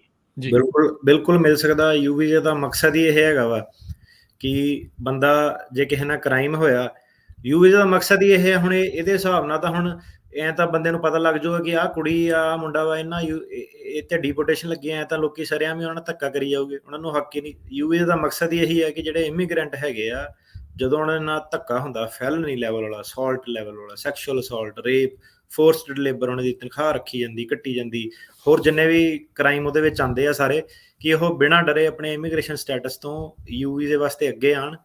ਯੂ ਵੀਜ਼ਾ ਜਦੋਂ ਪੈਂਡਿੰਗ ਹੁੰਦਾ, ਉਹ ਡਿਪੋਰਟੇਸ਼ਨ ਤੁਹਾਡੀ ਨਹੀਂ ਰੋਕਦਾ, ਪਰ ਉਹਨੂੰ ਇਹ ਕਈ ਵਾਰੀ ਆਈਸ ਵਾਲੇ ਨਹੀਂ ਭੇਜਦੇ, ਸਟੇਜ 2 ਦੇ ਦਿੰਦੇ ਆ। ਤੇ ਜਦੋਂ ਤੁਹਾਡਾ ਇੱਕ ਵਾਰੀ ਯੂ ਵੀਜ਼ਾ ਹੋ ਜਾਂਦਾ, ਤੁਸੀਂ ਆਪਣੀ ਜਿਹੜੀ ਮੋਸ਼ਨ ਟੂ ਰੀਓਪਨ, ਮਤਲਬ ਜੋ ਵੀ ਤੁਹਾਡਾ ਹੈਗਾ ਕੇਸ ਕੂਸ ਆਪਣਾ, ਤੁਸੀਂ ਸਿੰਪਲੀ ਉਹ ਬੇਸਿਸ ਤੇ ਕਰਕੇ ਆਪਣੀ ਡਿਪੋਰਟੇਸ਼ਨ ਕੁਐਸ਼ ਵਗੈਰਾ ਕਰਾ ਸਕਦੇ ਆ। ਤੇ ਜਿਹੜੇ ਬੰਦੇ ਆਲਰੇਡੀ ਡੀਪੋਰਟ ਹੋ ਗਏ ਆ, ਉਹਨਾਂ ਨੂੰ ਵੀ ਜਿਹੜੀ ਇੰਡੀਆ ਜਿਹੜੇ ਭੇਜ ਵੀ ਦਿੱਤੇ ਗਏ, ਆਪਣੇ ਦੇਸ਼ ਭੇਜ ਵੀ ਦਿੱਤੇ ਗਏ, ਜਦੋਂ ਯੂ ਵੀਜ਼ਾ ਦਾ ਤੁਹਾਡਾ ਨੰਬਰ ਲੱਗਦਾ, ਤੁਹਾਨੂੰ ਪਰਮਿਸ਼ਨ ਟੂ ਐਂਟਰ ਡਿਸਪਾਈਟ ਤੁਹਾਡੀ ਡਿਪੋਰਟੇਸ਼ਨ, ਤੁਸੀਂ ਆ ਕੇ ਜਿਹੜਾ ਇੱਥੇ ਫਿਕਸ ਹੋ ਸਕਦੇ। ਸੋ ਜਿਹੜਾ ਯੂ ਵੀਜ਼ਾ ਉਹ ਹਰੇਕ ਚੀਜ਼ ਦਾ ਜਿਹੜਾ ਤੋੜ ਆ। ਭਾਜੀ ਥੈਂਕ ਯੂ ਫਿਰ ਮੇਰੇ ਆਨਸਰ ਦਾ। ਪਰ ਮੇਰੇ ਉਹਨਾਂ ਵੀਰਾਂ ਵਾਸਤੇ ਮੈਂ ਕਹਿਣਾ ਚਾਹੁੰਦਾ ਵਾ, ਜਿਹੜੇ ਅੱਜ ਵੀ ਰੇਡੀਓ ਸੁਣ ਰਹੇ ਆ ਜਾਂ ਜਿਹੜੇ ਨਹੀਂ ਸੁਣ ਰਹੇ, ਤੇ ਜਾਂ ਕਿਸੇ ਭੈਣ ਭਰਾ ਦੇ ਬੱਚੇ ਜਾਂ ਰਿਸ਼ਤੇਦਾਰ ਲੁਕੇ ਬੈਠੇ ਆ, ਐਡੇ ਵਧੀਆ ਆਨਸਰ ਦਿੱਤਾ ਜੇ ਭਾਜੀ ਨੇ। ਜੇ ਭਾਜੀ ਦੀ ਸਪੋਰਟ ਕਰੋ, ਤੁਹਾਨੂੰ ਪੈਸੇ ਦੇ ਕੇ ਵੀ ਇਹਦਾ ਆਨਸਰ ਨਹੀਂ ਮਿਲਦਾ ਜਦ ਤੁਸੀਂ ਘਰੇ ਬੈਠੇ ਰੇਡੀਓ ਤੇ ਸਵਾਲ। ਭਾਜੀ ਮੇਰਾ ਆਲਰੇਡੀ ਕੇਸ ਲੱਗਾ ਯੂ ਵੀਜ਼ੇ ਵਾਸਤੇ, ਪਰ ਥੈਂਕ ਯੂ ਭੈਣ ਭਰਾਵਾਂ ਵਾਸਤੇ, ਉਹਨਾਂ ਭੈਣ ਭਰਾਵਾਂ ਵਾਸਤੇ ਪੁੱਛਿਆ ਵਾ ਜਿਹੜੇ ਵਿਚਾਰੇ ਅੱਜ ਵੀ ਪਰਿਵਾਰ ਤੋਂ ਦੂਰ ਨੇ। ਥੈਂਕ ਯੂ ਵੀਰ ਜੀ। ਸੋ ਚਲੋ ਇਹਨਾਂ ਨੇ ਗੱਲ ਛੇੜੀ ਹੈ, ਤੇ ਮੈਂ ਆਪਾਂ ਦੇਖ ਲੈਂਦੇ ਆ ਅਟਾਰਨੀ ਟਿਰਕੇਨਾ ਜੀ। ਆਪਾਂ ਦੇਖਿਆ ਹੀ ਹੈ ਰੀਸੈਂਟਲੀ ਜਿਹੜੀ ਵੀਡੀਓ 7/11 ਵਾਲੀ ਜਿਹੜੀ ਵਾਇਰਲ ਹੋਈ ਸੀ, ਜਿਸ ਦੇ ਵਿੱਚ 2 ਪੰਜਾਬੀ ਇੱਕ ਨੂੰ ਜਿਹੜਾ ਉਹ ਕੁੱਟ ਰਹੇ ਸੀ, ਉਹ ਕੁੱਟਿਆ ਉਹਨਾਂ ਨੇ। ਉਸ ਤੋਂ ਬਾਅਦ 'ਚ ਜਦੋਂ ਉਸਨੇ ਵੈਪਨ ਦਾ ਜਿਹੜਾ ਉਹ ਡਰਾਵਾ ਦਿੱਤਾ ਸੀ, ਕੀ ਕਿਸੇ ਦੇ ਨਾਲ ਇੱਦਾਂ ਦੀ ਜਦੋਂ ਇਹ ਘਟਨਾ ਬਣਦੀ ਆ, ਕੀ ਇਹ ਇੱਦਾਂ ਜੋ ਹੋਇਆ, ਕੀ ਇਹ ਫੈਲਨੀ ਲੈਵਲ ਉਹਨਾਂ ਦੇ ਉੱਤੇ ਫਿਕਰਮੰਦੀ ਵਾਲੀ ਗੱਲ ਸੀ? ਕਿ ਇਹ ਉਹਨਾਂ ਮੁੰਡਿਆਂ ਦਾ ਵੀ ਇੱਦਾਂ ਯੂ ਵੀਜ਼ੇ ਵਾਲਾ ਕੇਸ ਬਣ ਸਕਦਾ? 2-3 ਚੀਜ਼ਾਂ ਜਿਹੜੀਆਂ ਉਹ ਆ ਜਾਂਦੀਆਂ। 2-3 ਚੀਜ਼ਾਂ ਦੀ ਗੱਲ ਕਰਾਂਗੇ ਟੌਪਿਕ ਤੇ। ਬਾਈ ਨੇ ਜਿਹੜਾ ਟੌਪਿਕ ਛੇੜਿਆ ਸਾਰਾ ਸਪੋਰਟ ਵਾਲਾ, ਲੋਕਾਂ ਦਾ ਡਿਪੋਰਟੇਸ਼ਨ ਵਾਲਾ। ਸੋ ਪਹਿਲਾਂ ਤਾਂ ਇੱਦਾਂ ਹੈ ਕਿ ਜਿਹੜਾ ਬੰਦਾ ਨਾ, ਇਹ ਜਿਹੜੀ ਵੀਡੀਓ ਆ, ਇਹਨੂੰ ਬਹੁਤ ਲੋਕਾਂ ਨੇ ਪ੍ਰੇਜ਼ ਕੀਤਾ। ਇੱਥੇ ਗੋਰਿਆਂ ਨੂੰ, ਸਾਰਿਆਂ ਨੂੰ, ਚੀਨੀਆਂ ਨੂੰ ਵੀਡੀਓ ਜਦੋਂ ਸ਼ੇਅਰ ਕੀਤੀ, ਕਹਿੰਦੇ ਏਦਾਂ ਹੀ ਹੋਣਾ ਚਾਹੀਦਾ, ਏਦਾਂ ਹੀ ਡਾਂਗ ਕਹਿੰਦੇ ਫਿਰਨੀ ਚਾਹੀਦੀ ਇਹਨਾਂ ਨੂੰ। ਮੇਰੇ ਤੋਂ ਪਰਸਨਲੀ ਪੁੱਛੋ ਤੁਸੀਂ, ਮੈਂ ਕਹੂੰਗਾ ਆਹੋ ਫਿਰਨੀ ਚਾਹੀਦੀ, ਪਰ ਐਜ਼ ਅ ਲਾਇਰ ਤੁਹਾਨੂੰ ਮੈਂ ਸਲਾਹ ਨਹੀਂ ਦੇ ਸਕਦਾ ਕਿ ਤੁਸੀਂ ਕਿਸੇ ਦੇ ਇੱਦਾਂ ਦੀ ਡਾਂਗ ਫੇਰੋ। ਕਿਉਂ? ਕਿਉਂਕਿ ਤੁਸੀਂ ਬੈਠੇ ਆ ਕੈਲੀਫੋਰਨੀਆ 'ਚ। ਇੱਥੇ ਜਿਹੜਾ ਅਲਟਰਾ ਲੈਫਟ ਸੀਗਾ, ਜਿਹੜੇ ਡੈਮੋਕ੍ਰੇਟਾਂ ਦੀ ਨਹੀਂ ਮੈਂ ਗੱਲ ਕਰ ਰਿਹਾ, ਮੈਂ ਗੱਲ ਕਰ ਰਿਹਾ ਜਿਹੜੀ ਵੋਕ ਜਨਰੇਸ਼ਨ ਜਿਹਨੂੰ ਕਹਿੰਦੇ ਆ, ਜਿਹੜਾ ਪ੍ਰੋਗਰੈਸਿਵ ਜਿਹੜੀ ਮੈਂਟੈਲਿਟੀ ਆ, ਕਿ ਵਿਹਲੇ ਬੈਠੇ ਸਭ ਕੁਝ ਹੋਈ ਜਾਵੇ, ਪੋਜ਼ਿਟਿਵ ਵਾਈਬ, ਚੀ એનર્ਜੀ ਮਿਲ ਜਾਵੇ ਜੀ। ਉਹ ਜਿਹੜਾ ਹੁੰਦਾ ਹੈ ਨਾ, ਜਿਹੜੇ ਉੱਦਾਂ ਦੇ ਵੋਕ ਜਿਹੇ ਲੋਕ ਜਿਹੜੇ ਅੱਖਾਂ ਬੰਦ ਕਰ ਲੈਂਦੇ ਕਿ ਯਾਰ ਦੁਨੀਆ 'ਚ ਡੰਡਾ ਵੀ ਕਿਤੇ ਕਿਤੇ ਫੇਰ ਸਕਦਾ ਹੈ ਨਾ। ਤੇ ਉਹ ਡੰਡੇ ਤੋਂ ਬਚਣ ਲਈ ਇਹਨਾਂ ਨੇ ਕੀ ਕੀਤਾ ਕਿ ਲਾਅ ਪਾਸ ਕਰਤੇ ਕਿ $950 ਤੱਕ ਦਾ ਤੁਸੀਂ ਲੈ ਜਾਓ, ਕਿਸੇ ਨੇ ਰੋਕਣਾ ਨਹੀਂ। ਸੋ ਪਹਿਲੀ ਗੱਲ ਤਾਂ ਇੱਦਾਂ ਯਾਰ, ਜਿਹਦਾ ਅਸਾਈਲਮ ਦਾ ਕੇਸ ਹੈਗਾ, ਬਹੁਤ ਵਧੀਆ, ਤੁਸੀਂ ਦਿਲ ਖੁਸ਼ ਕੀਤਾ, ਡੰਡਾ ਫੇਰਿਆ ਉਹਨਾਂ ਦੇ। ਵੀਡੀਓ ਤੁਹਾਡੀ ਬੜੀ ਸ਼ੇਅਰ ਹੋਈ, ਲੋਕਾਂ ਨੇ, ਸਾਰਿਆਂ ਨੇ ਕਿੱਡੇ ਨੈਟਵਰਕਾਂ ਤੇ ਡਿਸਕਸ ਹੋਇਆ, ਤੇ ਚਾਰਜਸ ਸ਼ਾਇਦ ਨਹੀਂ ਫਾਈਲ ਹੋਣੇ ਉਹਦੇ ਕੇਸ ਦੇ ਵਿੱਚ, ਹਨਾ? ਨਹੀਂ ਹੋਣੇ। ਡੀਏ ਨੇ ਵੀ ਕਿਹਾ, ਮੇਅਰ ਨੇ ਵੀ ਕਿਹਾ ਉੱਥੋਂ ਦੇ ਜੀ। ਪਰ ਉਹਦੇ ਵਿੱਚ ਵੀ ਤੁਸੀਂ ਦੇਖੋ ਕਿ ਪਤੰਦਰ ਲੋਕ ਇਦਾਂ ਦੇ ਹੈਗੇ ਆ ਥੱਲੇ, ਜਿਹੜੇ ਕਹਿੰਦੇ ਕਿ ਨਹੀਂ ਗਲਤ ਕੀਤਾ, ਜ਼ਿਆਦਾ ਕੁੱਟਤਾ। ਨੇ ਆਰਟੀਕਲ ਲਿਖਿਆ, ਓਪੀਨੀਅਨ ਆਰਟੀਕਲ, ਜ਼ਿਆਦਾ ਨਹੀਂ ਸੀ ਕੁੱਟਣਾ ਚਾਹੀਦਾ, ਕੋਈ ਨਹੀਂ ਚੀਜ਼ ਆ। ਕਈ ਲੋਕਾਂ ਦਾ ਜਿਹੜਾ ਹੈਗਾ, ਮੈਂ ਇਹ ਗੱਲ ਕਰ ਰਿਹਾ, ਆਪਣੇ ਜਿਹੜੇ ਸੁਣਨ ਵਾਲੇ ਵੀ ਹੈਗੇ, ਉਹਨਾਂ ਨੇ ਇਦਾਂ ਕਿ ਇਹਨੇ ਪੈਸੇ ਬਣਾ ਲਏ ਜੀ, ਵਕੀਲ ਨੇ ਪੈਸੇ ਬਣਾ ਲਏ, ਕਾਰਪੋਰੇਸ਼ਨਾਂ ਨੇ ਪੈਸੇ ਬਣਾ ਲਏ। ਇਦਾਂ ਜਦੋਂ ਮਿਹਨਤ ਕਰਦਾ ਇੱਕ ਬਿਜ਼ਨਸ, ਉਦੋਂ ਉਹ ਪੈਸੇ ਬਣਾਉਂਦਾ। ਪੈਸੇ ਬਣਾਉਣਾ ਕੋਈ ਮਾੜੀ ਚੀਜ਼ ਨਹੀਂ ਜਿਹੜੀ ਹੈਗੀ, ਪਰ ਕਾਫੀ ਸਾਰੇ ਲੋਕ ਜਿਹੜੇ ਹੈਗੇ ਕੈਪੀਟਲਿਸਟਿਕ ਮਾਡਲ ਦੇ ਵਿੱਚ, ਉਹ ਕੀ ਸੋਚਦੇ ਆ, ਜਿਹੜੀ ਕਾਰਪੋਰੇਸ਼ਨ ਹੈਗੀ ਨਾ, ਉਹਨਾਂ ਨੂੰ ਲੁੱਟ ਲਓ, ਜੇ ਲੁੱਟਿਆ ਜਾਵੇ ਤੇ ਕਾਰਪੋਰੇਸ਼ਨ ਨੂੰ ਕੋਈ ਨੁਕਸਾਨ ਨਹੀਂ ਹੈਗਾ। ਤੇ ਉਹਨਾਂ ਨੇ ਇਹ ਸੋਚ ਕੇ ਜਿਹੜਾ ਸੀਗਾ ਲਾਅ ਬਣਾਏ ਆ। ਤੇ ਉਹਨਾਂ ਦੇ ਲਾਅ ਇਹ ਆ ਕਿ ਜਦੋਂ ਸਾਨੂੰ ਰੇਡੀਓ ਤੇ ਵੀ ਇੱਕ ਬਾਈ ਨੇ ਕਾਲ ਕੀਤਾ ਸੀਗਾ ਕਿ ਬੀਅਰ ਰਨ ਹੋ ਗਈ, ਉਹਨੇ ਰੋਕਿਆ, ਤੇ ਪੁਲਿਸ ਨੇ ਉਹਨੂੰ ਮਿਸਡਿਮੀਨਰ ਦੇ ਦਿੱਤਾ ਕਿ ਤੂੰ ਰੋਕਿਆ ਕਿਉਂ ਇਹਨੂੰ, ਹਨਾ? ਸੋ ਪਹਿਲੀ ਤਾਂ ਗੱਲ ਇਹ ਹੈ ਕਿ ਤੁਸੀਂ ਯਾਰ ਕਿਸੇ ਨੂੰ ਰੋਕੋ ਨਾ, ਤੁਹਾਨੂੰ ਉੱਥੇ ਜਿਹੜਾ ਕੰਮ ਮਿਲਿਆ ਨਾ, ਤੁਹਾਡਾ ਜਿਹੜੀ ਤੁਹਾਨੂੰ ਸਟੋਰਾਂ ਵਾਲੇ ਸੈਲਰੀ ਦਿੰਦੇ ਆ, ਪਹਿਲੀ ਗੱਲ ਤਾਂ ਇੰਨੀ ਵਰਥ ਇਟ ਨਹੀਂ ਹੈਗੀ। ਦੂਜੀ ਗੱਲ, ਜਿਹੜਾ ਤੁਹਾਡੀ ਜਾਨ ਵੀ ਜਿਹੜੀ ਜਾ ਸਕਦੀ ਹੈ, ਕਾਫੀ ਸਾਰੇ ਜਿਹੜੇ ਸਾਡੇ ਖੁਦ ਦੇ ਕਲਾਇੰਟ ਹਨ, ਤੁਹਾਨੂੰ ਦੱਸੂਗਾ ਮੈਂ ਕਿ ਉਹਨਾਂ ਨੇ ਸਟੋਰ 'ਚ ਗੋਲੀ ਵੱਜ ਗਈ, ਸਟੋਰ 'ਚ ਚਾਕੂ ਵੱਜ ਗਿਆ, ਜਿਹੜੇ ਮੇਰੇ ਕੇਸ ਉਹ ਹੈਗੇ ਆ। ਉਹ ਕੇਸ ਦਾ ਨਾ ਜਿੱਦਾਂ ਲਿਸਟ ਹੁੰਦੀ ਕਿ ਐਕਟਿਵ ਕੇਸ ਆ, ਨਾ ਕੱਟਣਾ ਪੈਂਦਾ ਕਿ ਇਹਦਾ ਇਦਾਂ ਹੋ ਗਿਆ, ਉਹ ਬੰਦਾ ਉਹਦਾ ਰਿਸ਼ਤੇਦਾਰ ਕਾਲ ਕਰਦਾ ਕਿ ਡੈੱਡ ਬੋਡੀ ਕਿੱਦਾਂ ਪਹੁੰਚਾਣੀ ਹੈ। ਇਹ ਰਿਐਲਿਟੀ ਹੈਗੀ ਆ ਕਿ ਜਿਹੜੇ ਇਹ ਲੋਕੀ ਆਉਂਦੇ ਆ ਨਾ, ਇਹ ਬੀਅਰ ਪਿੱਛੇ ਬੰਦਾ ਜਿਹੜਾ ਮਾਰ ਦਿੰਦੇ ਆ। ਤੁਸੀਂ ਘਰੋਂ ਆਏ ਆ ਪੈਸੇ ਪੂਹੇ ਲਾ ਕੇ, ਮੈਨੂੰ ਨਹੀਂ ਪਤਾ ਹੁਣ ਕੰਪਨੀਆਂ ਬਿਜ਼ਨਸ ਕਿਹੜੇ ਹਿਸਾਬ, ਹੁਣ ਜ਼ਿਆਦਾਤਰ ਭਾਜੀ ਪਤਾ ਕੀ ਹੁੰਦਾ ਕਿ ਸਟੋਰ ਵਾਲੇ ਜਿਹੜੇ ਸੀਗੇ ਨਾ, ਜਦੋਂ ਇਹ ਹੁੰਦਾ ਆਪਾਂ ਉਹਨਾਂ ਨੂੰ ਜਦੋਂ ਮੰਗੀਦਾ ਕਿ ਯਾਰ ਵੀਡੀਓ ਦੇ ਦਿਓ, ਆਪਾਂ ਨਾ ਯੂ ਵੀਜ਼ਾ ਕਰਨਾ, ਉਹ 90% ਜਿਹੜੇ ਸਟੋਰ ਓਨਰ ਆ ਕੋਆਪਰੇਟ ਨਹੀਂ ਕਰਦੇ, ਭੱਜ ਜਾਂਦੇ ਆ, ਮਾੜੀ ਗੱਲ ਹੈ। ਗੁੰਮ ਦਬਾ ਕੇ ਭੱਜ ਜਾਂਦੇ ਆ। ਬੰਦਾ ਪਿੱਛੇ ਖੜਦਾ ਨਹੀਂ ਮਾਲਕ ਉਹਦੇ, ਤੇ ਉਹ ਕਹਿੰਦਾ ਯਾਰ ਮਾਲਕ ਡਰ ਗਿਆ ਮੇਰਾ ਕਿ ਕੁੱਟਤਾ। ਮਾਲਕ ਕਹਿੰਦਾ ਇਹ EMPLOYEE ਦੇ ਵਿੱਚ ਤੇ ਜਿਹੜਾ ਜਿਹਨੂੰ ਕੁੱਟ ਪਈ ਉਹਦੇ ਵਿੱਚ ਆ, ਪਿੱਛੇ ਖੜਦੇ ਨਹੀਂ, ਲੀਗਲ ਐਕਸਪੈਂਸ ਨਹੀਂ ਦਿੰਦੇ, ਤੇ ਬੰਦੇ ਦਾ ਅਸਾਈਲਮ ਦਾ ਕੇਸ ਜਿਹੜਾ ਖਰਾਬ ਹੋ ਜਾਂਦਾ। ਪਹਿਲੀ ਗੱਲ ਤਾਂ ਉਹ ਮਾਲਕ ਦੇ ਪਿੱਛੇ ਖੜੋ ਜਿਹੜਾ ਮਾਲਕ ਡਿਜ਼ਰਵ ਕਰਦਾ ਹੈਗਾ। ਡਾਲਰਾਂ ਦੇ ਪੁਜਾਰੀ ਬਹੁਤ ਜ਼ਿਆਦਾ ਹੈਗੇ ਆ, ਹਰੇਕ ਜਣੇ ਖਣੇ ਦੇ ਮਗਰ ਆਪਣੀ ਜ਼ਿੰਦਗੀ ਨਾ ਬਰਬਾਦ ਕਰੋ, ਠੀਕ ਆ। ਜਿਹੜੀ ਆਪਣੀ ਅਣਖ, ਆਪਣੀ ਜਿਹੜੀ એનર્ਜੀ ਆ ਨਾ, ਉਹਨੂੰ ਸਹੀ ਪਾਸੇ ਫੋਕਸ ਕਰਕੇ ਲਾਓ। ਇਹ ਜਿਹੜਾ ਕੈਲੀਫੋਰਨੀਆ ਵਾ, ਇੱਥੇ ਦਾ ਲਾਅ ਇਹ ਹੈਗਾ ਕਿ ਤੁਹਾਡੇ ਉੱਤੇ ਜਿਹੜਾ ਹੈਗਾ ਉਹ ਚਾਰਜ ਪਾਇਆ ਜਾਊਗਾ। ਇਹਨੂੰ ਹੁਣ ਛੱਡ ਤਾਂ ਵਧੀਆ ਗੱਲ ਆ, ਪਰ ਹਰ ਵਾਰੀ ਇਦਾਂ ਨਹੀਂ ਹੋਣਾ, ਵਿਚਾਰਾ ਗਰੀਬ ਕੋਈ ਰਗੜਿਆ ਜਾਣਾ। ਤੁਸੀਂ ਜਾਨ ਦਾ ਰਿਸਕ ਲੈ, ਇਸ ਲਈ ਕਹਿਣਾ ਜੀ ਕਹਿ ਲਓ ਵੀ ਬਚਾਅ ਹੋ ਗਿਆ ਵੀ ਉਹ ਉਸਥੇ ਦਾ ਜਿਹੜਾ ਡੀਏ ਤੇ ਮੇਅਰ ਆ ਥੋੜਾ ਰਾਈਟ ਲੀਨਿੰਗ ਸੀਗਾ, ਤੇ ਉਹਦੇ ਕਰਕੇ ਬਚਾਅ ਹੋ ਗਿਆ। ਜੇ ਕਿਤੇ ਹੀ ਸੈਨੋਜ਼ੇ ਜਾਂ ਕਿਸੇ ਹੋਰ ਇਦਾਂ ਦੇ ਸ਼ਹਿਰ 'ਚ ਹੋਈ ਹੁੰਦੀ ਤੇ ਉੱਥੇ ਤੇ ਡੀਏ ਨੇ ਤੇ ਆਉਣਾ ਸੀ ਭੱਜੇ ਵੀ ਆਓ ਮੁੰਡਿਆਂ ਨੂੰ ਚੱਕੋ, ਇਹਨਾਂ ਤੇ ਪਾਓ ਫੈਲਣੀਆਂ। ਹਾਂਜੀ। ਸੋ ਪਹਿਲੀ ਗੱਲ, ਕਿਸੇ ਨੂੰ ਰੋਕਣਾ ਨਹੀਂ ਤੁਸੀਂ। ਤੁਹਾਡੀ ਜਿਹੜੀ ਜੌਬ ਆ, ਜੋ ਵੀ ਆ, 14, 15, $20 ਆਵਰ ਦੀ, ਤੁਹਾਡੀ ਸਿਕਿਉਰਿਟੀ ਗਾਰਡ ਦੀ ਜੌਬ ਨਹੀਂ। ਜੇ ਤੁਹਾਡਾ ਮਾਲਕ ਤੁਹਾਨੂੰ ਕਹਿੰਦਾ ਕਿ ਤੂੰ ਰੋਕਿਆ ਕਿਉਂ ਨਹੀਂ, ਤੂੰ ਕਹੇ $100 ਦੇ ਮੈਨੂੰ ਘੰਟੇ ਦੇ, ਫੇਕ ਮੇਰੇ ਨਾਲ ਗੱਲ ਕਰ। ਸਿਕਿਉਰਿਟੀ ਵਾਲੀ ਤੁਹਾਨੂੰ ਸਿਕਿਉਰਿਟੀ ਦੇ ਕੰਮ ਦੇ ਨਹੀਂ ਰੱਖਿਆ, ਕੈਸ਼ ਰਜਿਸਟਰ ਲਈ ਰੱਖਿਆ ਵਾ। ਤੇ ਦੂਜੀ ਗੱਲ ਇਦਾਂ ਵਾ ਕਿ ਇਹ ਜਿਹੜੇ ਹੁਣ ਬੰਦੇ ਆ, ਖਾਦਾ ਪੀਤਾ ਇਹਨਾਂ ਨੇ ਹੁੰਦਾ, ਸਾਨੂੰ ਕੀ ਪਤਾ। ਕਈ ਵਾਰੀ ਤਾਂ ਆਪਾਂ ਜਿਹੜੀ ਵੀਡੀਓ ਦੇਖੀ ਸੀ, ਉਹ ਬੰਦਾ ਵਿਚਾਰਾ ਫੋਨ ਤੇ ਗੱਲ ਕਰਦਾ ਸੀ, ਉਹਨੂੰ ਕਹਿੰਦਾ ਕਿ ਰੁਕ ਤੂੰ 1 ਮਿੰਟ, ਹਨਾ, ਉਹਨੇ ਸਿੱਧੇ ਗੋਲੀ ਮਾਰਤੀ। ਕਿਉਂਕਿ ਇਹ ਜਿਹੜੇ ਲੋਕੀ ਆਉਂਦੇ ਆ, ਕਈ ਵਾਰੀ ਰੂਬ ਕਰਨ ਆਉਂਦੇ ਆ, ਇਹ ਵੀ ਇਹਨਾਂ ਦੇ ਜਿਹੜੇ ਸਟ੍ਰੈਸ ਹਾਰਮੋਨਸ ਹੈਗੇ ਆ, ਇਹ ਇਸ ਲੈਵਲ ਤੇ ਹੁੰਦੇ ਆ ਕਿ ਇਹ ਕੁਝ ਵੀ ਦਿਮਾਗ ਨਹੀਂ ਇਹਨਾਂ ਦਾ ਉਸ ਵੇਲੇ ਚੱਲ ਰਿਹਾ ਹੁੰਦਾ। ਤੁਹਾਨੂੰ ਨਹੀਂ ਪਤਾ ਕਿੱਦਾਂ ਗੋਲੀ ਮਾਰ ਸਕਦੇ, ਚਾਕੂ ਮਾਰ ਸਕਦੇ ਆ। ਸੋ ਪਹਿਲੀ ਗੱਲ ਇਹ ਹੈ ਕਿ ਤੁਸੀਂ ਘਰਦਿਆਂ ਤੋਂ ਦੂਰ ਆਏ ਆ ਸਾਰਾ, ਸੋ ਇਹ ਪੰਗੇ ਦੇ ਵਿੱਚ ਨਹੀਂ ਪੈਣਾ ਕਦੀ ਕਿਸੇ ਨੇ। ਸੋ ਮੇਰੀ ਸਲਾਹ ਇਹ ਆ, ਹੁਣ ਇਹਨੂੰ ਮੈਂ ਉਹਨਾਂ ਦੀ ਮੈਂ ਤਾਰੀਫ ਕਰਾਂ, ਮੈਂ ਗਲਤ ਮੈਸੇਜ ਨਹੀਂ ਤੁਹਾਨੂੰ ਭੇਜਣਾ ਚਾਹੁੰਦਾ ਕਿ ਯਾਰ ਬਹੁਤ ਵਧੀਆ ਕੰਮ ਆ, ਤੁਸੀਂ ਡਾਂਗਾ ਚੱਕ ਲਓ, ਮਾਰ ਲਓ। ਕਿਸੇ ਨੇ ਵੀ ਪੁੱਠਾ ਕੰਮ ਨਹੀਂ ਕਰਨਾ ਕਿਸੇ ਦੇ ਕਰਕੇ ਵੀ। ਤੁਹਾਡਾ ਆਪਣਾ ਬਿਜ਼ਨਸ ਆ, ਹੋਰ ਗੱਲ ਆ, ਜੋ ਮਰਜ਼ੀ ਕਰੋ। ਜੇ ਪੈਸੇ ਲਈ ਕਿਸੇ ਲਈ ਕੰਮ ਕਰਦੇ ਆ, ਕੋਈ ਵੀ ਸੈਲਰੀ ਇੰਨੀ ਨਹੀਂ ਹੈਗੀ। ਇਹਦੇ ਵਿੱਚ ਟਰਕੀਆਂ ਜੀ ਇਹ ਵੀ ਆ ਵੀ ਉਹ ਜਦੋਂ ਬੰਦਾ ਡਰਾਵਾ ਦਿੰਦਾ ਮੇਰੇ ਕੋਲ ਵੈਪਨ ਆ, ਤੇ ਉਹ ਇਦਾਂ ਕਰਦਾ, ਤੇ ਫਿਰ ਬੰਦਾ ਆਪਣੀ ਜਿਹੜੀ ਸੇਫਟੀ ਲਈ ਵੀ ਕਈ ਵਾਰੀ ਉਹਨੂੰ ਇਹ ਕਦਮ ਜਿਹੜਾ ਉਹ ਚੁੱਕਣਾ ਵੀ ਪੈਂਦਾ ਆ। ਜਿੱਦਾਂ ਆਪਾਂ ਇਹ ਗੱਲ ਕੀਤੀ ਵੀ ਚਲੋ ਬਚਾਅ ਹੋ ਗਿਆ ਉੱਥੇ ਦੇ ਡੀਏ ਤੇ ਜਿਹੜਾ ਮੇਅਰ ਆ, ਉਹਨਾਂ ਨੇ ਇਹਨਾਂ ਦੇ ਹੱਕ ਦੇ ਵਿੱਚ ਆਏ। ਪਰ ਨਾਲ ਦੇ ਨਾਲ ਜਿਹੜਾ ਇੱਕ ਹੋਰ ਦੇਖੋ, ਇਹ ਕੱਲ ਵੀ ਮੈਂ ਗੱਲ ਕਹੀ ਸੀ, ਅੱਜ ਵੀ ਆਪਾਂ ਕਹਿੰਦੇ ਆ ਵੀ ਅੱਜ ਜਿਹੜੇ ਸਾਰੇ ਲੋਕ ਉਹਨਾਂ ਸਟੋਰ ਓਨਰਸ ਦੇ ਨਾਲ ਆ, ਉਹਨਾਂ ਨੇ ਪ੍ਰੋਟੈਸਟ ਕੀਤਾ। ਉਹ ਕਹਿੰਦੇ ਵੀ ਹਾਂ ਜੀ, ਜੇ ਬੰਦ ਹੋ ਗਏ ਤਾਂ ਕੰਮ ਖਰਾਬ ਹੋ ਜਾਊਗਾ। ਕੱਲ ਵੀ ਇਹੀ ਗੱਲ ਕਹਿੰਦੇ ਸੀ, ਅੱਜ ਵੀ ਇਹੀ ਕਹਿੰਦੇ ਆ ਵੀ ਜੇ ਤੁਹਾਡੇ ਸਟੋਰ ਦੇ ਉੱਤੇ ਵੀ ਕਿਸੇ ਦੇ ਨਾਲ ਵੱਧ ਘੱਟ ਹੋ ਜਾਂਦੀ ਹੈ, ਤੇ ਭਾਈ ਉਹ ਆਪਣੇ EMPLOYEES ਦੇ ਨਾਲ ਵੀ ਖੜੋ। ਜਿੱਦਾਂ ਤੁਸੀਂ ਅੱਜ ਉਮੀਦ ਕਰਦੇ ਆ ਨਾ ਵੀ ਤੁਹਾਡੇ ਸਟੋਰ ਨਾ ਬੰਦ ਹੋਣ ਤੇ ਸਾਰੇ ਜਾਣੇ ਤੁਹਾਡੇ ਨਾਲ ਖੜਨ, ਤੇ ਖੜ ਰਹੇ ਆ, ਤੇ ਤੁਸੀਂ ਵੀ ਇਦਾਂ ਹੀ ਜਿਹੜਾ ਕਰਿਆ ਕਰੋ। ਸਾਰਿਆਂ ਨੂੰ ਅਸੀਂ ਇੱਕੋ ਜਿਹਾ ਨਹੀਂ ਕਹਿੰਦੇ, ਕੁਛ ਕੁ ਜਿਹੜੇ ਆ ਉਹਦੇ ਵਿੱਚ ਚੰਗੇ ਵੀ ਹੁੰਦੇ ਆ, ਕੁਛ ਕੁ ਮਾੜੇ ਵੀ ਹੁੰਦੇ ਆ। ਸੋ ਇਹ ਚੀਜ਼ ਨੂੰ ਜਿਹੜਾ ਹੈ ਨਾ ਆਪਸ ਦੇ ਵਿੱਚ ਰਲ ਕੇ ਦੇਖ ਕੇ ਜਿਹੜਾ ਉਹ ਸਹੀ ਢੰਗ ਦੇ ਨਾਲ ਚੱਲੋ, ਤਾਂ ਇਹ ਵਧੀਆ ਚੀਜ਼ ਜਿਹੜੀ ਉਹ ਰਹੂਗੀ। ਇੱਕ ਦੂਜੇ ਦੇ ਨਾਲ ਜਿਹੜੀ ਆ ਉਹ ਸਾਂਝ ਜਿਹੜੀ ਬਣੀ ਰਹਿੰਦੀ ਹੈ। ਨਹੀਂ ਤਾਂ EMPLOYER ਨੇ EMPLOYEE ਨੂੰ ਨਿੰਦੀ ਜਾਣਾ, EMPLOYEE ਨੇ EMPLOYER ਨੂੰ ਨਿੰਦੀ ਜਾਣਾ, ਤੇ ਫਾਇਦਾ ਕਿਸੇ ਦਾ ਨਹੀਂ ਹੋਣਾ। ਚੋਰਾਂ ਦੀ ਜਿਹੜੀ ਉਹ ਆਲਰੇਡੀ ਜਿਹੜੀ ਆ ਉਹ ਮੌਜ ਲੱਗੀ ਪਈ ਹੈਗੀ ਆ। ਭਾਜੀ ਪ੍ਰੋਬਲਮ ਇਹ ਪੈਣੀ ਹੈ ਕਿ ਜੇ ਫੈਲਨੀ ਲੱਗ ਜਾਂਦੀ, ਜਿਹੜਾ ਲੀਗਲ ਐਕਸਪੈਂਸਿਸ ਜਿਹੜੇ ਆਣੇ ਤੁਹਾਡੇ $50,000 ਲੱਖ ਇਹ ਵਾਲੀ ਰੇਂਜ 'ਚ ਜਿਹੜੇ ਆਣੇ ਸੀਗੇ। ਜਿਹੜਾ ਨਵਾਂ ਬੰਦਾ ਆਇਆ, ਪਹਿਲੀ ਗੱਲ ਉਹ ਕੋਲ ਤਾਂ ਪੈਸੇ ਨਹੀਂ, ਜਿਹੜਾ ਸਟੋਰ ਤੇ ਕੰਮ ਨਹੀਂ ਕਰ ਸਕਦਾ ਬੰਦਾ, ਉਹ ਜਦੋਂ ਵਰਕ ਪਰਮਿਟ ਆਉਂਦਾ ਬੰਦਾ ਟਰੱਕ ਤੇ ਚੜ ਜਾਂਦਾ, ਸਾਰਿਆਂ ਨੂੰ ਪਤਾ ਇਸ ਗੱਲ ਦਾ, ਹੈ ਨਾ। ਸੋ ਇਹਦੇ ਵਿੱਚ ਹੁਣ ਕੀ ਆ ਕਿ ਜਿਹੜਾ ਬੰਦਾ ਸੂ ਕਰਦਾ ਵਾ, ਹੈ ਨਾ, ਉਹਦਾ ਜਿਹੜਾ ਵਕੀਲ ਆ, ਉਹਨੇ ਆਪਣਾ ਬਾਟਮ ਡਾਲਰ ਦੇਖਣਾ। ਉਹਨੇ ਕੀ ਕਹਿਣਾ ਕਿ ਉਹਨੇ ਕਹਿਣਾ ਤੂੰ EMPLOYEEਆਂ ਨੂੰ ਲੱਗ ਸੂ ਕਰ, ਤੂੰ ਜਿਹੜਾ ਸਟੋਰ ਓਨਰ ਆ ਉਹਨੂੰ ਲੱਗ ਸੂ ਕਰ, ਤੇ ਉਹ ਜਿਹੜੀ ਸੈਟਲਮੈਂਟ ਅਮਾਊਂਟ ਬਣਨੀ ਆ, ਉਹ ਬਣਨੀ ਆ $millions ਦੀ। ਤੇ ਜਿਹੜਾ ਹੁਣ ਸਟੋਰ ਓਨਰ ਆ, ਉਹਦੇ ਵਕੀਲ ਨੇ ਕੀ ਕਰਨਾ ਕਿ ਤੂੰ ਜਿਹੜਾ EMPLOYEE ਆ ਨਾ, ਤੂੰ ਉਹਦੇ ਨਾਲ ਹੋ ਕੇ ਨਾ ਕੇਸ ਕਰ, ਕਿਉਂਕਿ ਤੈਨੂੰ ਪਲੜਾ ਜਿਹੜਾ ਭਾਰੀ ਪੈ ਜਾਣਾ ਤੇਰੇ ਵਾਲੇ ਪਾਸੇ ਦਾ। ਸੋ ਪਹਿਲੀ ਗੱਲ ਤਾਂ ਇੱਕ ਹੁੰਦਾ ਕਨਫਲਿਕਟ ਆਫ ਇੰਟਰਸਟ, ਕਿ ਇਹ ਜਿਹੜੀ ਸਿਚੁਏਸ਼ਨ ਹੋ ਗਈ ਨਾ, ਇਹ ਬਾਈ ਲਾਅ ਜਿਹੜੀ ਹੋ ਗਈ ਸਟੋਰ ਓਨਰ ਦੇ ਵਿੱਚ ਤੇ EMPLOYEE ਦੇ ਵਿੱਚ ਕਨਫਲਿਕਟ ਆਫ ਇੰਟਰਸਟ ਆ ਗਿਆ। ਕਿਉਂਕਿ ਜਿਹੜਾ ਸਟੋਰ ਓਨਰ ਆ ਉਹਨੇ ਬਚਣ ਲਈ ਇਹ ਕਹਿਣਾ ਕਿ ਇਹ ਮੇਰੀ ਪਾਲਿਸੀ ਨਹੀਂ ਸੀਗੀ, ਜਿਹੜਾ EMPLOYEE ਆ ਉਹਨੇ ਬਚਣ ਲਈ ਕਹਿਣਾ ਕਿ ਇਹ ਸਟੋਰ ਓਨਰ ਦੀ ਪਾਲਿਸੀ ਸੀਗੀ, ਇਹਨੇ ਡਾਂਗ ਰੱਖੀ ਇੱਥੇ। ਤੇ ਦੋਨਾਂ ਦਾ ਉਹ ਆ ਗਿਆ। ਜਿਹੜਾ ਸਟੋਰ ਓਨਰ ਆ ਉਹਨਾਂ ਨੇ ਹੁਣ ਜਿਹੜਾ ਹੈਗਾ ਕਿ 7-11 ਫਰੈਂਚਾਈਜ਼, ਇਹਨੂੰ ਸਾਰਾ ਉਹਨਾਂ ਨੇ ਇਨਵੋਲਵ ਕਰਨ ਦੀ ਕੋਸ਼ਿਸ਼ ਕਰਨੀ ਵਕੀਲ ਨੇ। ਜਿਹੜਾ ਸਟੋਰ ਓਨਰ ਆ ਉਹਨੇ ਆਪਣੇ ਆਪ ਨੂੰ ਬਚਾਉਣ ਲਈ ਉਹਨੇ ਹੁਣ ਮਿਲੀਅਨਸ ਆਫ ਡਾਲਰ ਥੋੜਾ ਖਰਚ ਦੇਣੇ ਕਿਸੇ ਲਈ, ਆਪਣਾ ਕਿਸੇ EMPLOYEE ਲਈ ਉਹਨੇ ਘਰ-ਬਾਰ ਥੋੜਾ ਉਹਨੇ ਕਰਨਾ। ਇਹ ਮੈਂ ਹੁੰਦੇ ਦੇਖਿਆ ਕਈ ਇਹਨਾਂ ਨਾਲ ਸਟੋਰ ਓਨਰ ਜਿਹੜੇ ਹੈਗੇ ਵੀਡੀਓ ਤੱਕ ਜਿਹੜਾ ਦੇਣ ਨੂੰ ਰਿਲੀਜ਼ ਕਰ ਦਿੰਦੇ ਆ।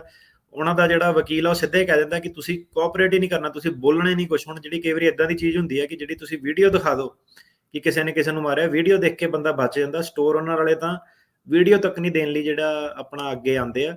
ਸੋ ਇਹ ਭੁਲੇਖੇ ਦੇ ਵਿੱਚ ਨਾ ਰਹੋ ਕੋਈ ਤੁਹਾਡਾ ਇਦਾਂ ਕਿ and of the day financial transaction ਇੰਨਾ ਭਾਰੀ ਜਿਹੜਾ ਹੋ ਜਾਣਾ, ਤੇ ਜਿਹੜਾ ਚੰਗਾ ਬੰਦਾ ਵੀ ਕਈ ਵਾਰੀ ਹੁੰਦਾ ਉਹ ਕਹਿੰਦਾ ਛੱਡ ਯਾਰ ਮੈਂ ਮੁਸੀਬਤ ਤੋਂ ਦੂਰ ਹੀ ਭੱਜਾਂ। ਸੋ ਤੁਹਾਨੂੰ ਐਜ਼ ਅ ਐਕਸਪੀਰੀਅੰਸ ਮੈਂ ਸਲਾਹ ਦੇ ਰਿਹਾ ਵਾਂ, ਇਹ ਪੰਗੇ ਦੇ ਵਿੱਚ ਨਹੀਂ ਪੈਣਾ ਕਿਸੇ ਕਰਕੇ। ਅਨਲੈਸ ਤੁਹਾਡਾ ਆਪਣਾ ਸਟੋਰ ਆ ਤਾਂ ਠੀਕ ਆ, ਹੋਰ ਗੱਲ ਆ। ਇਹ ਵਰਥ ਇਟ ਨਹੀਂ ਹੈਗਾ ਤੁਹਾਡੇ ਲਈ, ਤੁਸੀਂ ਨਵੇਂ ਆਏ ਆ ਜੀ। ਜਗਮੀਤ ਜੀ ਕਾਲਰਸ ਦੇ ਵੱਲ ਫਿਰ ਆਪਾਂ ਵੱਧਦੇ ਹਾਂ। ਜਗਮੀਤ ਜੀ ਸਤਿ ਸ਼੍ਰੀ ਅਕਾਲ। ਜਗਮੀਤ ਜੀ। ਸਿਮਰਨ ਜੀ ਸਤਿ ਸ਼੍ਰੀ ਅਕਾਲ। ਸਤਿ ਸ਼੍ਰੀ ਅਕਾਲ ਸਰ ਜੀ। ਜੀ ਸਰ ਜੀ ਮੈਂ ਪੁੱਛਣਾ ਸੀਗਾ, ਮੇਰਾ ਕੇਸ ਨਿਊਯਾਰਕ ਸੀਗਾ ਤੇ ਆਲਮੋਸਟ 9-10 ਮਹੀਨੇ ਹੋ ਗਏ ਪੈਂਡਿੰਗ ਆ, ਕੇਸ ਡਿਸੀਜਨ ਪੈਂਡਿੰਗ ਆ ਉਹਦਾ। ਤੇ ਸਰ ਮੇਰੇ ਇੰਡੀਆ ਦੇ ਵਿੱਚ ਮੇਰੇ ਫਾਦਰ ਸਾਹਿਬ ਉਦੋਂ ਮੈਂ 3 ਸਾਲ ਦਾ ਜਦੋਂ ਦੇ ਹੈਂਡੀਕੈਪ ਨੇ, ਤੇ ਉਹ ਹੁਣ ਐਡਮਿਟ ਨੇ ਹਸਪੀਟਲ ਦੇ ਵਿੱਚ। ਤੇ ਉਹਨਾਂ ਦੇ ਵਾਸਤੇ ਮੈਂ ਆਪਣਾ ਕਰ ਸਕਦਾ ਜਿਵੇਂ ਕਿ ਐਡਵਾਂਸ ਪ੍ਰੋ ਲੈ ਕੇ ਜਾਂ ਕੁਝ ਟਰੈਵਲ ਡਾਕੂਮੈਂਟ ਮਿਲ ਸਕਦਾ ਮੈਨੂੰ? ਹਾਂਜੀ ਬਿਲਕੁਲ ਟਰਾਈ ਕਰ ਸਕਦੇ ਹਾਂ। ਉਹਦੇ ਵਾਸਤੇ ਮੈਨੂੰ ਮੇਰਾ ਵਕੀਲ ਨੇ ਤਾਂ ਮੈਨੂੰ ਪਤਾ ਕਿ ਲੈ ਕੇ ਨਹੀਂ ਦੇਣਾ ਸਰ, ਮੈਂ ਕੀ ਵਕੀਲ ਚੇਂਜ ਕਰ ਸਕਦਾ? ਨਹੀਂ, ਵਕੀਲ ਚੇਂਜ ਕਰਨ ਦੀ ਨਹੀਂ ਲੋੜ। ਵਕੀਲ ਦਾ ਤੁਹਾਡਾ ਕੇਸ ਹੋ ਗਿਆ ਸਾਰਾ, ਉਹ ਹੁਣ ਨਵਾਂ ਵਕੀਲ ਕਰੂੰਗੇ ਫਿਰ ਪੈਸੇ ਖਰਚੋਗੇ। ਉਹ ਰਹਿਣ ਦਿਓ ਕੇਸ ਨੂੰ ਉੱਥੇ ਦਾ ਉੱਥੇ ਹੀ, ਕਿਉਂਕਿ ਵਕੀਲ ਨੇ ਉਹਦੇ ਵਿੱਚ ਕੁਝ ਨਹੀਂ ਕਰਨਾ। ਜਿਹੜਾ ਟਰੈਵਲ ਡਾਕੂਮੈਂਟ ਆ ਉਹਦੀ ਤੁਸੀਂ ਟਰਾਈ ਕਰ ਸਕਦੇ ਆ। ਓਕੇ ਸਰ, ਥੈਂਕ ਯੂ ਜੀ। ਠੀਕ ਹੈ, ਓਕੇ। ਮੋਹਿੰਦਰ ਕੌਰ ਜੀ ਸਤਿ ਸ਼੍ਰੀ ਅਕਾਲ ਜੀ। ਜੀ ਹੁਣ ਬੱਚਾ ਜਿਹੜਾ ਮਗਰ ਰਹਿ ਜਾਂਦੇ ਨੇ ਵੀ ਮਾਂ ਪਿਓ ਪੇਪਰ ਲੱਗਿਆ ਨੂੰ ਹੋ ਗਏ 12-13 ਸਾਲ, ਵੀ ਕਿੰਨੀ ਉਮਰ 'ਚ ਬੱਚਾ ਆ ਸਕਦਾ?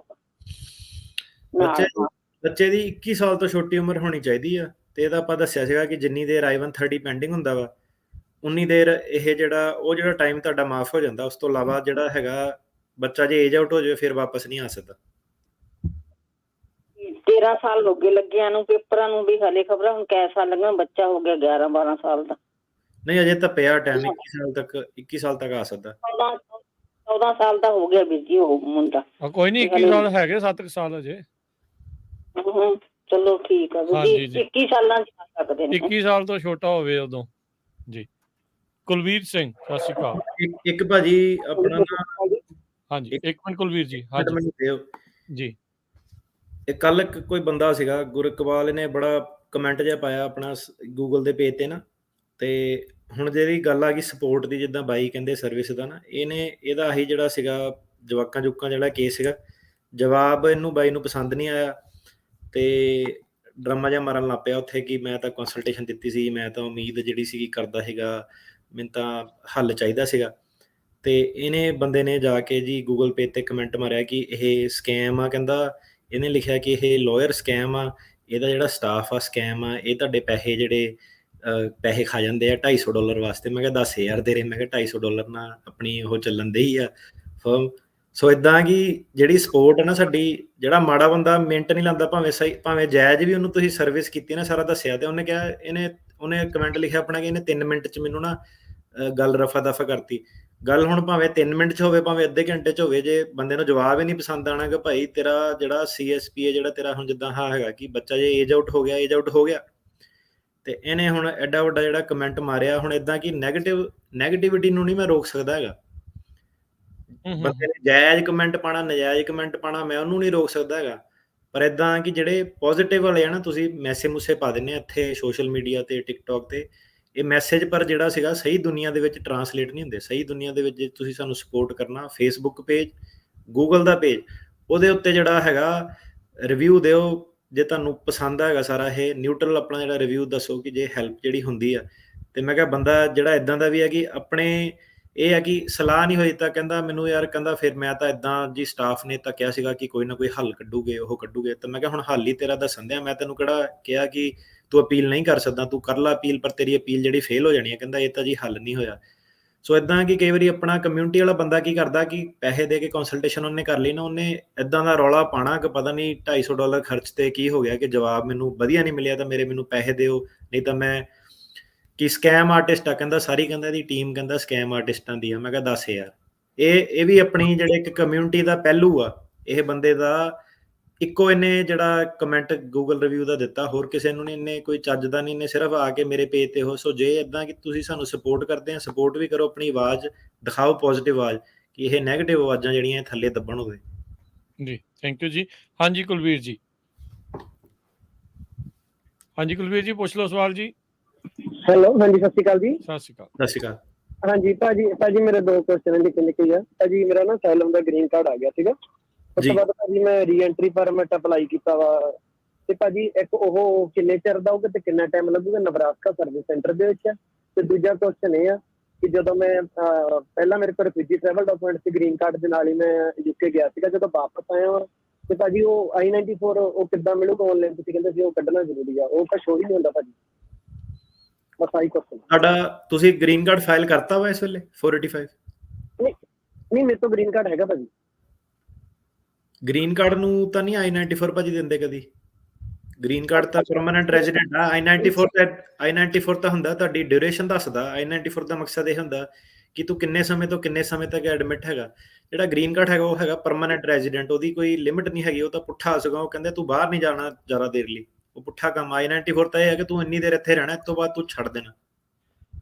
ਠੀਕ ਹੈ। ਨਹੀਂ ਭਾਈ ਤੁਸੀਂ ਕਹਿੰਦੇ ਹੁੰਦੇ ਨਾ ਵੀ ਇੱਕ ਵਾਰੀ ਰੀਐਂਟਰੀ ਕਰ ਲਿਆ ਕਰੋ ਜੇ ਮਤਲਬ ਤੁਹਾਡਾ ਲੀਗਲ ਐਂਟਰੀ ਹੋ ਜਾਂਦੀ ਹੈ ਨਾ, ਉਹ ਤਾਂ ਕਰਕੇ। ਨਹੀਂ, ਆਪਾਂ ਇਹ ਕਿਹਾ ਸੀਗਾ ਕਿ ਜਿਹੜਾ ਸਾਨੂੰ ਇੱਕ ਸਵਾਲ ਬੜਾ ਪੁੱਛਦੇ ਆ, ਤੇ ਇੱਕ ਸਵਾਲ ਇਹ ਸੀਗਾ ਕਿ ਐਡਵਾਂਸ ਪੇਰੋਲ ਚਾਹੀਦਾ ਕਿ ਕੱਲਾ ਰੀਐਂਟਰੀ ਪਰਮਿਟ ਚਾਹੀਦਾ। ਕਿਸੇ ਨੇ ਮੇਰੇ ਖਿਆਲ ਟਿਕਟੌਕ ਦੀ ਵੀ ਸਾਡੀ ਸਕਰੀਨ ਸ਼ਾਰਟ ਕੱਟ ਕੇ ਨਾ ਪਾਇਆ ਹੈਗਾ ਕਿ ਆ ਵਕੀਲ ਗਲਤ ਸਲਾਹਾਂ ਦਿੰਦਾ ਲੋਕਾਂ ਨੂੰ। ਇਹ ਕਿਸੇ ਨੇ ਟਿਕਟੌਕ ਵਾਲੇ ਤੇ ਪਾਈ ਹੈ ਕੱਟ ਕੇ। ਉਹ 'ਚ ਸਾਡੀ ਸਲਾਹ ਇਹ ਸੀ ਕਿ ਐਡਵਾਂਸ ਪੇਰੋਲ ਜਿਹੜਾ ਆਪਣਾ ਨਾਲ ਲੈ ਕੇ ਜਾਓ।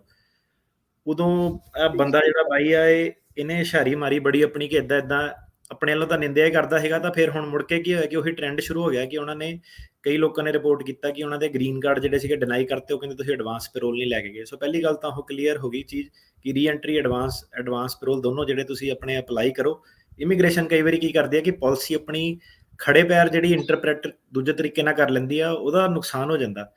ਸੋ ਜਿਹੜਾ ਰੀਐਂਟਰੀ ਪਰਮਿਟ ਵਾਲੀ ਗੱਲ ਆਪਾਂ ਇਹ ਕਹੀ ਸੀ ਕਿ ਜਿਹੜੇ ਵਿਆਹ ਵਾਲੇ ਕੇਸ ਆ ਉਹਨਾਂ ਨੂੰ ਜਦੋਂ ਇੱਥੇ I-94 ਮਿਲਦਾ ਨਾ, ਅਸਾਈਲਮ ਪਾਸ ਹੁੰਦਾ, ਉਹ ਇੰਸਪੈਕਸ਼ਨ ਤੇ ਐਡਮਿਸ਼ਨ ਦੇ ਇਕੁਇਵਲੈਂਟ ਹੈਗੇ ਕਿ ਨਹੀਂ ਹੈਗੇ ਡਿਪੈਂਡ ਕਰਦਾ ਕਿਹੜੀ ਸਰਕਾਰ ਹੈਗੀ ਆ। ਅੱਜ ਤੁਸੀਂ ਗ੍ਰੀਨ ਕਾਰਡ ਲਿਆ, ਕੱਲ ਨੂੰ ਜਿਹੜੀ ਟਰੰਪ ਸਰਕਾਰ ਦੂਜੀ ਸਰਕਾਰ ਆ ਕੇ ਕਹਿ ਸਕਦੀ ਆ ਕਿ ਲੈ ਤੂੰ ਤਾਂ 2 ਨੰਬਰ 'ਚ ਆਇਆ ਸੀਗਾ, ਤੈਨੂੰ ਤਾਂ ਇੱਥੇ ਅਸਾਈਲਮ ਮਿਲਿਆ, ਇਹਨੂੰ ਆਪਾਂ ਇੰਸਪੈਕਸ਼ਨ ਐਡਮਿਸ਼ਨ ਨਹੀਂ ਮੰਨਦੇ। ਸੋ ਇਹ ਤੁਹਾਨੂੰ ਮੈਂ ਫਿਊਚਰ ਦਾ ਸਟੈਪ ਦੱਸਿਆ, ਇਹਦੇ ਵਿੱਚ ਮੇਰਾ ਕੋਈ ਫਾਇਦਾ ਨਹੀਂ ਹੈਗਾ ਇਸ ਵੇਲੇ ਤਾਂ ਤੁਹਾਡਾ ਮੈਂ ਗ੍ਰੀਨ ਕਾਰਡ ਕਰ ਦਊਂਗਾ, ਲੈ ਲਊਂਗਾ। ਪਰ ਮੈਂ ਤੁਹਾਨੂੰ ਇਹ ਦੱਸਿਆ ਕਿ ਜੇ ਤੁਸੀਂ ਆਹ ਵਾਲੇ ਸ਼ਿਕੰਜੇ ਤੋਂ ਬਚਣਾ ਹੈਗਾ ਤੇ ਤੁਸੀਂ ਇੱਕ ਵਾਰੀ ਮੈਕਸੀਕੋ ਕਿਤੇ ਜਾ ਕੇ ਰੀਐਂਟਰੀ ਪਰਮਿਟ ਲੈ ਕੇ ਆ ਕੇ ਇੱਕ ਇੰਸਪੈਕਸ਼ਨ ਐਡਮਿਸ਼ਨ ਆਪਣੀ ਕਰਾ ਲਓ, ਤਾਂ ਕਿ ਫਿਊਚਰ ਦੇ ਵਿੱਚ ਜੇ ਕੋਈ ਲਾਅ ਦੇ ਵਿੱਚ ਅਦਲ ਬਦਲ ਹੁੰਦੀ ਆ ਤੇ ਤੁਹਾਨੂੰ ਉਹਦਾ ਨੁਕਸਾਨ ਨਹੀਂ ਹੋਊਗਾ ਵਿਆਹ ਵਾਲੇ ਕੇਸਾਂ ਦੇ ਵਿੱਚ। ਸੋ ਇਹ ਸਲਾਹ ਸੀਗੀ ਜਿਹੜੀ। ਠੀਕ ਹੈ ਜੀ। ਠੀਕ ਹੈ ਕੁਲਵੀਰ ਜੀ। ਹਾਂਜੀ ਭਾਜੀ ਦੂਜਾ ਕੁਐਸਚਨ ਦਾ ਜਵਾਬ ਦੇ ਦੋਗੇ ਤੇ ਰੀਐਂਟਰੀ ਪਰਮਿਟ ਭਾਜੀ ਕਿੰਨੇ ਚਿਰ ਦਾ ਹੋਊਗਾ? ਉਹ ਦੁਬਾਰਾ ਤੋਂ ਗ੍ਰੀਨ ਕਾਰਡ ਤੋਂ ਬਾਅਦ ਅਪਲਾਈ ਕੀਤਾ, ਗ੍ਰੀਨ ਕਾਰਡ ਵੀ ਨਾਲ ਲਾਇਆ। ਕਿੰਨੀ ਦੇਰ ਦਾ ਮਿਲਣਾ ਤੁਹਾਨੂੰ ਇਹ ਪੁੱਛ ਰਹੇ? ਹਾਂਜੀ 2 ਸਾਲ ਦਾ। ਠੀਕ ਹੈ, ਮਿਹਰਬਾਨੀ ਜੀ। 2 ਸਾਲ ਦਾ। ਜੀ ਅਮਰੀਕ ਜੀ ਸਤਿ ਸ਼੍ਰੀ ਅਕਾਲ। ਸਤਿ ਸ਼੍ਰੀ ਅਕਾਲ ਜੀ। ਸਤਿ ਸ਼੍ਰੀ ਅਕਾਲ ਦੋਨੋਂ ਵੀਰਾਂ ਨੂੰ ਸਤਿ ਸ਼੍ਰੀ ਅਕਾਲ। ਭਾਜੀ ਮੇਰਾ ਕੁਐਸਚਨ ਹੈ ਜੀ ਡਿਕਲੇਰੇਸ਼ਨ ਬਾਰੇ, ਜਿਹੜੀ ਆਪਾਂ ਅਪਡੇਟ ਕਰਦੇ ਆ ਬਾਅਦ ਵਿੱਚ ਕੇਸ ਤੋਂ ਪਹਿਲਾਂ। ਜੀ ਜਿਹੜੀ ਪਹਿਲਾਂ ਆਪਾਂ ਡਿਕਲੇਰੇਸ਼ਨ ਦਿੱਤੀ ਹੁੰਦੀ ਉਹਨੂੰ ਐਕਸਪੈਂਡ ਕਰਨਾ ਹੁੰਦਾ, ਆਈ ਮੀਨ ਕਿ ਉਹਦੇ ਵਿੱਚ ਦੱਸਣਾ ਹੁੰਦਾ ਵੀ ਕੀ ਕਿੱਦਾਂ ਪੂਰਾ ਤਰੀਕੇ ਨਾਲ, ਜਾਂ ਜਿਹੜੀ ਸ਼ਾਰਟ 'ਚ ਲਿਖਣਾ ਹੁੰਦਾ ਉਹਦੇ ਵਿੱਚ? ਸੋ ਭਾਜੀ ਜਿਹੜੀ ਡੈਕਲੇਰੇਸ਼ਨ ਹੁੰਦੀ ਨਾ, ਤੁਹਾਡੇ ਬਿਆਨ ਹੁੰਦੇ ਆ, ਤੁਹਾਡੀ ਹੱਡ ਬੀਤੀ ਹੁੰਦੀ ਹੈ, ਹਨਾ ਜੀ। ਸੋ ਇਹਦਾ ਕੋਈ ਫਾਰਮੂਲਾ ਨਹੀਂ ਕਿ ਕਿੱਦਾਂ ਉਹਨੂੰ ਐਕਸਪੈਂਡ ਕਰਨਾ, ਕਿੱਦਾਂ ਕਰਨਾ, ਪਰ ਬੇਸਿਕਲੀ ਇਹ ਹੈ ਕਿ ਨਵੀਂ ਡੈਕਲੇਰੇਸ਼ਨ ਦੇਣ ਦਾ ਮਕਸਦ ਸਿਰਫ ਇਹ ਹੁੰਦਾ ਕਿ ਤੁਹਾਡੀ ਪਿਛਲੀ 'ਚ ਕੋਈ ਚੀਜ਼ਾਂ ਰਹਿ ਗਈਆਂ ਹੋਣ, ਜਾਂ ਕੋਈ ਨਵਾਂ ਵਾਅਦਾ ਕਰਨਾ ਹੋਵੇ ਕਿ ਨਵੇਂ ਕੋਈ ਹਾਦਸੇ ਹੋਏ ਹੋਣ, ਜਾਂ ਕੋਈ ਕਲੈਰੀਫਿਕੇਸ਼ਨ, ਜਾਂ ਕੋਈ ਪੁਰਾਣੇ ਵਕੀਲ ਨੇ ਕੁਝ ਗਲਤ ਲਿਖਤਾ ਹੋਵੇ, ਉਹਦੀ ਤੁਸੀਂ ਕਲੈਰੀਫਿਕੇਸ਼ਨ ਦੇਣੀ ਹੈ ਕਿ ਜੱਜ ਨੂੰ ਫਾਈਨਲ ਬਿਆਨ ਕਿ ਆਹ ਮੇਰੇ ਫਾਈਨਲ ਬਿਆਨ ਆ, ਜਿਹੜੀ ਮੇਰੀ ਗੱਲ ਰਹਿ ਗਈ ਸੀ ਜਾਂ ਮੇਰੇ ਕੋ ਘੱਟ ਵੱਧ ਕਹਿ ਹੋ ਗਈ ਸੀਗੀ, ਜਾਂ ਮੇਰੀ ਸਹੀ ਤਰੀਕੇ ਨਾਲ ਟਰਾਂਸਲੇਟ ਨਹੀਂ ਹੋਈ ਸੀ। ਆ ਮੇਰੀ ਅਪਡੇਟਡ ਡੈਕਲੇਰੇਸ਼ਨ ਆ। ਠੀਕ ਹੈ ਜੀ, ਠੀਕ ਹੈ ਜੀ, ਥੈਂਕ ਯੂ ਜੀ। ਥੈਂਕ ਯੂ ਜੀ। ਹਰਜੀਤ ਜੀ ਸਤਿ ਸ਼੍ਰੀ ਅਕਾਲ। ਸਤਿ ਸ਼੍ਰੀ ਅਕਾਲ ਭਾਜੀ। ਸਤਿ ਸ਼੍ਰੀ ਹਾਂਜੀ ਭਾਜੀ, ਮੈਂ ਪੁੱਛਣਾ ਸੀ ਸਰ ਕਿ ਨਾ ਮੈਂ ਤੇ ਵਾਈਫ ਦਾ ਤੇ ਬੇਟੇ ਦਾ ਕੀਤਾ ਸੀ ਅਪਲਾਈ, ਤੇ I-730 ਦਾ ਤੇ ਉਹਨਾਂ ਦੀ ਵਾਈਫ ਦੀ ਉਹ ਆ ਗਈ NVC ਦੀ ਚਿੱਠੀ, ਤੇ ਬੇਟੇ ਦੀ ਉਹ ਆ ਗਈ ਕੇਸ ਅਪਰੂਵਡ ਦੀ। ਤੇ ਮੈਂ ਪੁੱਛਣਾ ਸੀ ਉਸ ਤੋਂ ਬਾਅਦ ਕਿੰਨਾ ਟਾਈਮ ਲੱਗਦਾ ਹੁੰਦਾ, ਜਿੱਦਾਂ ਕੇਸ ਅਪਰੂਵਡ ਤੋਂ ਬਾਅਦ ਕਿੰਨਾ ਟਾਈਮ ਲੱਗਦਾ, ਤੇ ਵਾਈਫ ਦਾ NVC ਤੋਂ ਬਾਅਦ ਕਿੰਨਾ ਟਾਈਮ ਲੱਗੂਗਾ? NVC ਤਾਂ ਜੀ ਐਮਬੈਸੀ ਵਾਲੇ ਨੇ ਇੰਟਰਵਿਊ ਸੈੱਟ ਕਰਨੀ ਆ, ਉਹਦਾ ਕੋਈ ਐਸਐਚ ਹੁਣ ਵੇਟਿੰਗ ਟਾਈਮ ਤਾਂ ਇਹਦਾ ਕੋਟਾ ਤਾਂ ਇਹਦਾ ਕੋਈ ਹੈ ਨਹੀਂਗਾ। ਇਹਦਾ ਇਹ ਹੈ ਕਿ ਜਿੰਨਾ ਵੀ ਟਾਈਮ ਉਹਨਾਂ ਨੂੰ ਲੱਗਣਾ ਹੈ ਨਾ 4-6 ਮਹੀਨੇ ਇੰਨਾ ਕੁ ਟਾਈਮ ਲੱਗਦਾ ਔਨ ਐਵਰੇਜ। ਅੱਛਾ ਜੀ, ਕਿ ਚਿੱਠੀ ਤੇ ਲਿਖਿਆ ਸੀਗਾ ਮਤਲਬ 3 to 4 ਵੀਕਸ, ਉਹੀ ਮੈਂ 6 ਹਫ਼ਤੇ ਲਿਖੇ ਸੀ ਉੱਤੇ ਕੀ ਆ ਜਾਊਗੀ, ਪਰ ਹਲੇ ਤੱਕ ਆਈ ਨਹੀਂ ਹੋਈ, ਫਿਰ ਜ਼ਿਆਦਾ ਟਾਈਮ ਲੱਗੂਗਾ। ਉਹ ਤਾਂ ਕੁਛ ਤਾਂ ਉਹਨਾਂ ਨੇ ਲਿਖਣਾ ਉਹਦੇ ਉੱਤੇ, ਉਹ 6 ਹਫ਼ਤੇ ਤਾਂ ਉਹਦਾ ਨਹੀਂ ਕੋਈ ਮਾਇਨਾ ਹੈਗਾ। 6 ਹਫ਼ਤੇ ਜ਼ਿਆਦਾ ਟਾਈਮ ਲੱਗ ਸਕਦਾ ਹੈਗਾ। ਠੀਕ ਹੈ ਜੀ। ਠੀਕ ਹੈ। ਤੇ ਹਾਂ, ਤੇ ਬੇਟੇ ਦੀ ਸਰ I-730 ਦੇ ਕੇਸ ਅਪਰੂਵਡ ਦੀ ਆ ਗਈ, ਉਸ ਤੋਂ ਬਾਅਦ ਨਹੀਂ ਆਇਆ ਕੁਛ? ਉਹ ਫਿਰ ਉਹਦਾ ਵੀ ਫਿਰ NVC ਜਾਊਗਾ ਹਨਾ, ਜਿੱਦਾਂ ਵਾਈਫ ਦਾ ਗਿਆ ਵਾ। ਇਹ ਅਲੱਗ-ਅਲੱਗ ਟਾਈਮਾਂ ਤੇ ਜਾਂਦੇ ਆ, ਇਹਦਾ ਕੋਈ ਏਦਾਂ ਨਹੀਂ ਕਿ ਦੋਨੋਂ ਦਾ ਕਈ ਵਾਰੀ ਸੇਮ ਹੈ। ਕਈ ਵਾਰੀ ਸਾਨੂੰ ਰੇਡੀਓ ਤੋਂ ਵੀ ਲੋਕਾਂ ਨੇ ਦੱਸਿਆ ਕਿ ਫਾਦਰ ਦਾ ਵੀਜ਼ਾ ਲੱਗ ਗਿਆ, ਮਦਰ ਦਾ ਨਹੀਂ ਲੱਗਿਆ। ਸੋ ਆਪਣਾ ਇਹਨਾਂ ਦਾ ਟਾਈਮ ਲਾਈਨ ਆ। ਬਿਲਕੁਲ ਜੀ। ਇੱਕ ਵਾਰੀ ਇਹ ਹੈ ਕਿ ਜੇ NVC ਦੇ ਮੂਹਰੇ ਦੋਨੋਂ ਕੇਸ ਚੱਲ ਜਾਂਦੇ ਆ ਤੇ ਐਮਬੈਸੀ ਨੂੰ ਘੱਲ ਦਿੱਤੇ ਜਾਂਦੇ ਆ। ਉੱਥੇ ਹੈਗਾ ਕਿ ਦੋਨੋਂ ਨੂੰ ਕੇਸ ਜਿਹੜੇ ਕੰਸੋਲੀਡੇਟ ਕਰ ਦਿੰਦੇ ਆ, ਉਹ ਜੇ ਤੁਸੀਂ ਉਹਨਾਂ ਨੂੰ ਈਮੇਲ ਪਾਓ। ਪਰ ਅਜੇ ਜੇ NVC ਵਾਲਿਆਂ ਨੂੰ ਫਾਈਲ ਹੀ ਨਹੀਂ ਭੇਜੀ ਬੇਟੇ ਦੀ, ਤਾਂ ਵਾਈਫ ਦੀ ਫਿਰ ਉਹਦੀ ਜਿਹੜੀ ਵਾਈਫ ਦਾ ਕੇਸ ਆ ਉਹ ਅਲੱਗ ਚੱਲੂਗਾ। ਇਸ ਵੇਲੇ ਜਦੋਂ NVC ਚੱਲ ਜਾਂਦਾ ਉਦੋਂ ਤੁਸੀਂ ਈਮੇਲ ਪਾ ਸਕਦੇ ਉਹਨਾਂ ਨੂੰ ਕਿ ਇਹਨਾਂ ਨੂੰ ਕੰਸੋਲੀਡੇਟ ਕੀਤਾ ਜਾਵੇ। ਜੀ ਬਿਲਕੁਲ, ਥੈਂਕ ਯੂ। ਸਾਹਿਬ ਜੀ ਸਤਿ ਸ਼੍ਰੀ ਅਕਾਲ। ਸਾਹਿਬ ਸਿੰਘ। ਹਾਂਜੀ, ਵਾਹਿਗੁਰੂ ਖਾਲਸਾ ਵਾਹਿਗੁਰੂ ਜੀ ਕੀ ਫਤਿਹ ਜੀ। ਵਾਹਿਗੁਰੂ ਜੀ ਕਾ ਖਾਲਸਾ ਵਾਹਿਗੁਰੂ ਜੀ ਕੀ ਫਤਿਹ। ਹਾਂਜੀ ਭਾਜੀ, ਮੇਰਾ ਤੇ ਪਹਿਲਾਂ ਤੇ ਜਵਾਬ ਉਹਨਾਂ ਸਾਰਿਆਂ ਨੂੰ ਹੈ ਜਿਹੜੇ ਇੱਥੇ 2 ਨੰਬਰ 'ਚ ਆਇਆਂ ਨੂੰ ਜਾਂ ਸਟੂਡੈਂਟ ਆਇਆਂ ਨੂੰ ਚੰਗਾ ਨਹੀਂ ਸਮਝਦੇ, ਕਿਉਂਕਿ ਜਿਹੜੇ 2 ਨੰਬਰ 'ਚ ਉਹੀ ਆਉਂਦੇ ਜਿਨ੍ਹਾਂ ਦੀਆਂ ਲੱਤਾਂ ਭਾਰ ਚੱਲਦੀਆਂ। ਨਾ ਤਾਂ ਇਹ ਜਨਾਨੀਆਂ ਦੇ ਪੱਲੇ ਫੜ ਕੇ ਇੱਥੇ ਆਏ ਆ, ਤੇ ਨਾ ਜਨਾਨੀਆਂ ਦੇ ਪੱਲੇ ਫੜ ਕੇ ਪੱਕੇ ਹੁੰਦੇ ਆ। ਇਹ ਮੇਰਾ ਸਾਰਾ ਜਵਾਬ ਉਹਨਾਂ ਨੂੰ ਆ ਭਾਜੀ। ਨੰਬਰ 2 ਤੇ ਮੇਰਾ ਭਾਜੀ, ਜੇ ਭਾਜੀ ਨੂੰ ਇੱਕ ਸਵਾਲ ਸੀਗਾ ਵੀ ਮੇਰੇ ਡੈਨਿਸ ਮਾਰਟਿਨ ਜੱਜ ਆ ਸੈਕਰਾਮੈਂਟੋ ਦੀ, ਭਾਜੀ ਉਹਦਾ ਕੋਈ ਰਿਵਿਊ ਨਹੀਂ ਸ਼ੋ ਹੁੰਦਾ ਮੇਰੇ ਉਹਨਾਂ ਦਾ। ਜੀ ਮੈਂ ਨਾ ਕੇਸ ਲੜਿਆ ਨਹੀਂ ਇਹਨਾਂ ਦੇ ਮੂਹਰੇ, ਮੇਰੇ ਖਿਆਲ ਰੇਟਿੰਗ ਹੈ ਨਹੀਂ ਇਹਨਾਂ ਦੀ, ਨਵੇਂ ਆ ਇਹ। ਅੱਛਾ, ਨਵੇਂ ਆ ਤੇ ਕਿੱਦਾਂ ਭਾਜੀ ਬਿਹੇਵ ਇਹਨਾਂ ਦਾ ਸਹੀ ਆ? ਅਜੇ ਕੀਤਾ ਨਹੀਂ ਮੈਂ, ਜਿਹੜਾ ਆਪਣਾ ਜੱਜ ਜੁੱਜ ਜਿੱਦਾਂ ਵੀ ਆਪਣਾ ਹੈ ਨਾ, ਜੇ ਨੈਗੇਟਿਵ ਹੋਵੇ ਉਹ ਵੀ ਦੱਸ ਦਈਦਾ ਪ੍ਰੋਗਰਾਮ ਤੇ ਆ ਕੇ। ਤੇ ਮੈਨੂੰ ਐਕਸਪੀਰੀਅੰਸ ਨਹੀਂ ਇਸ ਜੱਜ ਮੂਹਰੇ। ਠੀਕ ਹੈ ਜੀ। ਨਹੀਂ, ਸਾਲ ਬਾਅਦ ਪਤਾ ਲੱਗਦਾ ਹੁੰਦਾ, ਰੇਟਿੰਗ ਸਾਲ ਬਾਅਦ ਆਉਂਦੀ ਹੁੰਦੀ ਉਹਨਾਂ ਦੀ। ਓਕੇ ਜੀ, ਵਾਹਿਗੁਰੂ ਖਾਲਸਾ ਵਾਹਿਗੁਰੂ ਜੀ। ਚਲੋ ਜੀ, ਸਾਰਿਆਂ ਨੂੰ ਨਹੀਂ ਇਦਾਂ, ਇਹਨਾਂ ਦੇ ਆਪਣੇ ਵਿਚਾਰ ਸੀਗੇ। ਹਰ ਇੱਕ ਦੀ ਆਪੋ ਆਪਣੀ ਜਰਨੀ, ਜਿੱਦਾਂ ਅਸੀਂ ਕਹਿੰਦੇ ਆ, ਅਸੀਂ ਕਿਸੇ ਨੂੰ ਇੱਕੋ ਰੱਸੇ ਨਹੀਂ ਬੰਨ੍ਹਦੇ। ਹਰ ਇੱਕ ਦਾ ਆਪੋ ਆਪਣੀ ਆ, ਕਿਸੇ ਨੂੰ ਮਦਦ ਮਿਲ ਜਾਂਦੀ, ਕਿਸੇ ਨੂੰ ਨਹੀਂ ਮਿਲਦੀ। ਬਾਕੀ ਇਹ ਵੀ ਇੱਕ ਦੂਜੇ ਤੋਂ ਆਪਾਂ ਨੂੰ ਸੜਨਾ ਨਹੀਂ ਚਾਹੀਦਾ, ਇਕੱਠੇ ਹੋ ਕੇ ਜਿਹੜਾ ਅੱਗੇ ਵਧਣਾ ਚਾਹੀਦਾ। ਇੱਕ ਹੋਰ ਕਮੈਂਟ ਆ, ਮਤਲਬ ਉਹਨੂੰ ਹੁਣ ਨੈਗੇਟਿਵ ਵੇ 'ਚ ਨਾ ਲਿਓ, ਪਰ ਇਦਾਂ ਕਿ ਜਿੱਦਾਂ ਹੁਣ ਬੰਦਾ ਕਹਿ ਦਿੰਦਾ ਕਿ ਆਪਾਂ ਜਨਾਨੀਆਂ ਦੇ ਪੱਲੇ ਫੜ ਕੇ ਨਹੀਂ ਇੱਥੇ ਆਏ। ਸੋ ਇਦਾਂ ਕਿ ਕੋਈ ਇਹ ਜਨਾਨੀਆਂ ਨੂੰ ਇਹ ਕੋਈ ਨੈਗੇਟਿਵ ਚੀਜ਼ ਥੋੜ੍ਹਾ ਹੈਗੀ। ਹੁਣ ਅੱਜ ਕੱਲ੍ਹ ਮੈਂ ਕਿਹਾ ਕੋਈ ਕੁੜੀ ਮੁੰਡੇ 'ਚ ਕੋਈ ਭੇਦ ਥੋੜ੍ਹਾ ਹੈਗਾ ਕਿ ਜਨਾਨੀਆਂ ਦੇ ਪੱਲੇ ਫੜ ਕੇ, ਜਾਂ ਕਈ ਵਾਰੀ ਕਮੈਂਟ ਮਾਰ ਦਿੰਦਾ ਕਿ ਮੁੰਡਾ ਮੁੰਡੇ ਨੂੰ ਕਹਿੰਦਾ ਕਿ ਤੂੰ ਤਾਂ ਜਨਾਨੀਆਂ ਵਾਂਗੂ ਬਿਹੇਵ ਕਰਦਾ। ਮੈਂ ਕਿਹਾ ਇਹ ਕੋਈ ਕਹਿਣ ਵਾਲੀ ਗੱਲ ਨਹੀਂ ਹੈਗੀ।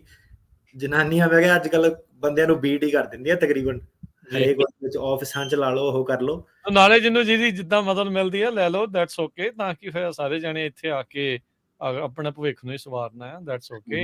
ਏਦਾਂ ਇੱਕ ਦੂਜੇ ਨੂੰ ਮਾੜਾ ਨਾ ਕਹੋ ਤਾਂ ਚੰਗੀ ਗੱਲ ਆ।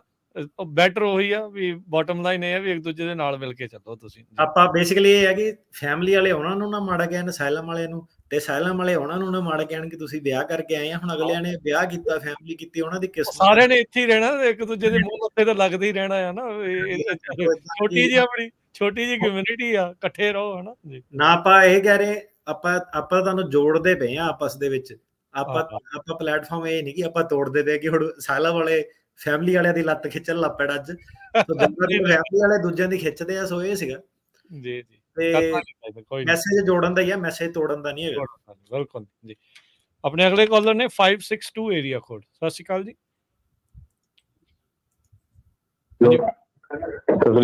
ਹਾਂਜੀ ਭਾਈ, ਮੇਰਾ ਨਾਮ ਵਿਨੇ ਆ। ਮੈਂ ਪਹਿਲੇ ਤੁਹਾਡਾ ਥੈਂਕ ਯੂ ਕਰਨਾ ਚਾਹੁੰਦਾ, ਕਿਉਂਕਿ ਮੈਂ ਹਰ ਵਾਰੀ ਤੁਹਾਡਾ ਕੇਸ ਸੁਣਦਾ ਸੀ ਤੇ ਮੇਰਾ ਕੇਸ ਪਾਸ ਹੋਇਆ।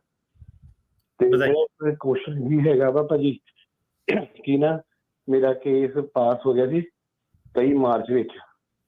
ਜੀ ਠੀਕ ਹੈ, ਹੁਣ ਮੈਂ ਭਾਜੀ ਕੋਲ ਗ੍ਰੀਨ ਕਾਰਡ ਅਪਲਾਈ ਕੀਤਾ ਵਾ। ਜੀ ਉਹਦੇ ਕਰਕੇ ਨਾ ਮੈਨੂੰ ਇਨਫੋਰਮੇਸ਼ਨ ਪੁੱਛਦੇ ਆ ਕਿ ਤੂੰ ਕਿਹੜਾ ਕੰਮ ਕੀਤਾ, ਉਹ ਕਿੰਨੀ ਦੇਰ ਕੀਤਾ ਵਾ। ਮਤਲਬ ਕਿ ਇੰਪਲੋਇਮੈਂਟ ਵਿੱਚ ਆ ਹੁੰਦਾ ਨਾ ਕਿ ਇੰਪਲੋਇਮੈਂਟ ਕਰਨਾ ਹੁੰਦਾ ਜੀ ਉਹਦੇ ਵਿੱਚ। ਤੇ ਹੁਣ ਮੈਨੂੰ ਪਤਾ ਨਹੀਂ ਹੈ ਕਿ ਮੈਂ ਦੱਸਾਂ ਜਾਂ ਨਾ ਦੱਸਾਂ ਕਿ ਮੈਂ ਉੱਥੇ ਕੰਮ ਕੀਤਾ ਜਾਂ ਕੀ ਕੀਤਾ, ਸ਼ੋਅ ਕੀਤਾ ਨਹੀਂ। ਤੁਹਾਡੇ ਕੋਲ ਵਰਕ ਪਰਮਿਟ ਸੀਗਾ ਕਿ ਨਹੀਂ ਸੀਗਾ? ਹਾਂਜੀ, ਮੇਰੇ ਕੋਲ ਬਰਬਰ ਉਦੋਂ ਨਹੀਂ ਸੀਗਾ। ਭਾਜੀ ਨੂੰ ਤਾਂ ਤੂੰ ਭਰਾਵਾ ਰੇਡੀਓ ਤੇ ਹੁਣ ਲਾ ਦੇ, ਨਾਮ ਵੀ ਦੱਸ ਦੇ ਆਪਣਾ ਭਾਜੀ ਨੂੰ, ਤਾਂ ਫੇਰ ਵਰਕ ਪਰਮਿਟ ਦਾ ਦੱਸ ਦੇ। ਦੱਸਾਂ ਕਿ ਨਾ ਦੱਸਾਂ, ਭਾਜੀ ਦੀ ਜਾਨ ਲੈ ਲੈ ਰੇਡੀਓ ਤੇ ਸਾਰਿਆਂ ਦੇ ਮੂਹਰੇ। ਇਹ ਇਦਾਂ ਦੇ ਸਵਾਲ ਨਾ ਇਹ ਪਬਲਿਕ ਪਲੇਟਫਾਰਮ ਤੇ ਨਹੀਂ ਪੁੱਛੀਦੇ ਹੁੰਦੇ ਜੀ। ਵੈਸੇ ਹੀ ਤੈਨੂੰ ਮੈਂ ਸਵਾਲ ਦੱਸਦਾ, ਕੋਈ ਨਹੀਂ, ਮੈਂ ਜਨਰਲ ਨੌਲੇਜ ਦੱਸਦਾ। ਪਹਿਲਾਂ ਇਦਾਂ ਕਿ ਜਿਹੜਾ ਵਕੀਲ ਆ, ਹੁਣ ਵਕੀਲ ਦੇਖ ਇਦਾਂ ਕਿ ਕਮਿਊਨਿਟੀ ਦੀ ਹੈਲਪ ਕਰਦੇ ਆ, ਪਰ ਇਦਾਂ ਕਿ ਸਾਡੇ ਮੋਢੇ ਨਹੀਂ ਭਰਾਵਾ ਰੱਖ ਕੇ ਕਿਸੇ ਨੇ ਵੀ ਬੰਦੂਕ ਚਲਾਣੀ। ਆਪਣਾ ਤਾਂ ਕੰਮ ਸਿੱਧਾ ਆਪਾਂ ਉਹ ਦੇ ਦੇਣੀ ਤੁਹਾਨੂੰ ਲਿਸਟ, ਕੀ ਆਪਣਾ ਇੱਥੇ ਲਿਖਦੇ ਵਰਕ ਹਿਸਟਰੀ ਲਿਖਦੇ ਕਿੱਦਾਂ, ਹਨਾ। ਹੁਣ ਜੇ ਤੇਰਾ ਅਸਾਈਲਮ ਦਾ ਕੇਸ ਆ, ਉਹ ਮੇਰੇ ਕੋਲ ਨਹੀਂ ਪਾਸ ਹੋਇਆ, ਉਹ ਕਿਤੇ ਹੋਰ ਕੋ ਪਾਸ ਹੋਇਆ, ਹਨਾ। ਤਾਂ ਅਸਾਈਲਮ ਦੇ ਕੇਸ 'ਚ ਤੈਨੂੰ ਉਹਨਾਂ ਨੇ ਆਲਰੇਡੀ ਪਹਿਲਾਂ ਹੀ ਪੁੱਛਿਆ ਕਿ ਆਪਣੀ ਹਿਸਟਰੀ ਦੱਸ ਪਿਛਲੇ 5 ਸਾਲਾਂ ਦੀ। ਸੋ ਉਹਦੇ ਵਿੱਚ ਹਿਸਟਰੀ ਤੂੰ ਆਲਰੇਡੀ ਦੱਸਦੀ ਆ। ਹੁਣ ਇਦਾਂ ਕਿ ਮੈਂ ਤੈਨੂੰ ਕਹਾਂ ਪਾ ਦੇ ਫਿਰ ਤੂੰ ਮਰਿਆ, ਮੈਂ ਕਹਾਂ ਨਾ ਪਾ ਫਿਰ ਤੂੰ ਮਰਿਆ। ਹੁਣ ਇਦਾਂ ਕਿ ਤੇਰੇ ਅਸਾਈਲਮ ਦੀ ਐਪਲੀਕੇਸ਼ਨ ਉਹ ਸਾਰਾ ਸਹੁੰ ਖਾ ਕੇ ਤੂੰ ਦੱਸਿਆ ਕਿ ਸੱਚ ਜਿਹੜੀ ਹੈਗੀ ਆ, ਐਡਰੈਸ ਹਿਸਟਰੀ, ਕੰਮ ਕਰਨ ਦੀ ਹਿਸਟਰੀ, ਸਾਰਾ ਉਹ। ਸੋ ਉਹ ਤਾਂ ਆਲਰੇਡੀ ਤੈਨੂੰ ਉਹਨਾਂ ਨੇ ਸਹੁੰ ਚੁਕਾ ਕੇ ਕੇਸ ਦੇ ਵਿੱਚ ਜੱਜ ਨੇ ਸਾਰਾ ਕੁਝ ਕਹਿ ਕੇ ਫਿਰ ਤੇਰਾ ਅਸਾਈਲਮ ਦਾ ਕੇਸ ਪਾਸ ਕੀਤਾ। ਹੁਣ ਇਹ ਤਾਂ ਤੈਨੂੰ ਮੁੱਦਾ ਤਾਂ ਹੋਣਾ ਚਾਹੀਦਾ ਜੇ ਤੈਨੂੰ ਕੋਈ ਸ਼ੱਕ ਆ ਕਿ ਮੈਂ ਝੂਠ ਬੋਲਿਆ ਸੀ ਅਸਾਈਲਮ ਦੇ ਕੇਸ ਦੇ ਵਿੱਚ ਜਾਂ ਕੁਝ। ਜੇ ਤੂੰ ਅਸਾਈਲਮ ਦੇ ਕੇਸ ਦੇ ਵਿੱਚ ਸੱਚ ਬੋਲਿਆ, ਫਿਰ ਤਾਂ ਤੇਰੀ ਫਾਰਮ ਸਾਰਾ ਉੱਥੇ ਲਿਖਿਆ ਹੀ ਪਿਆ ਪਿਛਲੇ 5 ਸਾਲਾਂ ਦੀ ਹਿਸਟਰੀ। ਤੇ ਸਾਡਾ ਜਿਹੜਾ ਗ੍ਰੀਨ ਕਾਰਡ ਵਾਲਾ, ਉਹ ਵੀ 5 ਸਾਲਾਂ ਦੀ ਤੇਰੇ ਕੋਲ ਹਿਸਟਰੀ ਮੰਗਣ ਦੇ ਆ ਪਿਛਲੇ ਵਾਲੀ। ਤੇ ਫਿਰ ਮੈਨੂੰ ਤਾਂ ਪ੍ਰੋਬਲਮ ਕੋਈ ਦਿਖਣ ਨਹੀਂ ਦੀ ਇਹਦੇ ਵਿੱਚ। ਤਾਂ ਅੱਗੋਂ ਦੀ ਲੈ ਕੇ ਪਿੱਛੇ 5 ਸਾਲਾਂ ਦਾ ਕਵਰ ਕਰ ਦੇ, ਜੋ ਤੇਰਾ ਅਸਾਈਲਮ ਦਾ ਹੈਗਾ, ਤੇਰਾ ਕੰਮ ਡਨ ਆ, ਹੈ। ਜੇ ਹੁਣ ਇਹਦੇ ਵਿੱਚ ਕੋਈ ਹੋਰ ਪ੍ਰੋਬਲਮ ਆ ਤਾਂ ਫਿਰ ਤੇਰਾ ਅਸਾਈਲਮ ਦੀ ਐਪਲੀਕੇਸ਼ਨ ਝੂਠੀ ਪੈ ਜਾਂਦੀ। ਜਤਿੰਦਰ, ਸਤਿ ਸ਼੍ਰੀ ਅਕਾਲ। ਹਾਂਜੀ, ਸਤਿ ਸ਼੍ਰੀ ਅਕਾਲ ਜੀ। ਜੀ ਮੈਂ ਪੁੱਛਣਾ ਚਾਹੁੰਦਾ ਜੀ, ਮੇਰੇ 2 ਸਵਾਲ ਹੈ। ਜੇ ਸਰ ਕੋਲ ਮੇਰਾ ਕੇਸ ਸੀਗਾ ਤੇ 2 ਮਹੀਨੇ ਪਹਿਲਾਂ ਜੀ ਕੇਸ ਪਾਸ ਹੋਇਆ, ਉਹਦੇ ਲਈ ਤੁਹਾਡਾ ਬਹੁਤ ਬਹੁਤ ਥੈਂਕ ਯੂ ਜੀ। ਵਧਾਈਆਂ ਜੀ, ਬਹੁਤ। ਹਾਂਜੀ ਹਾਂਜੀ ਹਾਂਜੀ। ਕੌਣ ਬੋਲਦੇ ਤੁਸੀਂ ਭਾਜੀ? ਮੈਂ ਜਤਿੰਦਰ ਸਿੰਘ ਬੋਲਦਾ ਜੀ। ਉਹ ਅੱਛਾ ਠੀਕ ਹੈ। ਹਾਂਜੀ ਜੀ ਜੀ। ਤੇ ਮੈਂ ਉਸ ਤੋਂ ਬਾਅਦ ਫੈਮਿਲੀ ਪਟੀਸ਼ਨ ਲਾਈ ਸੀਗੀ ਜੀ। ਉਹ ਤਕਰੀਬਨ 1.5 ਮਹੀਨੇ ਬਾਅਦ ਮੇਰਾ ਕੇਸ ਇੰਡੀਆ ਮੂਵ ਹੋ ਗਿਆ ਜੀ, ਦਿੱਲੀ ਮੂਵ ਹੋ ਗਿਆ। ਮੈਨੂੰ ਲੈਟਰ ਆ ਗਏ ਹੋਏ ਆ ਫੈਮਿਲੀ ਦੇ ਕਿ ਤੁਹਾਡਾ ਕੇਸ ਦਿੱਲੀ ਮੂਵ ਹੋ ਗਿਆ। ਤੇ ਉਹ ਫੈਮਿਲੀ ਪਟੀਸ਼ਨ ਦੇ ਜਿਹੜੇ ਫਾਰਮ ਭਰੇ ਆ ਜੀ, ਉਹਦੇ ਵਿੱਚ ਮੇਰਾ ਬੇਟਾ ਕੈਨੇਡਾ ਤੇ ਵਾਈਫ ਫਗਵਾੜੇ ਆ। ਪਰ ਉਹਨਾਂ ਦੇ ਜਿਹੜੇ ਫਿਜ਼ੀਕਲ ਐਡਰੈਸ ਹੈ ਜੀ, ਸਾਡਾ ਆਪਣਾ ਘਰ ਖਰੜ ਹੈ, ਖਰੜ ਦੇ ਐਡਰੈਸ ਭਰੇ ਹੋਏ ਆ ਜੀ। ਉਹ ਸਾਨੂੰ ਐਡਰੈਸ ਚੇਂਜ ਕਰਨੇ ਚਾਹੀਦੇ ਜੀ ਕਿ ਉਹੀ ਰਹਿਣ ਦੀਏ? ਪਹਿਲਾਂ ਤਾਂ ਬੜੀ ਛੇਤੀ ਨੰਬਰ ਲਾਇਆ ਉਹਨਾਂ ਨੇ, 1.5-2 ਮਹੀਨੇ 'ਚ ਹੀ। ਜ਼ਿਆਦਾਤਰ ਤਾਂ ਟਾਈਮ ਲਾ ਦਿੰਦੇ ਆ, 2-2 ਸਾਲ, 3-3 ਸਾਲ। ਦੂਜੀ ਗੱਲ ਇਹ ਆ ਕਿ ਜਿਹੜਾ ਮੁੰਡਾ ਵਾ, ਉਹਦਾ ਫਿਜ਼ੀਕਲ ਐਡਰੈਸ ਕੈਨੇਡਾ ਦਾ ਭਰਨਾ ਚਾਹੀਦਾ ਹੈ ਕਿ ਉੱਥੇ ਉਹ ਇੰਟਰਵਿਊ ਕਰ ਸਕੇ। ਤੇ ਹੁਣ ਇਹਦੇ ਵਿੱਚ ਇਦਾਂ ਕਿ ਜੇ ਉਹਨਾਂ ਦੇ ਨੰਬਰ ਆ ਗਏ, ਕੋਈ ਨਹੀਂ, ਜੇ ਮੁੰਡਾ ਜਾ ਸਕਦਾ ਕਿ ਇੰਡੀਆ ਜਾ ਸਕਦਾ ਤਾਂ ਇੰਡੀਆ ਤੋਂ ਵੀ ਜਾ ਕੇ ਲੈ ਕੇ ਆ ਸਕਦਾ। ਤੇ ਉਹ ਜੇ ਉਹਨੂੰ ਪੁੱਛੂਗੇ ਕਿ ਕੈਨੇਡਾ ਦਾ ਕਿਉਂ ਨਹੀਂ ਪਾਇਆ, ਤੇ ਆਪਣਾ ਦੱਸ ਸਕਦਾ ਕਿ ਮੈਂ ਟੈਂਪਰੇਰੀ ਸੀਗਾ ਉੱਥੇ ਤੇ ਮੈਨੂੰ ਪਤਾ ਨਹੀਂ ਸੀ ਮੈਂ ਕਿੰਨੀ ਦੇਰ ਰਹਿਣਾ, ਹੈ ਨਾ। ਤੇ ਜਿਹੜਾ ਹੁਣ ਅੱਗੇ ਫਾਰਮ ਭਰੂਗੇ, ਜਿਹੜਾ ਐਮਬੈਸੀ ਦੀ ਜਿਹੜਾ ਇੰਟਰਵਿਊ ਲਈ DS ਫਾਰਮ ਜਿਹੜਾ ਭਰੂਗੇ, ਉਹ 'ਚ ਆਪਣੇ ਜਿਹੜੇ ਐਡਰੈਸ ਆ ਉਹ ਸਹੀ ਡਿਸਕਲੋਜ਼ ਕਰਿਓ ਸਾਰੇ। ਫਿਜ਼ੀਕਲ ਐਡਰੈਸ ਜਿੱਥੇ ਜਿਹੜੇ ਨੇ ਉਹ ਦੱਸਿਓ ਜੀ ਉਹਨਾਂ ਨੂੰ। ਜੀ ਠੀਕ ਹੈ ਜੀ। ਠੀਕ ਹੈ ਜੀ, ਮਿਹਰਬਾਨੀ ਜੀ। ਹਾਂਜੀ ਠੀਕ ਹੈ ਜੀ, ਥੈਂਕ ਯੂ ਭਾਜੀ। ਜਿਹੜੇ ਕੇਸ ਪਾਸ ਹੋਏ ਆ, ਜਿਹੜੇ ਸੁਣ ਰਹੇ ਆ, ਜਿਹਨਾਂ ਨੂੰ ਕੰਮ ਵਧੀਆ ਲੱਗਦਾ, ਸਾਨੂੰ ਗੂਗਲ ਰਿਵਿਊ ਤੇ ਜਾ ਕੇ ਪਲੀਜ਼ ਆਪਣੇ ਜਿਹੜੇ ਰਿਵਿਊ ਉਹ ਪਾਓ। ਸਾਡੀ ਉਹਦੇ ਨਾਲ ਹੈਲਪ ਹੁੰਦੀ ਹੈ। ਗੂਗਲ ਤੇ ਪਾਓ, ਯੈਲਪ ਤੇ ਪਾਓ, ਦੋਨਾਂ ਤੇ ਪਾਓ ਜੀ। ਜੀ ਸੋਨੂ ਜੀ, ਸਤਿ ਸ਼੍ਰੀ ਅਕਾਲ। ਸਤਿ ਸ਼੍ਰੀ ਅਕਾਲ ਜੀ। ਜੀ ਭਾਜੀ, ਮੇਰਾ ਕੁਐਸਚਨ ਹੈ ਕਿ ਮੇਰਾ ਫਰੈਂਡ ਨਾ ਵਿਜ਼ਟਰ ਵੀਜ਼ੇ ਤੇ ਆਇਆ ਇੱਥੇ, 10 ਸਾਲ ਮਲਟੀਪਲ ਲੱਗਾ ਦਾ, B1 B2। ਉਹਨੇ ਅਪਲਾਈ ਕਰਨਾ ਚਾਹੁੰਦਾ ਆਸਟ੍ਰੇਲੀਆ ਦਾ। ਆਸਟ੍ਰੇਲੀਆ ਦਾ ਕੀ ਪ੍ਰੋਸੈਸਿੰਗ ਹੈ, ਕੀ ਲੱਗ ਜੂਗਾ ਤੇ ਕਿੰਨਾ ਟਾਈਮ ਲੱਗਦਾ? ਆਸਟ੍ਰੇਲੀਆ ਤੋਂ ਆਇਆ ਵਾ ਉਰੇ? ਨਹੀਂ, ਇੰਡੀਆ ਤੋਂ ਇੱਥੇ ਆਇਆ। ਉਹਨੇ ਆਸਟ੍ਰੇਲੀਆ ਦਾ ਵਿਜ਼ਿਟਰ ਵੀਜ਼ਾ ਅਪਲਾਈ ਕਰਨਾ ਹੈ? ਹਾਂਜੀ, ਉੱਥੋਂ ਦਾ ਅਪਲਾਈ ਵੀਜ਼ਾ ਲਵਾਉਣਾ ਚਾਹੁੰਦਾ ਆਸਟ੍ਰੇਲੀਆ ਦਾ, ਇੱਥੋਂ ਆਪਣੀ ਅਮਰੀਕਾ ਦਾ। ਭਾਜੀ ਆਸਟ੍ਰੇਲੀਆ ਦੇ ਸਾਨੂੰ ਆਸਟ੍ਰੇਲੀਆ ਤੋਂ ਇੱਥੇ ਆਣਾ, ਉਹਦੇ ਬਾਰੇ ਦੱਸ ਸਕਦੇ ਆ। ਇੱਥੋਂ ਦੀ ਆਸਟ੍ਰੇਲੀਆ ਕਿੱਦਾਂ ਜਾਣਾ, ਉਹਦੇ ਬਾਰੇ ਨਹੀਂ ਦੱਸ। ਬਾਹਰ ਜਾਣ ਨੂੰ ਕਹਿੰਦੇ ਨਹੀਂ ਕਿਸੇ ਨੂੰ। ਤੇ ਉਹ ਭਾਜੀ ਤੁਹਾਨੂੰ ਕਿਸੇ ਆਸਟ੍ਰੇਲੀਅਨ ਇਮੀਗ੍ਰੇਸ਼ਨ ਲਾਇਰ, ਉਹਨਾਂ ਦੇ ਨਾਲ ਤੁਹਾਨੂੰ ਕੰਟੈਕਟ ਆਈ ਥਿੰਕ ਕਰਨਾ ਪਊਗਾ। ਆਪਾਂ ਅਮਰੀਕਾ ਲਿਆਉਣ ਦੀ ਕੋਸ਼ਿਸ਼ਾਂ ਦੇ ਵਿੱਚ ਆ ਸਾਰਿਆਂ ਨੂੰ ਜੀ। ਥੈਂਕ ਯੂ ਭਾਜੀ ਵੀਰ ਜੀ ਉਹਦਾ ਕਾਲ ਦੇ ਲਈ ਤੁਹਾਡਾ ਜੀ। ਜਗਮੀਤ। ਹਾਂਜੀ, ਸਤਿ ਸ਼੍ਰੀ ਅਕਾਲ ਜੀ। ਸਤਿ ਸ਼੍ਰੀ ਅਕਾਲ ਜੀ। ਮੇਰਾ ਕੁਇਕ ਕੁਐਸਚਨ ਹੈ ਜੀ, ਮੈਂ ਆਪਣੇ ਪੇਰੈਂਟਸ ਦਾ I-130 ਪਾਣਾ ਹੈ ਤੇ ਉਹਨਾਂ ਦਾ ਮੈਰਿਜ ਸਰਟੀਫਿਕੇਟ ਨਹੀਂ ਹੈਗਾ, ਉਹਦੀ ਕੀ ਰੈਮੇਡੀ ਹੋ ਸਕਦੀ ਹੈ? ਉਹਦੀ ਜੀ ਉੱਥੋਂ ਦੀ ਨਾ ਮੈਰਿਜ ਜਿਹੜਾ ਮੈਰਿਜ ਰਜਿਸਟਰਾਰ ਆ ਉਹਨਾਂ ਤੋਂ ਇੱਕ ਲੈਟਰ ਲੈ ਲਓ ਨਾਨ ਅਵੇਲੇਬਿਲਿਟੀ ਦੀ, ਕਿ ਇਹਨਾਂ ਦਾ ਰੈਕੋਰਡ ਚੈੱਕ ਕੀਤਾ ਸੀਗਾ ਤੇ ਮੈਰਿਜ ਜਿਹੜਾ ਮਿਲਿਆ ਨਹੀਂ, ਬਸ ਨਾਨ ਅਵੇਲੇਬਿਲਿਟੀ ਲੈਣੀ ਹੈ। ਤੇ ਮੇਰੇ ਵਿਆਹ ਉਹਨਾਂ ਦਾ ਤੁਹਾਨੂੰ ਪਤਾ ਕਿਹੜੇ ਸਾਲ ਹੋਇਆ ਸੀਗਾ? ਮੇਬੀ 40-50 ਇਅਰਸ ਪਹਿਲੇ ਹੋਇਆ ਸੀ ਜੀ, 1940-50 ਦੇ ਵਿੱਚ। ਨਹੀਂ 40-50 ਸਾਲ ਪਹਿਲਾਂ। ਅੱਛਾ, ਹਾਂਜੀ। ਤੇ ਔਰ ਤੁਸੀਂ ਇਹ ਵੀ ਦੇਖ ਲਓ ਕਿ ਜਿਹੜਾ ਕੰਪਲਸਰੀ ਰਜਿਸਟ੍ਰੇਸ਼ਨ ਆਫ ਮੈਰਿਜ ਜਿਹੜਾ ਐਕਟ ਸੀਗਾ, ਮੇਰੇ ਖਿਆਲ ਰਾਜਗੁਰੂ ਜੀ ਕਦੋਂ 1970 ਦੇ ਵਿੱਚ ਬਣਿਆ, ਮੈਨੂੰ ਪਤਾ ਨਹੀਂ, ਮੈਨੂੰ ਨਹੀਂ ਯਾਦ, ਮੈਂ ਐਵੇਂ ਉਹ ਤੋਂ ਪਹਿਲਾਂ ਤਾਂ ਸੀਗੇ ਹੀ ਨਹੀਂ, ਜਿੱਦਾਂ ਕਿ ਮੈਂਡੇਟਰੀ ਨਹੀਂ ਸੀਗਾ। ਪਰ ਇਹ ਹੈ ਕਿ ਨਾਨ ਅਵੇਲੇਬਿਲਿਟੀ ਦੀ ਇੱਕ ਲਾ ਦਿਓ, 2 ਜਣਿਆਂ ਦੇ ਜਿਹੜੇ ਤੁਸੀਂ ਸੀਗੇ ਐਫੀਡੇਵਿਟ ਲਾ ਦਿਓ ਕਿ ਜਿਹੜੇ ਵਿਆਹ ਤੇ ਗਏ ਸੀਗੇ, ਫੋਟੋਆਂ ਜੇ ਉਹਨਾਂ ਦੀਆਂ ਹੈਗੀਆਂ ਤਾਂ ਆਪਾਂ ਵਿਆਹ ਦੇਖ ਕੇ ਆਏ ਸੀਗੇ ਤੇ ਇਹਨਾਂ ਦਾ ਵਿਆਹ ਹੋਇਆ ਵਾ। ਤੇ ਬਾਕੀ ਜਿਹੜੇ ਸੈਕੰਡਰੀ ਡਾਕੂਮੈਂਟ ਹੁੰਦੇ ਆ ਜਿਹਨਾਂ 'ਚ ਘਰ ਵਾਲਾ ਘਰ ਵਾਲੀ ਦਾ ਨਾਮ ਲਿਖਿਆ, ਹਸਬੈਂਡ ਆਫ ਵਾਈਫ ਆਫ, ਉਹ ਵਾਲੇ ਜਿਹੜੇ ਲਾ ਦਿਓ। ਤਾਂ 2 ਐਫੀਡੇਵਿਟ ਤੇ ਨਾਨ ਅਵੇਲੇਬਿਲਿਟੀ, ਤੇ ਉਹਦੇ ਨਾਲ ਤੁਹਾਡਾ ਜਿਹੜਾ ਕੰਮ ਜਿਹੜਾ ਸੀਗਾ ਬਣ ਜਾਊਗਾ। ਠੀਕ ਹੈ ਜੀ, thank you so much, thank you Mandeep ਜੀ।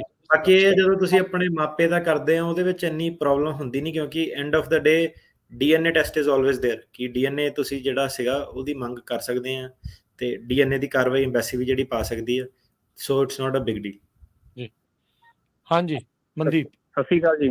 ਜੀ, ਮੇਰਾ ਕੇਸ ਭਾਜੀ ਪ੍ਰੂਵ ਆ, ਪਰ ਮੈਂ ਵਿਆਹ ਵਾਲੇ ਕੇਸ ਦੇ ਥਰੂ ਜਾਣਾ ਚਾਹੁੰਦਾ। ਮੈਂ ਇਹੀ ਕੁਐਸਚਨ ਆ ਮੇਰਾ ਵੀ, ਜਦੋਂ ਮੈਂ ਵਿਆਹ ਵਾਲਾ ਕੇਸ ਲਾਉਣਾ ਹੁਣ ਆਪਣਾ, ਵੀ ਉਹ I-94 ਲਾ ਕੇ ਲਾਵਾਂ ਜਾਂ ਪਹਿਲਾਂ ਲਾ ਦਿਆਂ, ਵੀ ਜਦੋਂ ਮੇਰੀ ਇੰਟਰਵਿਊ ਆਊ ਉਦੋਂ ਮੈਂ ਕੰਟਰੀ ਆਊਟ ਕਰਕੇ I-94 ਲੈ ਲਾਂ? ਤੁਹਾਡੇ ਕੋਲ ਭਾਜੀ 2 ਆਪਸ਼ਨ ਆ, ਇੱਕ ਤੁਸੀਂ ਸਿੱਧਾ ਹੀ ਲਾ ਸਕਦੇ ਆ ਇੱਥੋਂ ਹੀ I-94 ਲੈ ਕੇ, ਉਹ ਵੀ ਚੱਲ ਜਾਂਦਾ ਗ੍ਰੀਨ ਕਾਰਡ। ਪਰ ਆਪਣੀ ਜਿਹੜੀ ਸਲਾਹ ਇਹ ਹੈਗੀ ਆ, ਲੌਂਗ ਟਰਮ ਜੇ ਸਲਾਹ ਦੇਖਣੀ ਆ ਸੇਫ, ਕਿ ਬਾਅਦ ਚ ਕੋਈ ਸਰਕਾਰ ਆ ਕੇ ਪੰਗਾ ਨਾ ਪਾਵੇ, ਤੇ ਫਿਰ ਜਿਹੜਾ ਸੀਗਾ ਤੁਸੀਂ ਰਿਫਿਊਜੀ ਟਰੈਵਲ ਡਾਕੂਮੈਂਟ ਲੈ ਕੇ ਜੇ ਦੁਬਾਰਾ ਐਂਟਰੀ ਮਾਰਦੇ ਆ ਤੇ ਉਹਦੇ ਬੇਸ ਤੇ ਤੁਹਾਡਾ ਫਿਰ ਜਿਹੜਾ ਸੀਗਾ ਉਹ ਪੱਥਰ ਤੇ ਲਕੀਰ ਵਾਲਾ ਕੰਮ ਹੋ ਜਾਂਦਾ। ਉਹਦੇ ਹਿਸਾਬ ਨਾਲ ਜੇ ਤੁਸੀਂ ਗ੍ਰੀਨ ਕਾਰਡ ਫਾਈਲ ਕਰਦੇ ਆ ਉਹ ਬੈਟਰ ਆ। ਪਰ ਅੱਜ ਦੀ ਰੇਟ ਦੇ ਵਿੱਚ ਜੇ ਤੁਸੀਂ ਇੱਥੇ I-94 ਲੈ ਕੇ ਵਿਆਹ ਵਾਲਾ ਕੀਤਾ, ਉਹਨਾਂ ਨੇ ਗ੍ਰੀਨ ਕਾਰਡ ਦੇ ਦੇਣਾ ਉਹਦੇ ਉੱਤੇ ਵੀ।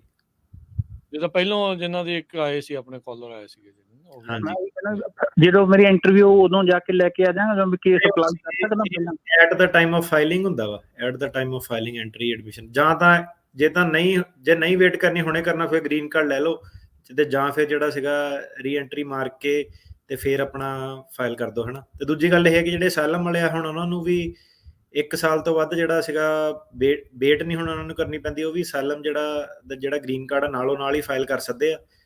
ਤੇ ਮੈਨੂੰ ਹੁਣ ਇਹਦੇ ਵਿੱਚ ਇਦਾਂ ਆ ਕਿ ਵਿਆਹ ਵਾਲੇ ਗ੍ਰੀਨ ਕਾਰਡ ਦੇ ਵਿੱਚ ਜਦੋਂ ਬੰਦਾ ਫਸਦਾ ਤੇ ਕੋਈ ਹੁਣ ਐਡਵਾਂਟੇਜ ਤਾਂ ਹੈ ਨਹੀਂ ਖਾਸ। ਜੇ ਅਸਾਈਲਮ ਤੁਹਾਡਾ ਪਾਸ ਹੋਇਆ, ਅਗਲੇ ਦਿਨ ਤੁਸੀਂ ਗ੍ਰੀਨ ਕਾਰਡ ਫਾਈਲ ਕਰ ਸਕਦੇ ਆ ਆਪਣਾ ਅਸਾਈਲਮ ਵਾਲਾ, ਤੇ ਤੁਸੀਂ ਉਹ ਜਿਹੜਾ ਗ੍ਰੀਨ ਕਾਰਡ ਫਾਈਲ ਕਰੋ ਅਸਾਈਲਮ ਵਾਲਾ ਆਪਣੇ ਬੇਸ ਤੇ। ਕਿਉਂਕਿ ਜਿਹੜਾ ਵਿਆਹ ਵਾਲਾ ਵਾ ਉਹ ਡਿਪੈਂਡਿੰਗ ਤੁਹਾਡੀ ਲੈਂਥ ਆਫ ਮੈਰਿਜ ਜੇ ਘੱਟ ਆ 2 ਸਾਲਾਂ ਤੋਂ, ਤੁਹਾਨੂੰ ਉਹਨਾਂ ਨੇ ਗ੍ਰੀਨ ਕਾਰਡ ਵੀ ਕੰਡੀਸ਼ਨਲ ਦੇਣਾ ਵਾ। ਤੇ ਤੁਸੀਂ ਅਸਾਈਲਮ ਵਾਲਾ ਆਪਣਾ ਗ੍ਰੀਨ ਕਾਰਡ ਜਿਹੜਾ ਫਾਈਲ ਕਰੋ।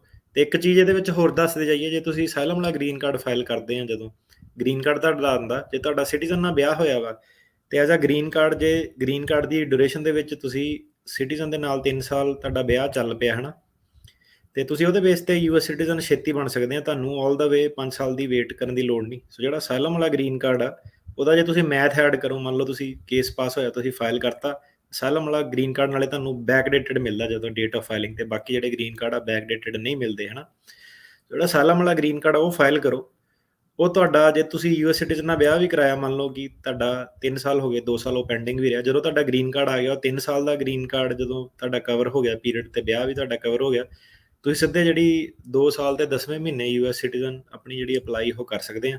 ਸੋ ਆਈ ਡੋਂਟ ਥਿੰਕ ਸੋ ਕਿ ਅੱਜ ਦੇ ਲਾਅ ਦੇ ਹਿਸਾਬ ਨਾਲ ਵਿਆਹ ਵਾਲੇ ਗ੍ਰੀਨ ਕਾਰਡ ਦੇ ਵਿੱਚ ਜਾਣ 'ਚ ਕੋਈ ਫਾਇਦਾ ਵਾ।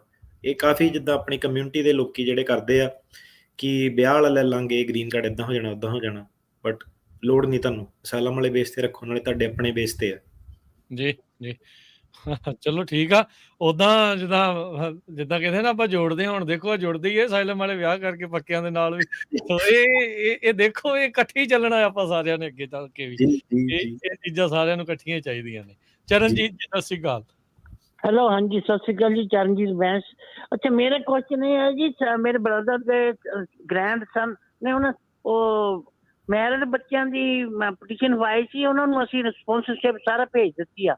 ਹੁਣ ਸਾਨੂੰ ਇੰਟਰਵਿਊ ਨਹੀਂ ਆਈ। 2008 ਦੀ ਅਸੀਂ ਪਟੀਸ਼ਨ ਪਾਈ ਆ ਜੀ ਤੇ ਹੁਣ ਕਦੋਂ ਕਦੋਂ ਚੱਲ ਰਿਹਾ, ਕਿੱਦਾਂ ਵੇਟ ਕਰੀਏ ਜਾਂ ਇਨਕੁਆਰੀ ਪਾਈਏ ਜਾਂ 2005 ਵਾਲਾ ਚੱਲ ਰਿਹਾ, ਭੈਣ ਭਰਾ ਵਾਲਾ ਕੇਸ। ਨਹੀਂ ਇਹ ਮੇਰੇ ਬ੍ਰਦਰ ਦੇ ਸਿਟੀ ਮੈਰਿਡ ਕਪਲ ਮੈਰਿਡ ਬੱਚਿਆਂ ਦੀ ਪਟੀਸ਼ਨ ਆਏ। ਪਾਈ ਕਿੰਨੇ ਪੇਰੈਂਟਸ ਨੇ ਬੱਚਿਆਂ ਦੀ ਪਾਈ ਆ? ਹਾਂਜੀ ਬੱਚਿਆਂ ਦੀ, ਉਹ ਮੈਰਿਡ ਆ। 2009 ਦੇ ਚੱਲਦੇ ਹੋ ਤਾਂ ਹਾਂਜੀ, ਤੁਸੀਂ ਉਹਨਾਂ ਨੂੰ ਰਿਕੁਐਸਟ ਪਾਓ ਕਿ ਕਿਉਂ ਨਹੀਂ ਆਇਆ। ਉਹਨੇ ਸਭ ਤੋਂ ਮੰਗਿਆ ਸੀ ਸਪਾਂਸਰਸ਼ਿਪ, ਉਹ ਭੇਜ ਦਿੱਤੀ। ਇੱਕ ਜਿਹੜਾ ਕੋਰਸ ਸਾਡਾ ਸਪਾਂਸਰ ਸੀਗਾ ਤਾਂ ਉਹ ਹੀ ਵਾਜ਼ ਅ ਬਿਜ਼ਨਸਮੈਨ, ਤੇ ਉਹਨੇ ਉਹ ਵਿੱਚ ਚਿੱਠੀ ਪਾਤੀ ਬਈ ਸਾਨੂੰ 1099 ਭੇਜੋ। ਪਰ ਉਹ ਫਿਰ ਬਾਅਦ ਦੇ ਵਿੱਚ ਅਸੀਂ ਕਿਹਾ ਬਈ ਅਸੀਂ ਉਹਨਾਂ ਨੂੰ ਭੇਜਿਆ ਸੀ ਬਈ ਉਹਦੇ ਵਿੱਚ ਜਿਹੜੀ ਸਕੈਜੂਅਲ ਸੀ ਹੈਗਾ ਉਹਨੂੰ ਚੈੱਕ ਕਰ ਲਓ। ਪਤਾ ਨਹੀਂ ਉਹਨੇ ਉਹ ਤੋਂ ਬਾਅਦ ਸਾਨੂੰ ਕੁਝ ਚਿੱਠੀ ਆਈ ਨਹੀਂ, ਉਹ ਅਸੀਂ ਵੇਟ ਕਰ ਰਹੇ ਹਾਂ। ਤੁਸੀਂ ਇਹ ਨਾ ਵਿੱਚ ਫਿਰ ਤੁਹਾਨੂੰ ਤਾਂ ਉਹਨਾਂ ਨੇ ਚਿੱਠੀਆਂ ਡਾਕੂਮੈਂਟ ਦੀ ਤੁਹਾਡੀ ਫਿਰ ਗੜਬੜ ਰਹਿ ਗਈ। ਤੁਸੀਂ ਜਿੱਦਾਂ ਹੁਣ ਕਹਿ ਰਹੇ ਤੁਹਾਨੂੰ ਡਾਕੂਮੈਂਟ ਦੀ ਤੁਹਾਡੀ ਗੜਬੜ ਰਹਿ ਗਈ, ਉਹਨਾਂ ਨੇ ਤੁਹਾਡਾ ਹੋਲਡ ਤੇ ਪਾਇਆ, ਉਹ ਸੈਟੀਸਫਾਈ ਨਹੀਂ ਤੁਹਾਡੇ ਤੋਂ ਹੋਏ। ਤੁਸੀਂ ਫੋਲੋ ਅਪ ਕਰੋ ਪਹਿਲਾਂ ਉਹਨਾਂ ਨਾਲ ਕਿ ਕਿੱਥੇ ਉਹ ਸਟੈਂਡ ਕਰਦੇ ਆ। ਤੇ ਤੁਹਾਡਾ ਹੁਣ ਇਹ ਡਿਲੇ ਜਿਹੜਾ ਤੁਹਾਡੇ ਵੱਲ ਹੀ ਹੈ, ਇਹ ਉਹਨਾਂ ਵੱਲ ਨਹੀਂ ਹੈਗਾ। ਉਹ ਤਾਂ ਅੱਗੇ ਲੰਘ ਗਏ, ਉਹਨਾਂ ਨੇ ਤੁਹਾਡੇ ਕੋਲ ਫਾਈਨੈਂਸ਼ੀਅਲ ਦਾ ਵੀ ਮੰਗ ਲਿਆ, ਫਿਰ ਉਹਨਾਂ ਨੇ ਤੁਹਾਡੇ ਕੋਲ ਹੋਰ ਵੀ ਮੰਗ ਲਿਆ ਕਿ 1099 ਦਿਓ। ਤੇ ਹੁਣ ਤੁਹਾਡੀ ਇਹ ਡਾਕੂਮੈਂਟਾਂ 'ਚ ਲੱਗਦਾ ਗੜਬੜ ਹੋਈ ਆ, ਜਿਹੜੇ ਫਾਈਨੈਂਸ਼ੀਅਲ ਸਪੋਰਟ ਡਾਕੂਮੈਂਟ ਹੈਗੇ। ਜੀ ਬਿਲਕੁਲ। ਤੇ ਆਪਣੇ ਅਗਲੇ ਕਾਲਰ ਨੇ ਧਰਮਿੰਦਰ ਜੀ, ਸਤਿ ਸ਼੍ਰੀ ਅਕਾਲ। ਹਾਂਜੀ ਸਤਿ ਸ਼੍ਰੀ ਅਕਾਲ ਜੀ। ਜੀ ਹਾਂਜੀ ਭਾਈ ਮੈਂ ਪੁੱਛਣਾ ਚਾਹੁੰਦਾ, ਜਿੱਦਾਂ ਮੇਰੇ ਮਦਰ ਨੇ ਆਪਣੇ ਬ੍ਰਦਰ ਦਾ ਕੇਸ ਲਾਇਆ ਹੋਇਆ ਸੀਗਾ। ਮਦਰ ਮੇਰੇ ਪਿਛਲੇ ਸਾਲ ਐਕਸਪਾਇਰ ਹੋ ਗਏ ਤੇ 2009 ਚ ਲਾਇਆ ਸੀਗਾ ਫੈਮਿਲੀ ਕੇਸ। ਤੇ ਉਹ ਕੇਸ ਮਤਲਬ ਫੈਮਿਲੀ ਦਾ ਕੋਈ ਹੋਰ ਮੈਂਬਰ ਆਪਣੇ ਨਾਂ ਤੇ ਲੈ ਸਕਦਾ, ਟ੍ਰਾਂਸਫਰ ਕਰ ਸਕਦਾ? ਤੇ ਮਦਰ ਐਕਸਪਾਇਰ ਹੋ ਗਿਆ ਤਾਂ ਕੇਸ ਵੀ ਖਤਮ? ਹਾਂਜੀ, ਸਬਸਟੀਟਿਊਟਡ ਸਪਾਂਸਰ ਬਣ ਸਕਦੇ ਆ, ਹਿਊਮੈਨਿਟੇਰੀਅਨ ਰੀਇਨਸਟੇਟਮੈਂਟ ਕਹਿੰਦੇ ਇਹਨੂੰ, ਹੋ ਸਕਦਾ ਜੀ। ਓਕੇ, ਤੇ ਇਸ ਟਾਈਮ ਬ੍ਰਦਰ ਸਿਸਟਰ ਦਾ ਕਿਹੜਾ ਸਨ ਚੱਲਦਾ ਪਿਆ? 5 ਬ੍ਰਦਰ ਸਿਸਟਰ ਦਾ 5 ਚੱਲਦਾ ਪਿਆ, ਪਰ ਮਦਰ ਦਾ ਕੀਤਾ ਨਾ ਇਹ। ਮਦਰ ਦੇ ਕੇਸ ਦੇ ਵਿੱਚ ਮਦਰ ਦੇ ਕੇਸ ਦਾ ਇਹਦਾ ਹੁਣ ਏਦਾਂ ਕਿ ਜੇ ਮਦਰ ਵਾਲਾ ਬ੍ਰਦਰ ਸਿਸਟਰ ਲੈਂਦੇ ਆ ਨਾ, ਉਹ ਕੇਸ ਮਦਰ ਵਾਲਾ ਹੀ ਰਹਿਣਾ ਵਾ। ਇਹ ਇਹਦਾ ਫਾਇਦਾ ਵਾ। ਮੇਰੀ ਮਦਰ ਨੇ ਆਪਣੇ ਬ੍ਰਦਰ ਐਂਡ ਫੈਮਿਲੀ ਦਾ। ਅੱਛਾ ਉਹ ਭੈਣ ਭਾਈ। ਹਾਂਜੀ 2005 ਚੱਲਦਾ, ਫਿਰ ਤੁਸੀਂ ਸਬਸਟੀਟਿਊਟਡ ਸਪਾਂਸਰ ਬਣ ਸਕਦੇ ਹੋ। ਹਾਂ, ਹਿਊਮੈਨਿਟੇਰੀਅਨ ਰੀਇਨਸਟੇਟਮੈਂਟ ਦੇ ਤਹਿਤ ਜਿੱਦਾਂ ਦੱਸਿਆ ਟੇਰਕੇਣਾ ਭਾਜੀ ਨੇ, ਉਹ ਤੁਹਾਨੂੰ ਰਾਹ ਜਿਹੜਾ ਉਹ ਕਰਨਾ ਪੈਣਾ ਆ। ਸਬਸਿਡਰੀ ਜਿੱਦਾਂ ਕਹਿੰਦੇ ਵੀ ਉਹਦੇ ਅੰਡਰ ਜਿਹੜਾ ਆ ਕੇ ਉਹ ਤੁਹਾਨੂੰ ਮੂਵ ਕਰਾਉਣਾ ਪੈਣਾ। ਤੇ ਜੇ ਉਹ ਪ੍ਰੋਸੈਸ ਦੇ ਬਾਰੇ ਪਤਾ ਕਰਨਾ, ਤੁਸੀਂ ਇਹਨਾਂ ਦੇ ਨਾਲ ਅਪਾਇੰਟਮੈਂਟ ਬਣਾ ਲਿਓ 4159090503 ਦੇ ਉੱਤੇ। ਸੁਖਵਿੰਦਰ ਜੀ, ਸਤਿ ਸ਼੍ਰੀ ਅਕਾਲ। ਸੁਖਵਿੰਦਰ ਜੀ। ਹੈਲੋ, ਸਤਿ ਸ਼੍ਰੀ ਅਕਾਲ ਭਾਜੀ। ਸਤਿ ਸ਼੍ਰੀ ਅਕਾਲ। ਸਤਿ ਸ਼੍ਰੀ ਅਕਾਲ ਜੀ। ਭਾਜੀ ਇਦਾਂ ਦਾ ਹੀ ਕੇਸ ਲਾਇਆ ਸੀ, ਮੈਂ ਕੈਨੇਡਾ ਰਾਹੀਂ ਆਇਆ ਸੀ ਸੇਫ, ਤੇ ਮੈਂ ਕੇਸ ਲਾਇਆ ਤੇ ਮੇਰੀ ਫੈਮਿਲੀ ਮੈਕਸੀਕੋ ਰਾਹੀਂ ਆਈ ਸੀ ਜੀ। ਤੇ ਜੁਆਇੰਟ ਕੇਸ ਕਰ ਲਿਆ ਸੀ, ਤੇ ਮੇਰਾ ਹੀ ਇਕੱਲੇ ਇੰਟਰਵਿਊ ਹੋ ਗਈ, ਉਹਨਾਂ ਦੀ ਆਈ ਨਹੀਂ ਇੰਟਰਵਿਊ। ਮੇਰਾ ਕੇਸ ਪੈਂਡਿੰਗ 'ਚ ਪਾਤਾ ਉਹਨਾਂ ਨੇ, decision is pending. Joint case ਕੀਤਾ ਮਤਲਬ ਕੰਸੋਲੀਡੇਸ਼ਨ ਗ੍ਰਾਂਟ ਹੋ ਗਈ ਸੀਗੀ? ਹਾਂਜੀ, ਮੇਰੀ ਇੰਟਰਵਿਊ ਹੋਈ ਹੈ ਇਹਨਾਂ ਦੀ। ਨਹੀਂ, ਸਵਾਲ ਨੂੰ ਸਮਝੋ। ਕੰਸੋਲੀਡੇਸ਼ਨ ਦੀ ਅਪਰੂਵਲ ਹੋਈ ਸੀ ਜਾਂ ਤੁਸੀਂ ਸਿਰਫ ਕਿਹਾ ਵੀ ਇਕੱਠੀ ਕਰ ਦੋ, ਉਹਨਾਂ ਨੇ ਹਾਮੀ ਭਰਤੀ ਸੀ ਜਾਂ ਨਹੀਂ? ਹਾਂਜੀ ਉਹਨਾਂ ਨੇ ਭਰਤੀ ਹਾਮੀ। ਜਦੋਂ ਮੈਨੂੰ ਉਹਨਾਂ ਨੇ ਲਾਸਟ ਪੁੱਛਿਆ ਤੁਸੀਂ ਕੋਈ ਚੇਂਜ ਕਰਨਾ ਚਾਹੁੰਦੇ ਕੇਸ ਤੇ ਮੈਂ ਉਹਨਾਂ ਨੂੰ ਕਹੀ ਕਿ ਮੈਂ ਆਪਣੀ ਫੈਮਿਲੀ ਜੁਆਇਨ ਕਰਨਾ ਚਾਹੁੰਦਾ। ਨਹੀਂ ਮੇਰਾ ਵੀਰ, ਧਿਆਨ ਨਾਲ ਗੱਲ ਸੁਣ। ਤੇਰਾ ਕੇਸ ਜਿਹੜਾ ਹੈਗਾ ਉਹ ਅਸਾਈਲਮ ਆਫਿਸ ਮੋਰੇ ਸੇਫ ਆਇਆ ਸੀ ਕੈਨੇਡਾ ਤੋਂ, ਕੋਈ ਫੜਿਆ ਗਿਆ ਸੀਗਾ? ਸੇਫ ਆਇਆ ਜੀ। ਸੋ ਤੇਰਾ ਕੇਸ ਜਿਹੜਾ ਸੀਗਾ ਉਹ ਅਸਾਈਲਮ ਆਫਿਸ ਮੋਰੇ ਆ। ਜਿਹੜੇ ਉਹ ਆਏ ਸੀਗੇ ਉਹ ਫੜੇ ਗਏ ਸੀਗੇ ਕਿ ਸੇਫ ਆਏ ਸੀ ਮੈਕਸੀਕੋ ਤੋਂ? ਉਹ ਫੜੇ ਗਏ ਸੀ। ਫਿਰ ਉਹਨਾਂ ਦਾ ਜਿਹੜਾ ਕੇਸ ਹੈਗਾ ਉਹ ਇਮੀਗ੍ਰੇਸ਼ਨ ਕੋਰਟ ਮੋਰੇ ਆ। ਇਹ ਕੇਸਾਂ ਦੇ ਵਿੱਚ ਕੰਸੋਲੀਡੇਸ਼ਨ ਨਹੀਂ ਹੋ ਸਕਦੀ, ਕਿਉਂਕਿ ਉਹ ਹੈਗੇ ਰਿਮੂਵਲ ਪ੍ਰੋਸੀਡਿੰਗ 'ਚ, ਤੂੰ ਹੈਗਾ ਆਪਣਾ ਉੱਥੇ ਅਸਾਈਲਮ ਆਫਿਸ ਮੋਰੇ। ਸੋ ਅਸਾਈਲਮ ਆਫਿਸ ਦੇ ਵਿੱਚ ਏਦਾਂ ਆ ਕਿ ਜੇ ਤੇਰਾ ਕੇਸ ਗ੍ਰਾਂਟ ਹੋ ਜਾਂਦਾ ਵਾ, ਤੇ ਫਿਰ ਏਦਾਂ ਆ ਕਿ ਜੇ ਤੇਰਾ ਕੇਸ ਇੱਕ ਵਾਰੀ ਜੇ ਗ੍ਰਾਂਟ ਹੋ ਗਿਆ, ਫਿਰ 730 ਪਟੀਸ਼ਨ ਦੇ ਰਾਹੀਂ ਫਾਈਲ ਕਰਕੇ ਉਹਨਾਂ ਦਾ ਰਿਮੂਵਲ ਪ੍ਰੋਸੀਡਿੰਗ ਡਿਸਮਿਸ ਕਰਾਈਆਂ ਜਾ ਸਕਦੀਆਂ, ਪਰ ਉਹਨਾਂ ਨੂੰ ਆਪਣਾ ਜਿਹੜਾ ਰਿਮੂਵਲ ਪ੍ਰੋਸੀਡਿੰਗ ਜਿਹੜੀਆਂ ਹੈਗੀਆਂ ਉਹ ਆਰਗਿਊ ਕਰਨੀਆਂ ਪੈਣੀਆਂ। ਤੇ ਇਹ ਕੇਸ ਤੁਹਾਡੇ ਇਕੱਠੇ ਨਹੀਂ ਹੋਣੇ ਜੀ। ਮੁੱਕ ਦੀ ਗੱਲ, ਬਾਟਮ ਲਾਈਨ ਨੂੰ ਇਹ ਸਮਝੋ, ਤੁਸੀਂ ਦੋਨੋਂ ਵੱਖੋ ਵੱਖਰੀਆਂ ਸੰਸਥਾਵਾਂ ਦੇ ਮੂਹਰੇ ਆ। ਭਾਜੀ ਉਹਨਾਂ ਨੇ ਨਾ ਮੈਨੂੰ, ਜਿੱਦਾਂ ਉਹਨਾਂ ਨੇ ਕਿਹਾ ਸੀ ਕਿ ਮਿਸਿਸ ਆਈਸ ਆਫਿਸ ਚ ਕਹਿਤਾ ਸੀ ਕਿ ਮਤਲਬ ਅਸੀਂ ਕੇਸ ਇਕੱਠਾ ਕਰਨਾ ਚਾਹੁੰਦੇ ਆ। ਏਦਾਂ ਦੇਖੋ, ਪਤਾ ਕੀ ਆ, ਸੁਣ ਲਾ ਯਾਰ ਗੱਲ ਇੱਕ ਵਾਰੀ, ਕਿਉਂਕਿ ਰੇਡੀਓ ਦੇ ਵਿੱਚ ਨਾ ਹੁਣ ਬੜੇ ਲੋਕੀ ਕਰਦੇ ਆ ਬਾਰ-ਬਾਰ। ਹੁਣ ਮੈਂ ਇਹਨੂੰ ਦੁਬਾਰਾ ਰਿਮਾਈਂਡ ਕਰਕੇ ਸੁਣ ਲਿਓ, ਕਿਉਂਕਿ ਸਾਰਿਆਂ ਦਾ ਹੁਣ ਟਾਈਮ ਨਾ ਕੀਮਤੀ ਆ ਉਰੇ। ਅਸਾਈਲਮ ਆਫਿਸ 'ਚ ਤੁਸੀਂ ਹੈਗੇ ਆ, ਉਹ ਇਮੀਗ੍ਰੇਸ਼ਨ ਕੋਰਟ 'ਚ ਹੈਗੇ। ਇਹ ਕੇਸ ਇਕੱਠੇ ਨਹੀਂ ਹੋ ਸਕਦੇ। ਇਹ ਮੈਟਰ ਨਹੀਂ ਕਰਦਾ ਉਹਨਾਂ ਨੇ ਤੁਹਾਨੂੰ ਕੀ ਕਿਹਾ, ਤੁਹਾਨੂੰ ਕੀ ਸਮਝ ਆਇਆ। ਉਹ ਮੈਟਰ ਨਹੀਂ ਕਰਦਾ ਹੈਗਾ। ਗੱਲ ਸੁਣ ਮੇਰਾ ਵੀਰ ਧਿਆਨ ਨਾਲ, ਕੇਸ ਕੰਸੋਲੀਡੇਸ਼ਨ ਨਹੀਂ ਹੋ ਸਕਦਾ। ਤੇਰਾ ਕੇਸ ਪਾਸ ਹੋ ਜਾਂਦਾ ਵਾ, ਉਹਦੇ ਬੇਸ ਤੇ ਤੂੰ ਉਹਨਾਂ ਦੀਆਂ ਰਿਮੂਵਲ ਪ੍ਰੋਸੀਡਿੰਗ ਟਰਮੀਨੇਟ ਕਰਾ ਕੇ ਉਹਨਾਂ ਨੂੰ ਇਵੈਂਚੁਅਲੀ ਰਿਫਿਊਜੀ ਸਟੇਟਸ ਤੇ ਲਿਆ ਕੇ ਗ੍ਰੀਨ ਕਾਰਡ ਦਵਾ ਸਕਦਾ। ਅੱਜ ਦੀ ਰੇਟ 'ਚ ਤੇਰਾ ਜੇ ਕੇਸ ਫੇਲ ਹੁੰਦਾ ਤਾਂ ਤੁਹਾਨੂੰ ਵੀ ਫਿਰ ਰੈਫਰ ਕਰ ਦੇਣਾ ਉਹਨੇ ਇਮੀਗ੍ਰੇਸ਼ਨ ਕੋਰਟ ਮੁਰੇ। ਜਦੋਂ ਫਿਰ ਇਮੀਗ੍ਰੇਸ਼ਨ ਕੋਰਟ ਮੁਰੇ ਜਾਂਦੇ ਆ, ਉੱਥੇ ਜਾ ਕੇ ਤੁਹਾਡੇ ਜਿਹੜੇ ਕੇਸ ਆ ਉਹ ਕੰਸੋਲੀਡੇਟ ਹੋ ਸਕਦੇ ਆ। ਸੋ ਇਹਨਾਂ ਨੂੰ ਆਪਣਾ ਜਿਹੜਾ ਕੇਸ ਆ ਇਹ ਕੋਰਟ ਸਿਸਟਮ ਦੇ ਵਿੱਚ ਫਾਈਟ ਕਰਨਾ ਪੈਣਾ, ਕਿਉਂਕਿ ਜਿਹੜਾ ਅਸਾਈਲਮ ਆਫਿਸ ਆ ਉਹਨਾਂ ਦਾ ਕੋਰਟ ਦੇ ਕੇਸਾਂ ਦੇ ਵਿੱਚ ਜੁਰਿਸਡਿਕਸ਼ਨ ਨਹੀਂ ਹੈਗਾ। ਜਿਹੜੇ ਕੋਰਟ ਵਾਲੇ ਆ ਉਹਨਾਂ ਦਾ USCIS ਮੁਰੇ ਜੁਰਿਸਡਿਕਸ਼ਨ ਨਹੀਂ ਹੈਗਾ। ਜੀ, ਇਸ ਚੀਜ਼ ਨੂੰ ਪਲੀਜ਼ ਸਮਝੋ, ਅੰਡਰਸਟੈਂਡ ਜਿਹੜਾ ਉਹ ਕਰੋ। ਬਾਰ-ਬਾਰ ਉਹੀ ਚੀਜ਼, ਜੇ ਤੁਹਾਨੂੰ ਹੋਰ ਜ਼ਿਆਦਾ ਘੋਖ 'ਚ ਜਾਣਾ ਆ, ਬੋਟਮ ਲਾਈਨ ਫਿਰ ਵੀ ਇਹੀ ਰਹਿਣੀ ਆ। ਬਾਕੀ ਜੇ ਨਹੀਂ ਲੱਗਦਾ ਪਤਾ ਤਾਂ ਤੁਸੀਂ ਅਪੁਆਇੰਟਮੈਂਟ ਸੈੱਟ ਕਰ ਸਕਦੇ ਆ। ਜਿਹੜਾ ਵਕੀਲ ਹੈਗੇ ਉਹਨਾਂ ਦੇ ਨਾਲ ਗੱਲਬਾਤ ਵੀ ਜਿਹੜੀ ਆਪਣਿਆਂ ਦੇ ਨਾਲ ਵੀ ਪਲੀਜ਼ ਕਰ ਲਓ। ਅੰਮ੍ਰਿਤਪਾਲ, ਸਤਿ ਸ਼੍ਰੀ ਅਕਾਲ। ਹਾਂਜੀ, ਸਤਿ ਸ਼੍ਰੀ ਅਕਾਲ ਜੀ। ਜੀ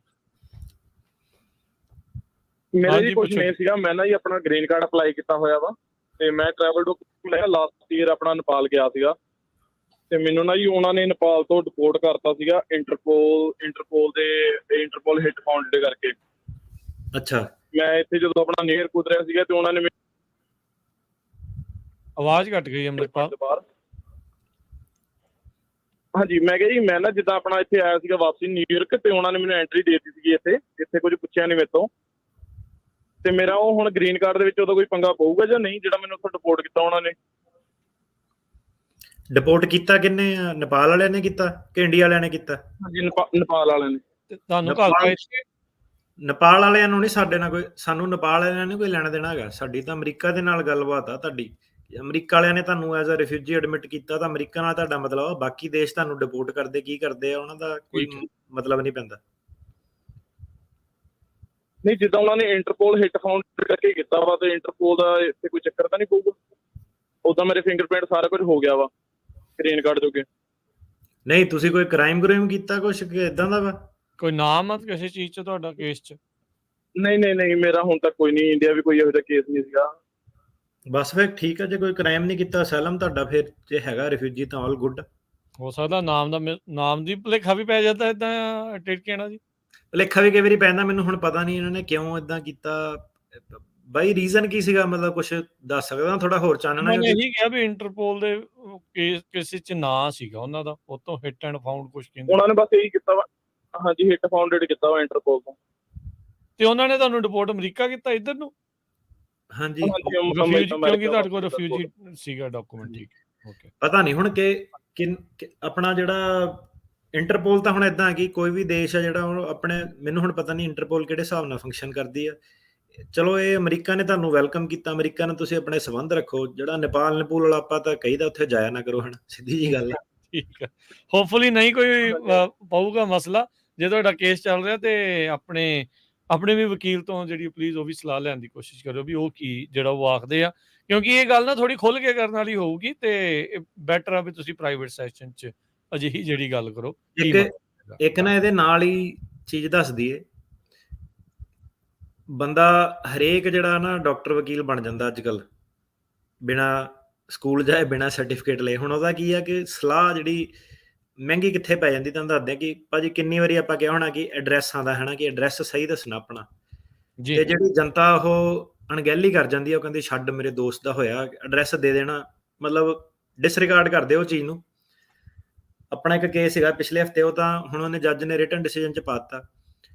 ਜਿਹੜਾ ਸਰਕਾਰੀ ਵਕੀਲ ਸੀਗਾ ਨਾ, ਉਹਨੇ ਕਿਹਾ ਕਿ ਐਡਰੈਸ ਦਾ ਮੈਂ ਪੁੱਛਣਾ ਵਾ ਬੰਦੇ ਨੂੰ, ਤੇ ਲਾਸਟ ਨਾਮ ਦਾ ਪੁੱਛਣਾ ਬੰਦੇ ਨੂੰ।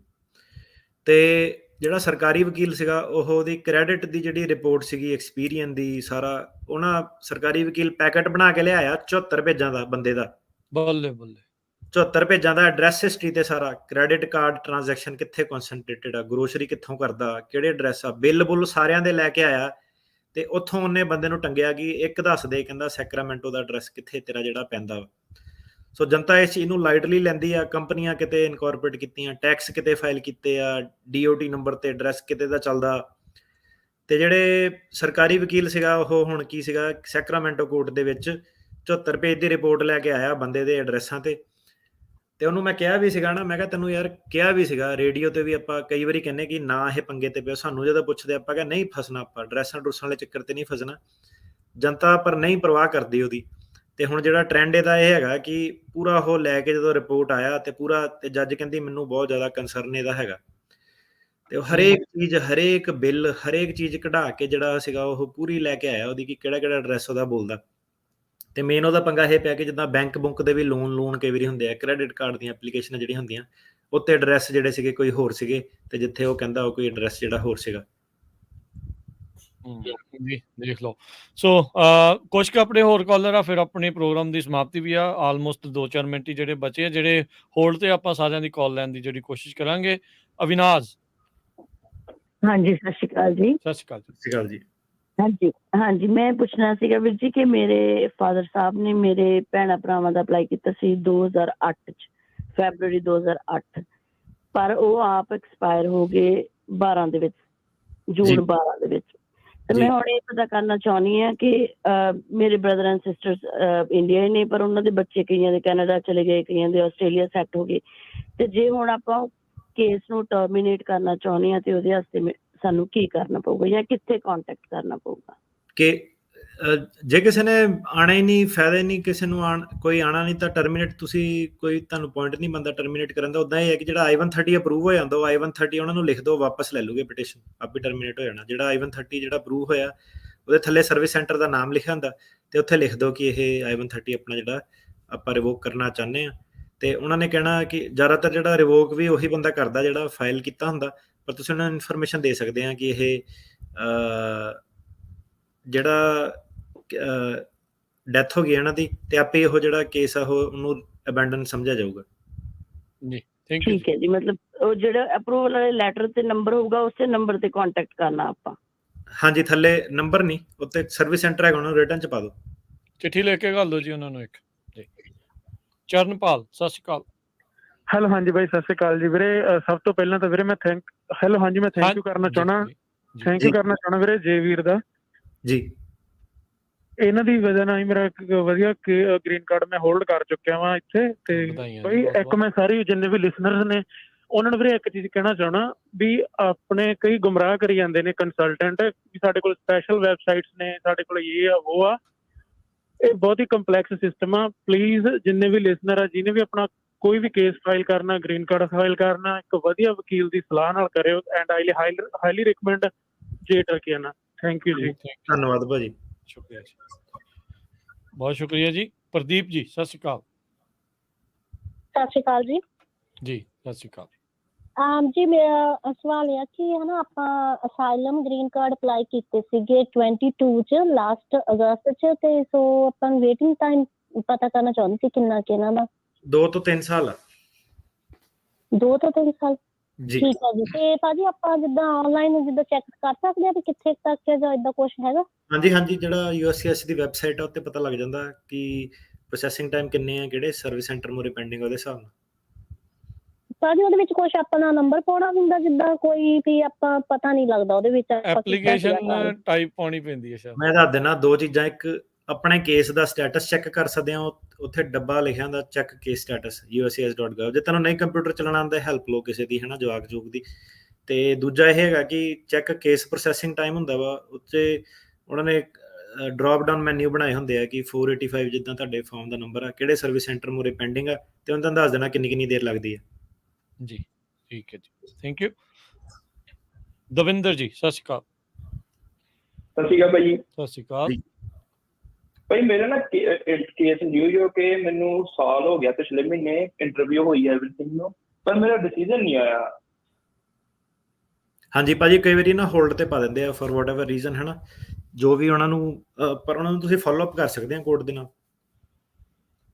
ਉਹ ਠੀਕ ਹੈ ਭਾਈ ਜੀ। ਤੇ ਤੁਹਾਡੇ ਹਿਸਾਬ ਨਾਲ ਜੇ ਡਿਸੀਜਨ ਆਵੇ ਕਿੰਨਾ ਕੁ ਟਾਈਮ ਲੱਗ ਸਕਦਾ? ਸਾਲ ਤਾਂ ਜ਼ਿਆਦਾ ਹੋ ਗਿਆ, ਉਦਾਂ ਆ ਜਾਂਦੇ, ਉਦਾਂ ਤੋਂ ਪਹਿਲਾਂ ਹੀ ਆ ਜਾਂਦੇ ਲੋਕ। ਕੀ ਜੱਜ ਨੂੰ ਕਿਹਾ ਜਾ ਸਕਦਾ ਵੀ ਭਾਈ ਮਾੜਾ ਜਿਹਾ ਦੇਖਿਓ ਕਿਤੇ ਥੱਲੇ ਤਾਂ ਨਹੀਂ ਰਹਿ ਗਿਆ ਕਿਤੇ? ਹਾਂਜੀ, ਜੱਜ ਦਾ ਹੁਣ ਪਤਾ ਨਹੀਂ, ਜੱਜ ਦੀ ਆਪਣੀ ਨਾ ਛੁੱਟੀ ਹੋ ਗਈ ਹੋਵੇ। ਉਹ ਤੁਹਾਡੀ ਅੱਛਾ, ਜੇ ਇਦਾਂ ਹੋ ਜਾਵੇ ਤਾਂ ਫਿਰ ਕੀ ਹੁੰਦਾ? ਫਿਰ ਨਵੇਂ ਜੱਜ ਕਈ ਵਾਰੀ ਕੇਸ, ਸਾਡੇ ਕਈ ਵਾਰੀ ਕੇਸ ਸੀਗੇ ਰਿਟਨ ਡਿਸੀਜਨ ਵਾਲੇ, ਤੇ ਕਿਹੜੀ ਜੱਜ ਸੀਗੀ ਇੱਥੇ, ਮਰੀਅਮ ਸੀਗੀ ਮੇਰੇ ਖਿਆਲ, ਉਹਦੇ ਜਿੱਦਾਂ ਕੇਸ ਸੀਗਾ ਥੋੜੀ ਸਟ੍ਰਿਕਟ ਜੀ ਸੀਗੀ, ਉਹਨੇ ਨਾ ਕੇਸ ਹੋਲਡ ਤੇ ਬੜੇ ਜਿੱਦਾਂ ਰੱਖੇ ਸੀਗੇ ਕਿ ਡਿਸੀਜਨ ਦੇਵਾਂਗੀ।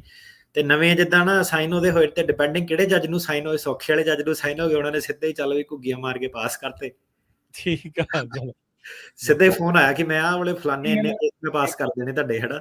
ਸੋ ਉਹ ਹੁਣ ਮੈਨੂੰ ਪਤਾ ਨਹੀਂ ਕਿ ਕੀ ਆ, ਜੱਜ ਵੀ ਮੂਵ ਮਾਵ ਹੁੰਦੇ ਰਹਿੰਦੇ ਇੱਧਰ ਉੱਧਰ, ਹਨਾ, ਤੇ ਡਿਪੈਂਡ ਕਰਦਾ ਹੁਣ ਕਿਵੇਂ ਹੋਣ ਤੇ। ਭਾਈ ਮੇਰੇ ਨਾ ਬ੍ਰਦਰ ਦਾ ਕੇਸ ਹੈ ਸੈਕਰਾਮੈਂਟੋ, ਜੱਜ ਦੀ ਨਾ ਰੇਟਿੰਗ ਨਹੀਂ ਸ਼ੋ ਹੁੰਦੀ। ਜੱਜ ਹੈਗਾ 100 ਡਿਜ਼ੀ ਨਵੇਂ ਹੋਣੇ ਆ ਨਾ ਜੱਜ, ਨਵੇਂ ਬਥੇਰੇ ਨੇ ਜੱਜ। ਹਾਂਜੀ ਵੇਟ ਕਰਨੀ ਪੈਣੀ ਸਾਲ ਡੇਢ ਸਾਲ, ਫੇਰ ਰੇਟਿੰਗ ਬਣਦੀ ਆ ਜੀ। ਠੀਕ ਹੈ ਜੀ, ਭਾਜੀ, ਥੈਂਕ ਯੂ ਜੀ। ਓਕੇ ਥੈਂਕ ਯੂ ਭਾਜੀ। ਚਲੋ ਪਤਾ ਕਰੋ ਆਪਣੇ ਜੱਜ ਦਾ ਵੀ ਉਹ ਹੈਗੇ ਆ ਡਾਕਟਰ ਤੇ ਬਹਿੰਦੇ ਆ ਬੈਂਚ ਤੇ ਕਿ ਨਹੀਂ ਬਹਿੰਦੇ, ਤੇ ਜੇ ਹੈਗੇ ਆ ਤਾਂ ਕੋਈ ਹੈ ਉਹਦਾ ਉਹਨਾਂ ਦੇ ਕਲਰਕ ਨੂੰ ਕਾਲ ਕਰਕੇ ਪਤਾ ਕੀਤਾ ਜਾ ਸਕਦਾ ਵੀ ਮੇਰੇ ਕੇਸ ਤੇ ਡਿਸੀਜਨ ਆ ਸਕਦਾ ਜਾਂ ਨਹੀਂ। ਹਾਂਜੀ ਬਿਲਕੁਲ, ਪਰ ਨਿਊਯਾਰਕ ਵਾਲਾ ਜਿਹੜੇ ਜੱਜ ਆ ਨਾ, ਉਹ ਕੋਰਟ ਨਾਲ ਕੰਟੈਕਟ ਹੋਣਾ ਜਿਹੜਾ ਔਖਾ ਵਾ, ਉੱਥੇ ਰਿਪਲਾਈ ਨਹੀਂ ਦਿੰਦੇ ਕੱਬੇ ਆ ਵਾਲੇ। ਰਵਿੰਦਰ ਜੀ ਹੈਲੋ, ਸਤਿ ਸ਼੍ਰੀ ਅਕਾਲ ਭਾਜੀ। ਸਤਿ ਸ਼੍ਰੀ ਅਕਾਲ। ਮੇਰੇ ਹਸਬੈਂਡ ਦਾ ਅਸਾਈਲਮ ਕੇਸ ਹੈ and I am on F1 visa, ਤੇ ਸਾਡਾ ਨਾ ਇਸੇ ਮੰਥ ਦੇ ਐਂਡ ਦੇ ਉੱਤੇ ਡਿਸੀਜਨ ਹੈ, ਤੇ ਜੱਜ ਬਹੁਤ ਸਟ੍ਰਿਕਟ ਹੈ। ਉਹਦੇ 70% ਤਾਂ ਉਹਦਾ ਕੇਸ ਡਿਨਾਈ ਕਰਨ ਦੀ ਰੇਟਿੰਗ ਹੈ। ਹੈਲੋ, ਕਿਹੜੇ ਜੱਜ ਦਾ ਕੀ ਨਾਮ ਕਹਿੰਦੇ? ਜੱਜ ਦਾ ਨਾਮ ਕੀ ਹੈ?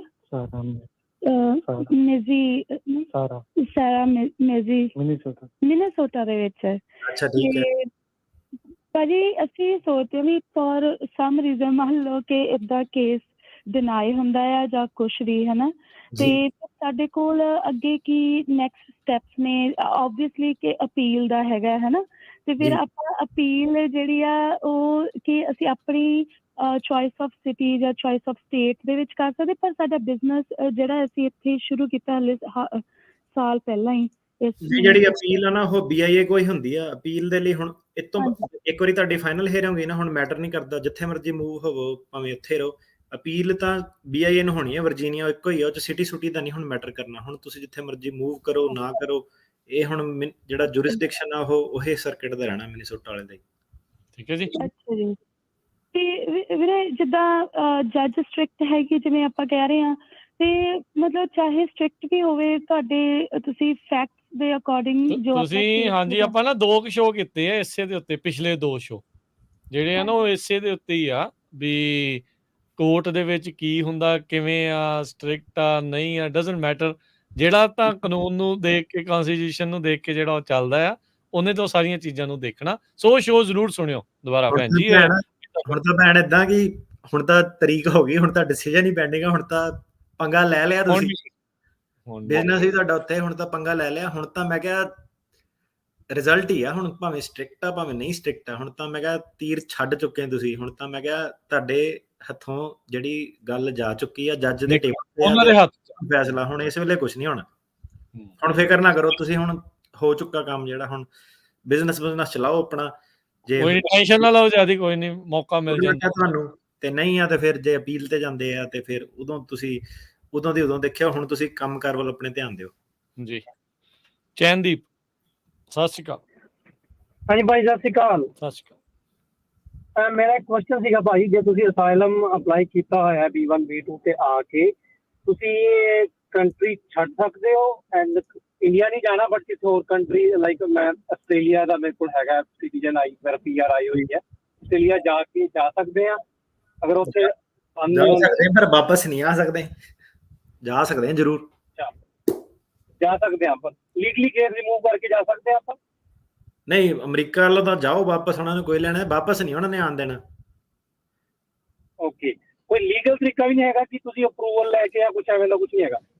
ਅਪਰੂਵਲ ਲੈ ਕੇ ਤਾਂ ਜੇ ਅਰਜੈਂਟ ਸਰਕਮਸਟੈਂਸ ਕਿਸੇ ਨੂੰ ਹੁੰਦਾ, ਕੋਈ ਜ਼ਿੰਦਗੀ ਮੌਤ ਦਾ ਹੁੰਦਾ, ਤੇ ਫਿਰ ਹਿਊਮੈਨਿਟੇਰੀਅਨ ਪੇਰੋਲ ਵਗੈਰਾ ਕਈ ਵਾਰੀ ਦੇ ਦਿੰਦੇ ਆ, ਟਰੈਵਲ ਡਾਕੂਮੈਂਟ ਦੇ ਦਿੰਦੇ ਆ। ਪਰ ਵਾਕਈ ਜਿਹੜਾ ਗੰਭੀਰ ਮਸਲਾ ਹੋਣਾ ਚਾਹੀਦਾ, ਤੇ ਅਸਾਈਲਮ ਦੇ ਤਾਂ ਉਹ ਸ਼ਰਨ ਦਿੱਤੀ ਉਹਨਾਂ ਨੇ, ਕੋਈ ਵਿਜ਼ਿਟ ਵਾਲਾ ਕਰਨਾ। ਹੁਣ ਆਸਟ੍ਰੇਲੀਆ ਤਾਂ ਹੁਣ ਘੁੰਮਣ ਫਿਰਨ ਨੂੰ ਤਾਂ ਨਹੀਂ ਉਹਨਾਂ ਨੇ ਇਦਾਂ ਦਾ ਸਿਸਟਮ ਬਣਾਇਆ। ਹਾਂ, ਜੇ PR ਆ, ਜੇ ਤੁਸੀਂ ਸੋਚਦੇ ਆ ਵੀ ਉੱਥੇ ਇਵੈਂਚੁਅਲੀ ਸੈੱਟ ਹੋਣਾ, ਇਹ ਦੇਖਣ ਲਈ ਜਾਣਾ ਆ ਵੀ ਉਹ ਚੰਗਾ ਹੈ ਕਿ ਇਹ ਚੰਗਾ ਆ, ਤਾਂ ਵੇਖ ਕੇ ਹੀ ਜਾਇਓ। ਫਿਰ ਅਮਰੀਕਾ ਵਾਲੇ ਇਦਾਂ ਆਉਣ ਨਹੀਂ ਦਿੰਦੇ। ਜਾਂ ਫਿਰ ਕੰਟਰੀ ਦਾ PR ਜੇ ਅਪਲਾਈ ਕਰਤਾ ਤਾਂ ਤੁਹਾਡਾ ਅਸਾਈਲਮ ਜਿਹੜਾ ਫਰਮ ਰੀਸੈਟਲਮੈਂਟ ਬਾਰ ਥੱਲੇ ਇੱਥੇ ਡਿਨਾਈ ਹੋ ਜਾਊਗਾ। ਠੀਕ ਹੈ, ਸੋਚ ਕੇ ਜੀ ਜੋ ਵੀ ਆ। ਠੀਕ ਹੈ ਜੀ, ਤੇ ਥੈਂਕ ਯੂ ਅਟਾਰਨੀ ਟਰਕੇਣਾ ਜੀ। ਮਿਲਦੇ ਹਾਂ ਜੀ ਅਗਲੀ ਵਾਰ। ਮਿਹਰਬਾਨੀ। ਸਤਿ ਸ਼੍ਰੀ ਅਕਾਲ ਜੀ। ਸਤਿ ਸ਼੍ਰੀ ਅਕਾਲ ਜੀ ਸਾਰਿਆਂ ਨੂੰ।